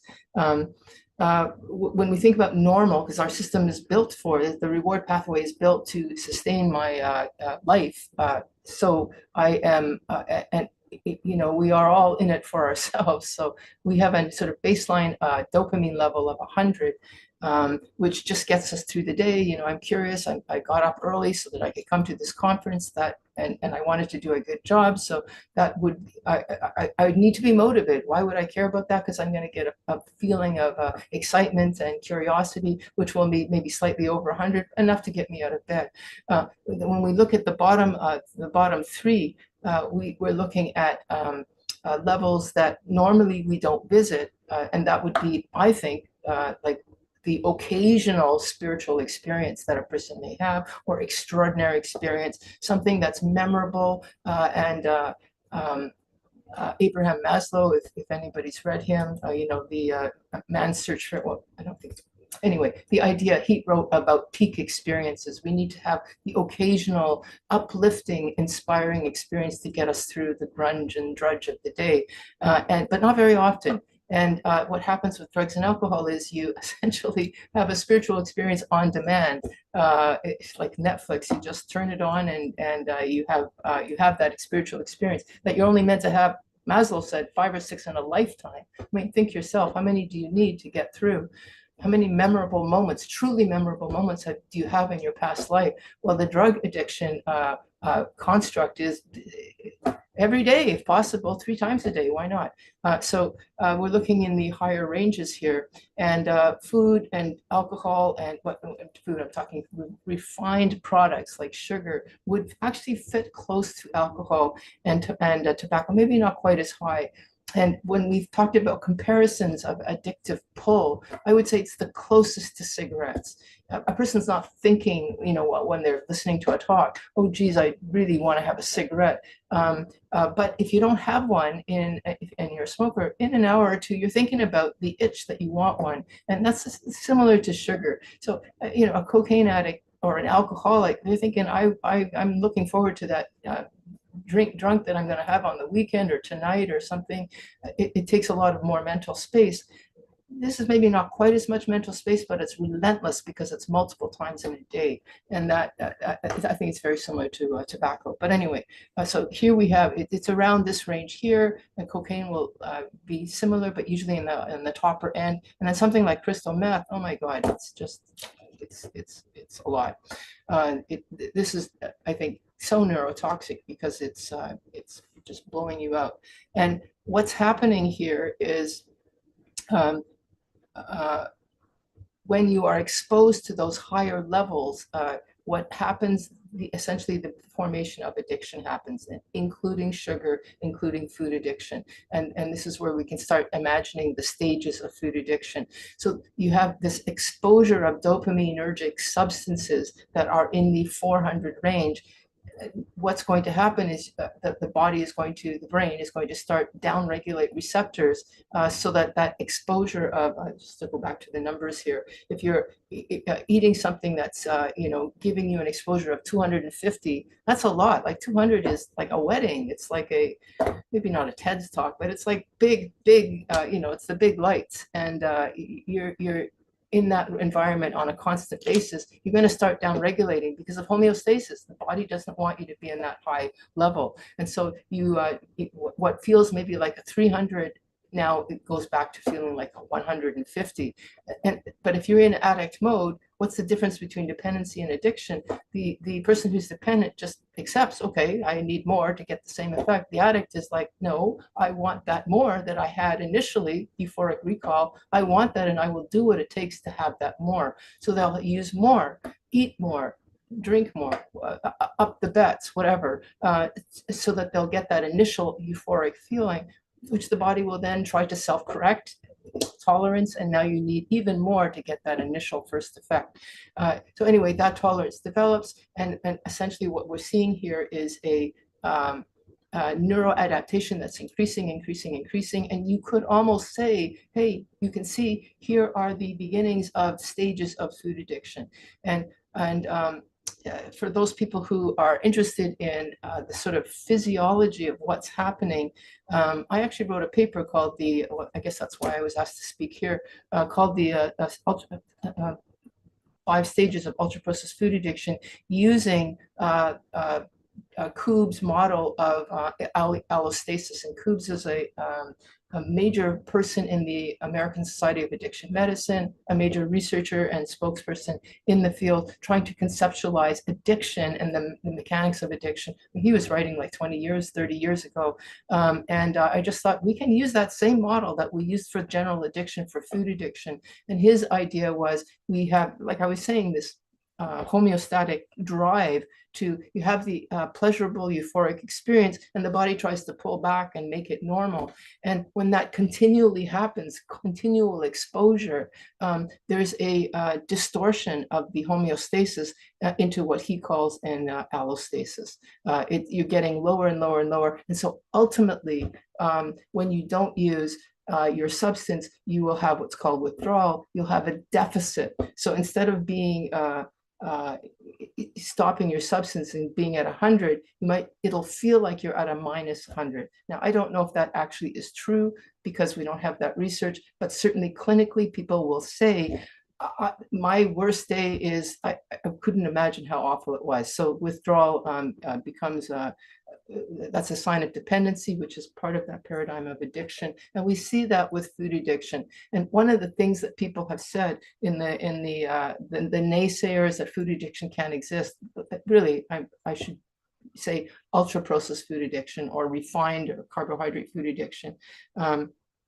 I say there's no withdrawal. And I just say, you're not asking the right questions. Of course, the person's not going to have a seizure. You're not going to be, sitting on the toilet, vomiting or having diarrhea like an opiate addiction, but ask them how they feel. They can't sleep anymore because they need instead of their trusty bottle of wine at night, they need their bag of cookies and donuts and whatever it is to get through the day, to get through the night. So they're constantly thinking about food, they're craving, they're feeling deprived, they're irritable, they're anxious, and all of that stuff, like other addiction, withdrawal symptoms, subsides after 3 weeks, 4 weeks. It follows the same pattern. It's just, we have to start looking at the it's just like cigarette smoking. The person's not going to go into paroxysms of upset, but they're going to be irritable and anxious. And that's the same thing that happens with food. So definition of food addiction would be using this paradigm of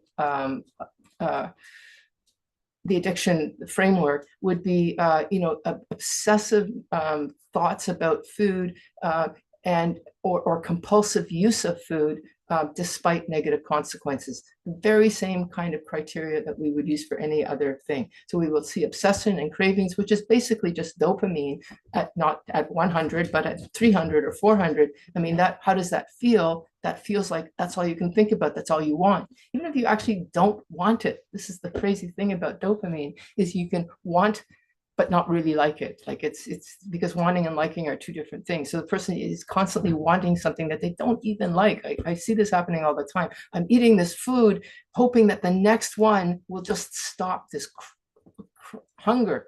You ask them, are you enjoying it? No, I don't even taste it. Anyway, this is the paradox of dopamine. And then the tolerance, which I mentioned, even to the point of impairment, like obesity, high blood pressure, whatever it is, just shame, embarrassment. I hate how I am, still doing it. Partly because there's a dependence. You can't stop, because if you stop, you're going into potentially the feeling of deficit mode, which is devastating from an instinctual point of view. Like our dopamine is meant to want to keep us alive, and make us want to be alive. So when we are anhedonic or flat level, our dopamine is flat or low. And that is the feeling of, I don't care about anything. I'm not going to make the effort to do these things that will keep me alive. And when you're in deficit mode, that's why people, I live across the street from a park where there are right now people in tents, doing drugs. It's a sad state of affairs. Do they want to be there? No, they don't actually really want to be there. They're driven by the fear that if they stop, even though that would probably be good for them, in their mind, it will feel like death, devastation.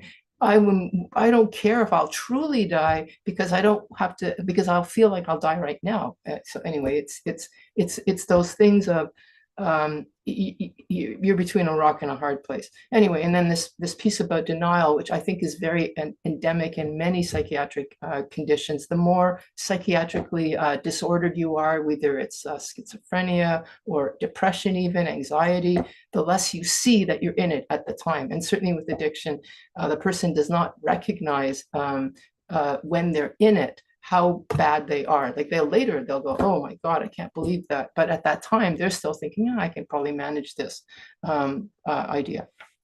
So that's it. So how do we actually diagnose that? This is not science. This is just internet. Get online, and if you want to find out, this is what we've been using, believe it or not, for like in the 80s, 90s, for a long time. It's just the 20 questions, based basically on the 20 questions of, are you an alcoholic? Do I use food for comfort? Do I eat in secret? How much do I lie about how much I eat? Do I feel ashamed?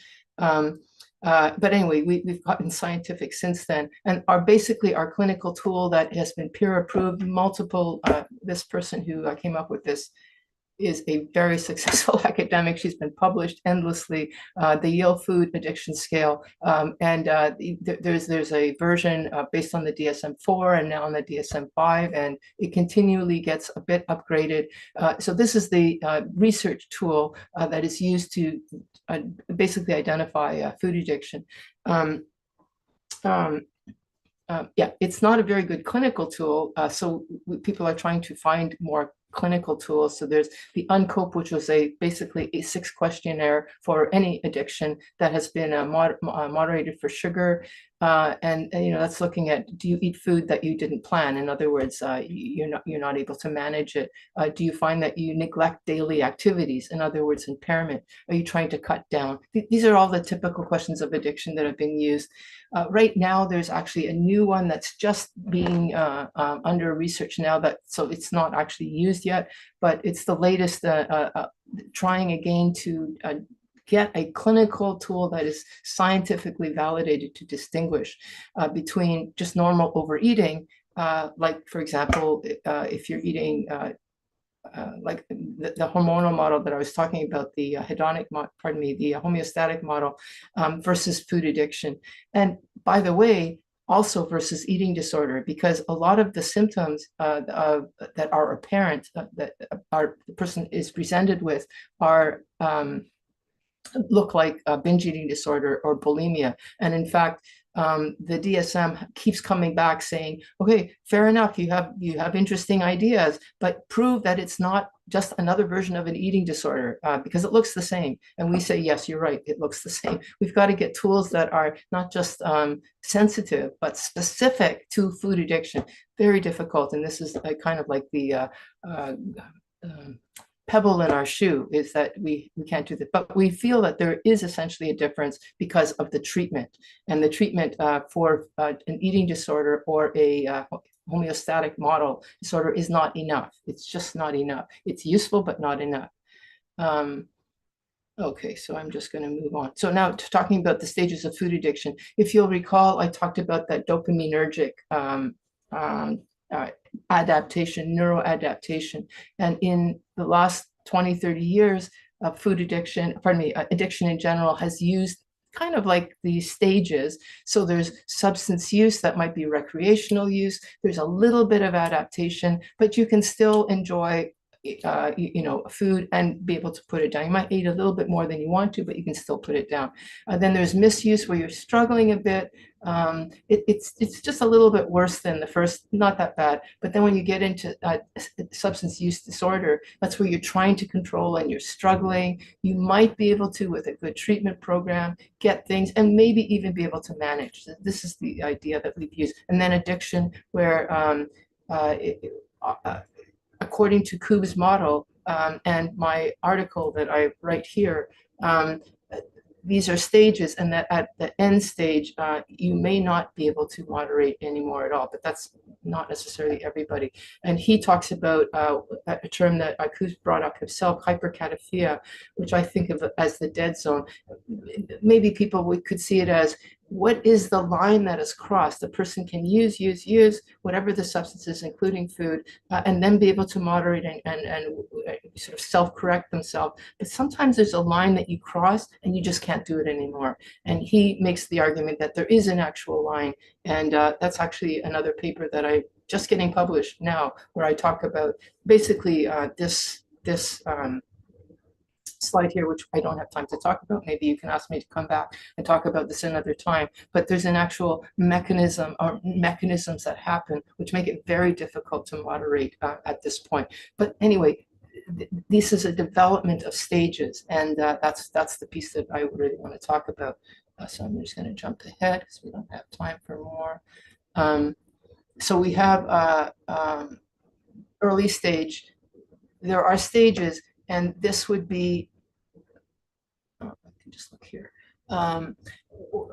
Early stage, where a person has tried many diets, that they might be binge eating, they're restricting food. Moderation might be possible. They might be able to, with bariatric surgery, sometimes the drive to eat is lessened so that they can actually manage. This is also where food addiction, eating disorders are confused.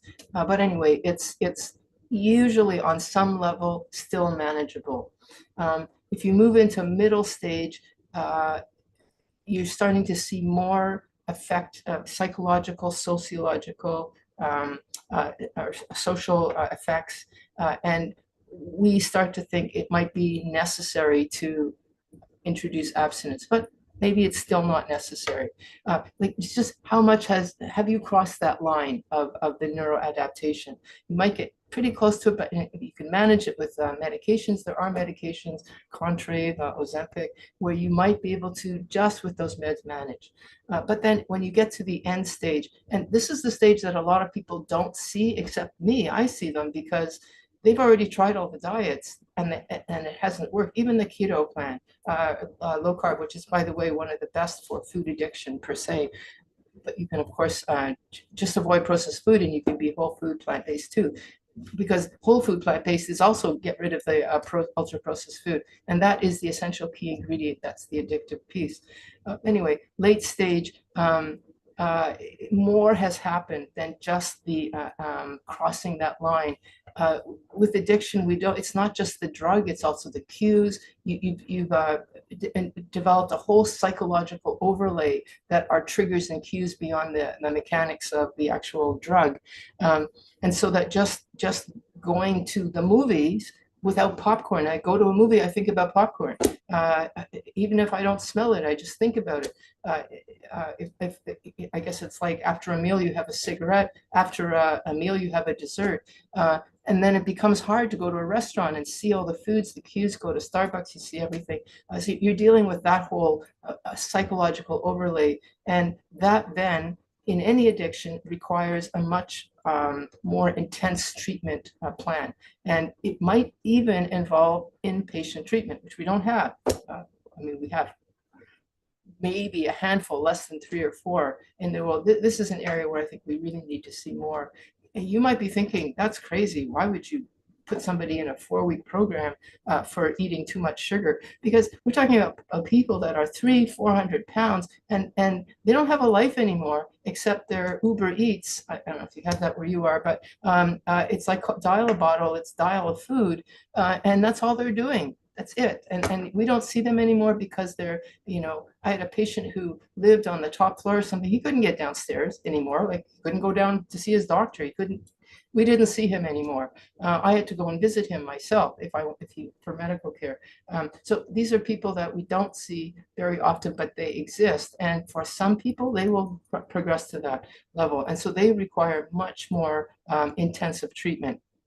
So you can see that the stages of food addiction, which I've explained, or read my article for a deeper explanation, show that they're not discrete stages, but they are discrete enough that you can categorize them, and that at a certain point there's a line that's crossed, and then all sorts of other things happen, and that you need different treatment. If I give the intensive treatment to somebody who's early days, they're just going to run and say, you got to be kidding, I don't need this. And if I, for somebody who's in late stage, just say, okay, let's put you on a carb restricted diet, and that's it. That's not good enough either. So we need to identify the stages so that we can determine the treatment. Let me see, is there anything more I want to say? There's lots of different ways that we can categorize that. Just as a closing, the type of foods that are best, if you're thinking, okay, what kind of treatment aside from addiction treatment, which is going to include identifying psychological cues, getting support. Support is really important. But what kind of foods? Basically, just get rid of ultra-processed foods. And then if you're later on the line, so here I've got, keto is good, just eat real food, whole food, plant, but I don't care.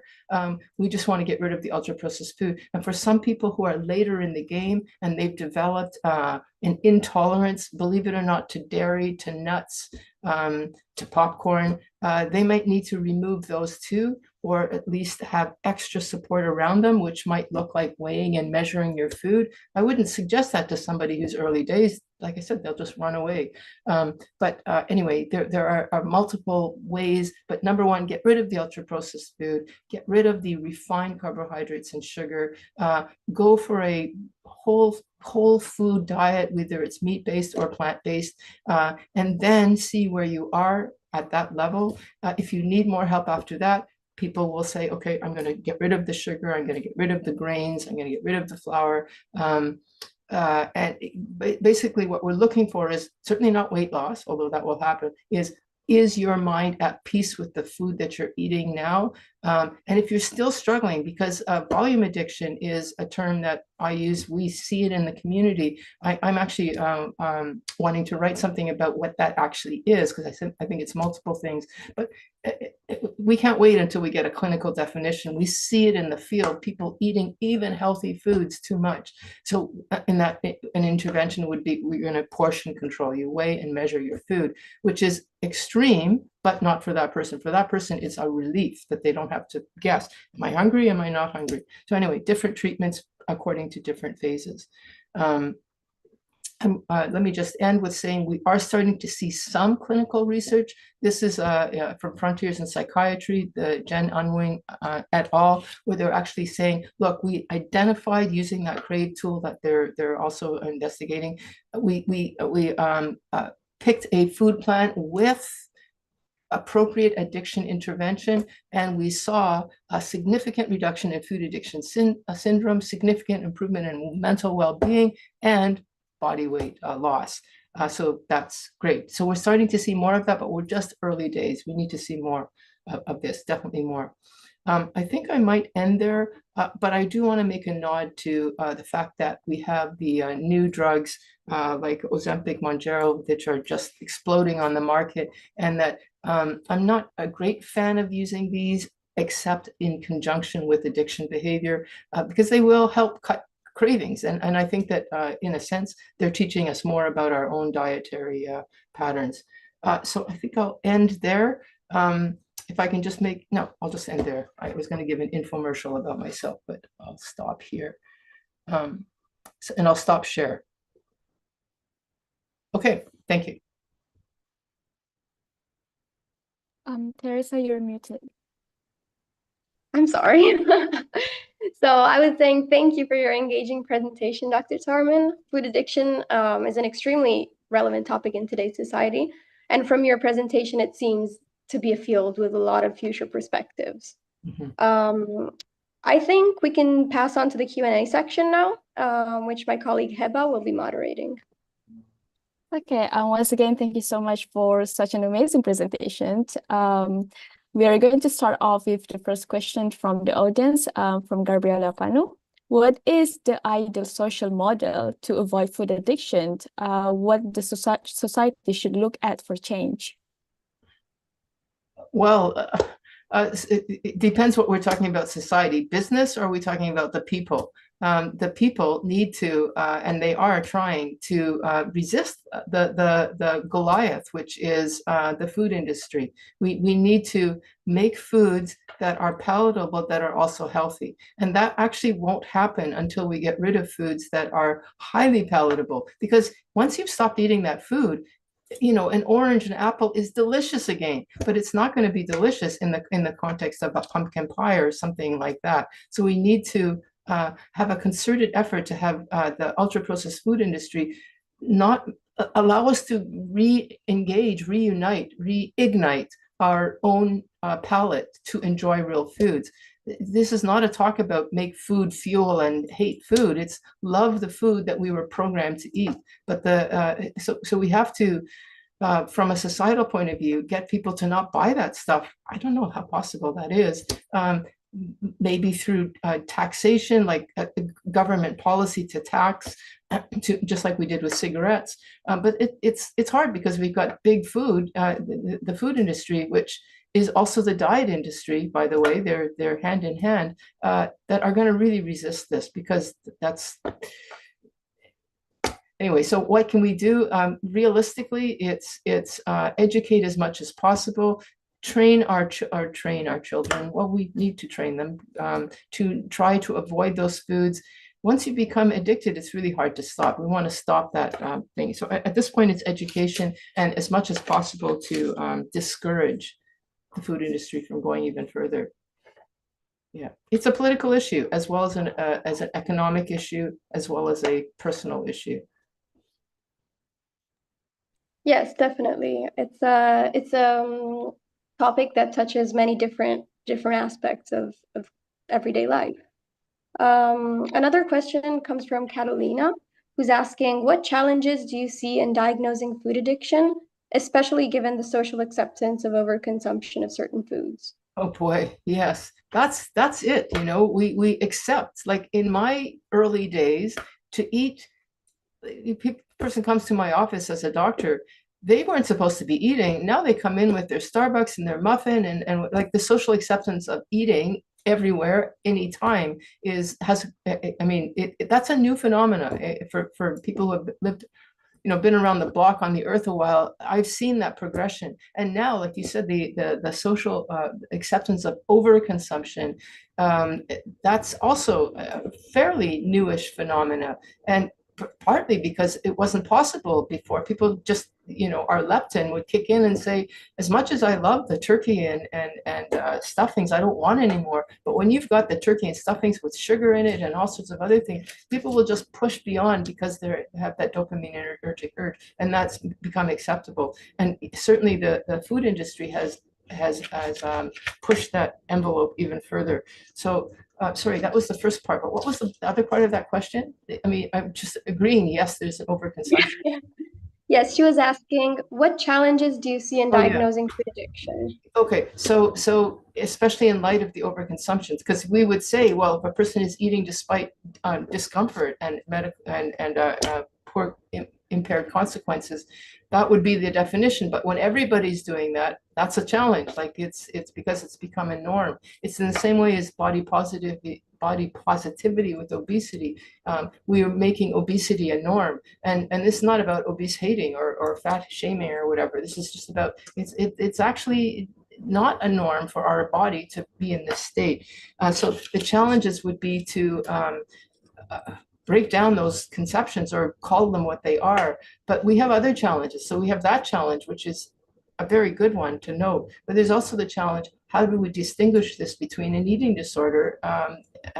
And then what do we do when we do that? We're pathologizing the individual. We're saying, you have a binge eating disorder or bulimia, you go to see your doctor and that's it. Whereas with the food addiction model, we're saying, yeah, okay, it is my problem. I have an addiction now, but where did it start? It started with you, the food industry, the external environment, the social norms, all that stuff. So we're basically saying it's a political issue too. It's not just a psychological issue, and that's in a way our challenge is to keep it that it's not just about me and the effects on me, but why did that happen in the first place? It's the classic thing of, do you fix yourself or do you fix the, like, if you're in a river, or do you fix the problem that caused the flooding in the first place? That's what we want to do initially, and that's what that's our challenge. It's a great question. Thank you for such an extensive explanation on that issue. We also have a following question regarding that from Maria Anastasia Zaharia. The food addiction can have different part, like normal food, going bulimic or anorexic. I think she's talking about eating disorder. Yes. I kind of feel this is also an addiction. Is it a correct perspective, or this can't be addiction because you cannot prep for something? That is so insightful. I just think that's a fabulous question. So yes, we get confused. Is it one or the other? But then there's also the possibility. This is why we say those two don't exist. Don't not exist. I actually think that some of the eating disorder behavior has its own addictive potential. And that's where it's not just about the substance, the food, but the behaviors. And we see that with people with anorexia who are they're avoiding food. So it's not about the food, but it's about the restricting of the food. And if I restrict even further, there's excitement, there's a dopamine. Oh, I'm gonna lose even more weight. Well, you don't need to lose weight. Okay, that's the body dysmorphia. But there's still in that anorexic's mind the possibility that they'll lose more weight because they see themselves as too big. But what is that? That's an excitement. That's a dopaminergic phenomenon. And that happens. And similarly with binge eating disorder, there is a addictive piece to that. Now, is that separate than food addiction, or is that its own addictive dynamic within, is a very good question. And I do a podcast called Food Junkies Podcast. So I have the luxury, the wonderful experience of being able to speak to all sorts of people that we normally wouldn't speak to, because, we're all in our own silos and we don't talk to people.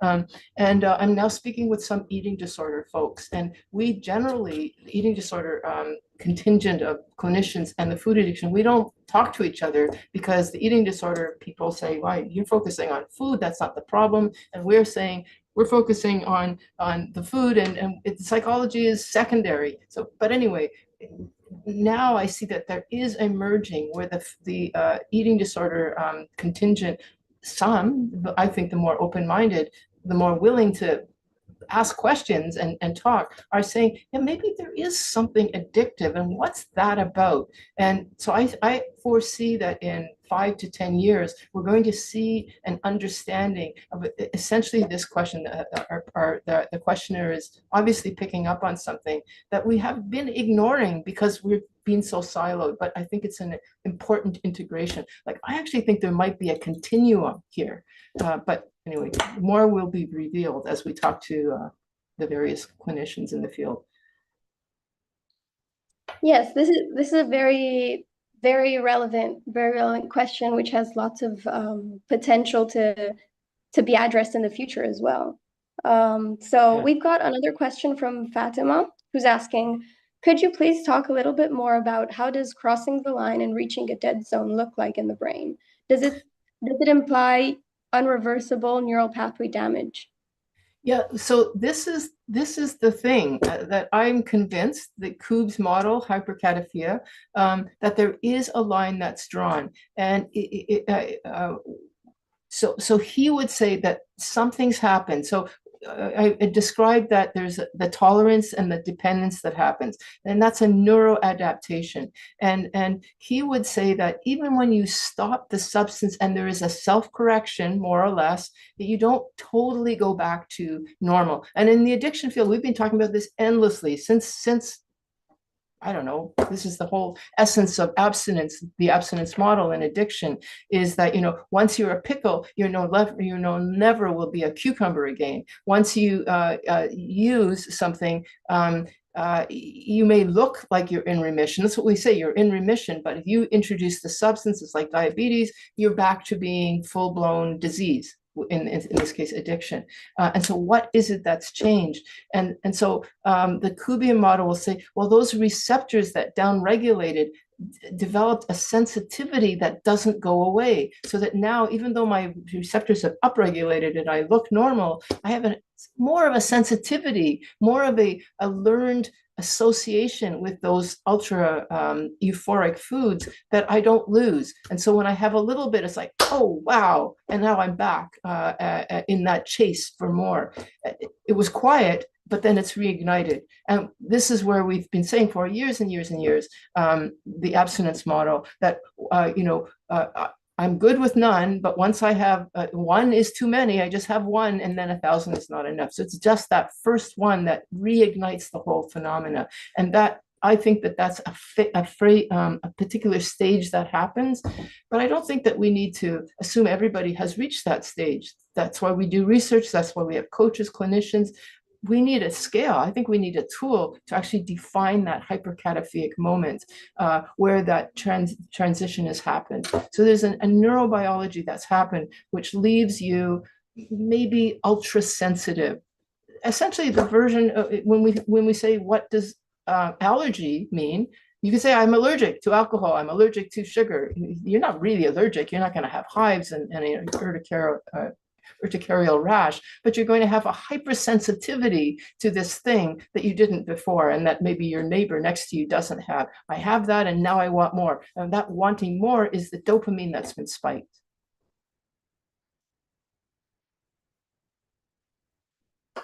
All right. After this last question, I'd like to once again thank Dr. Tarman for sharing her insights into food addiction and introducing such an interesting topic to us.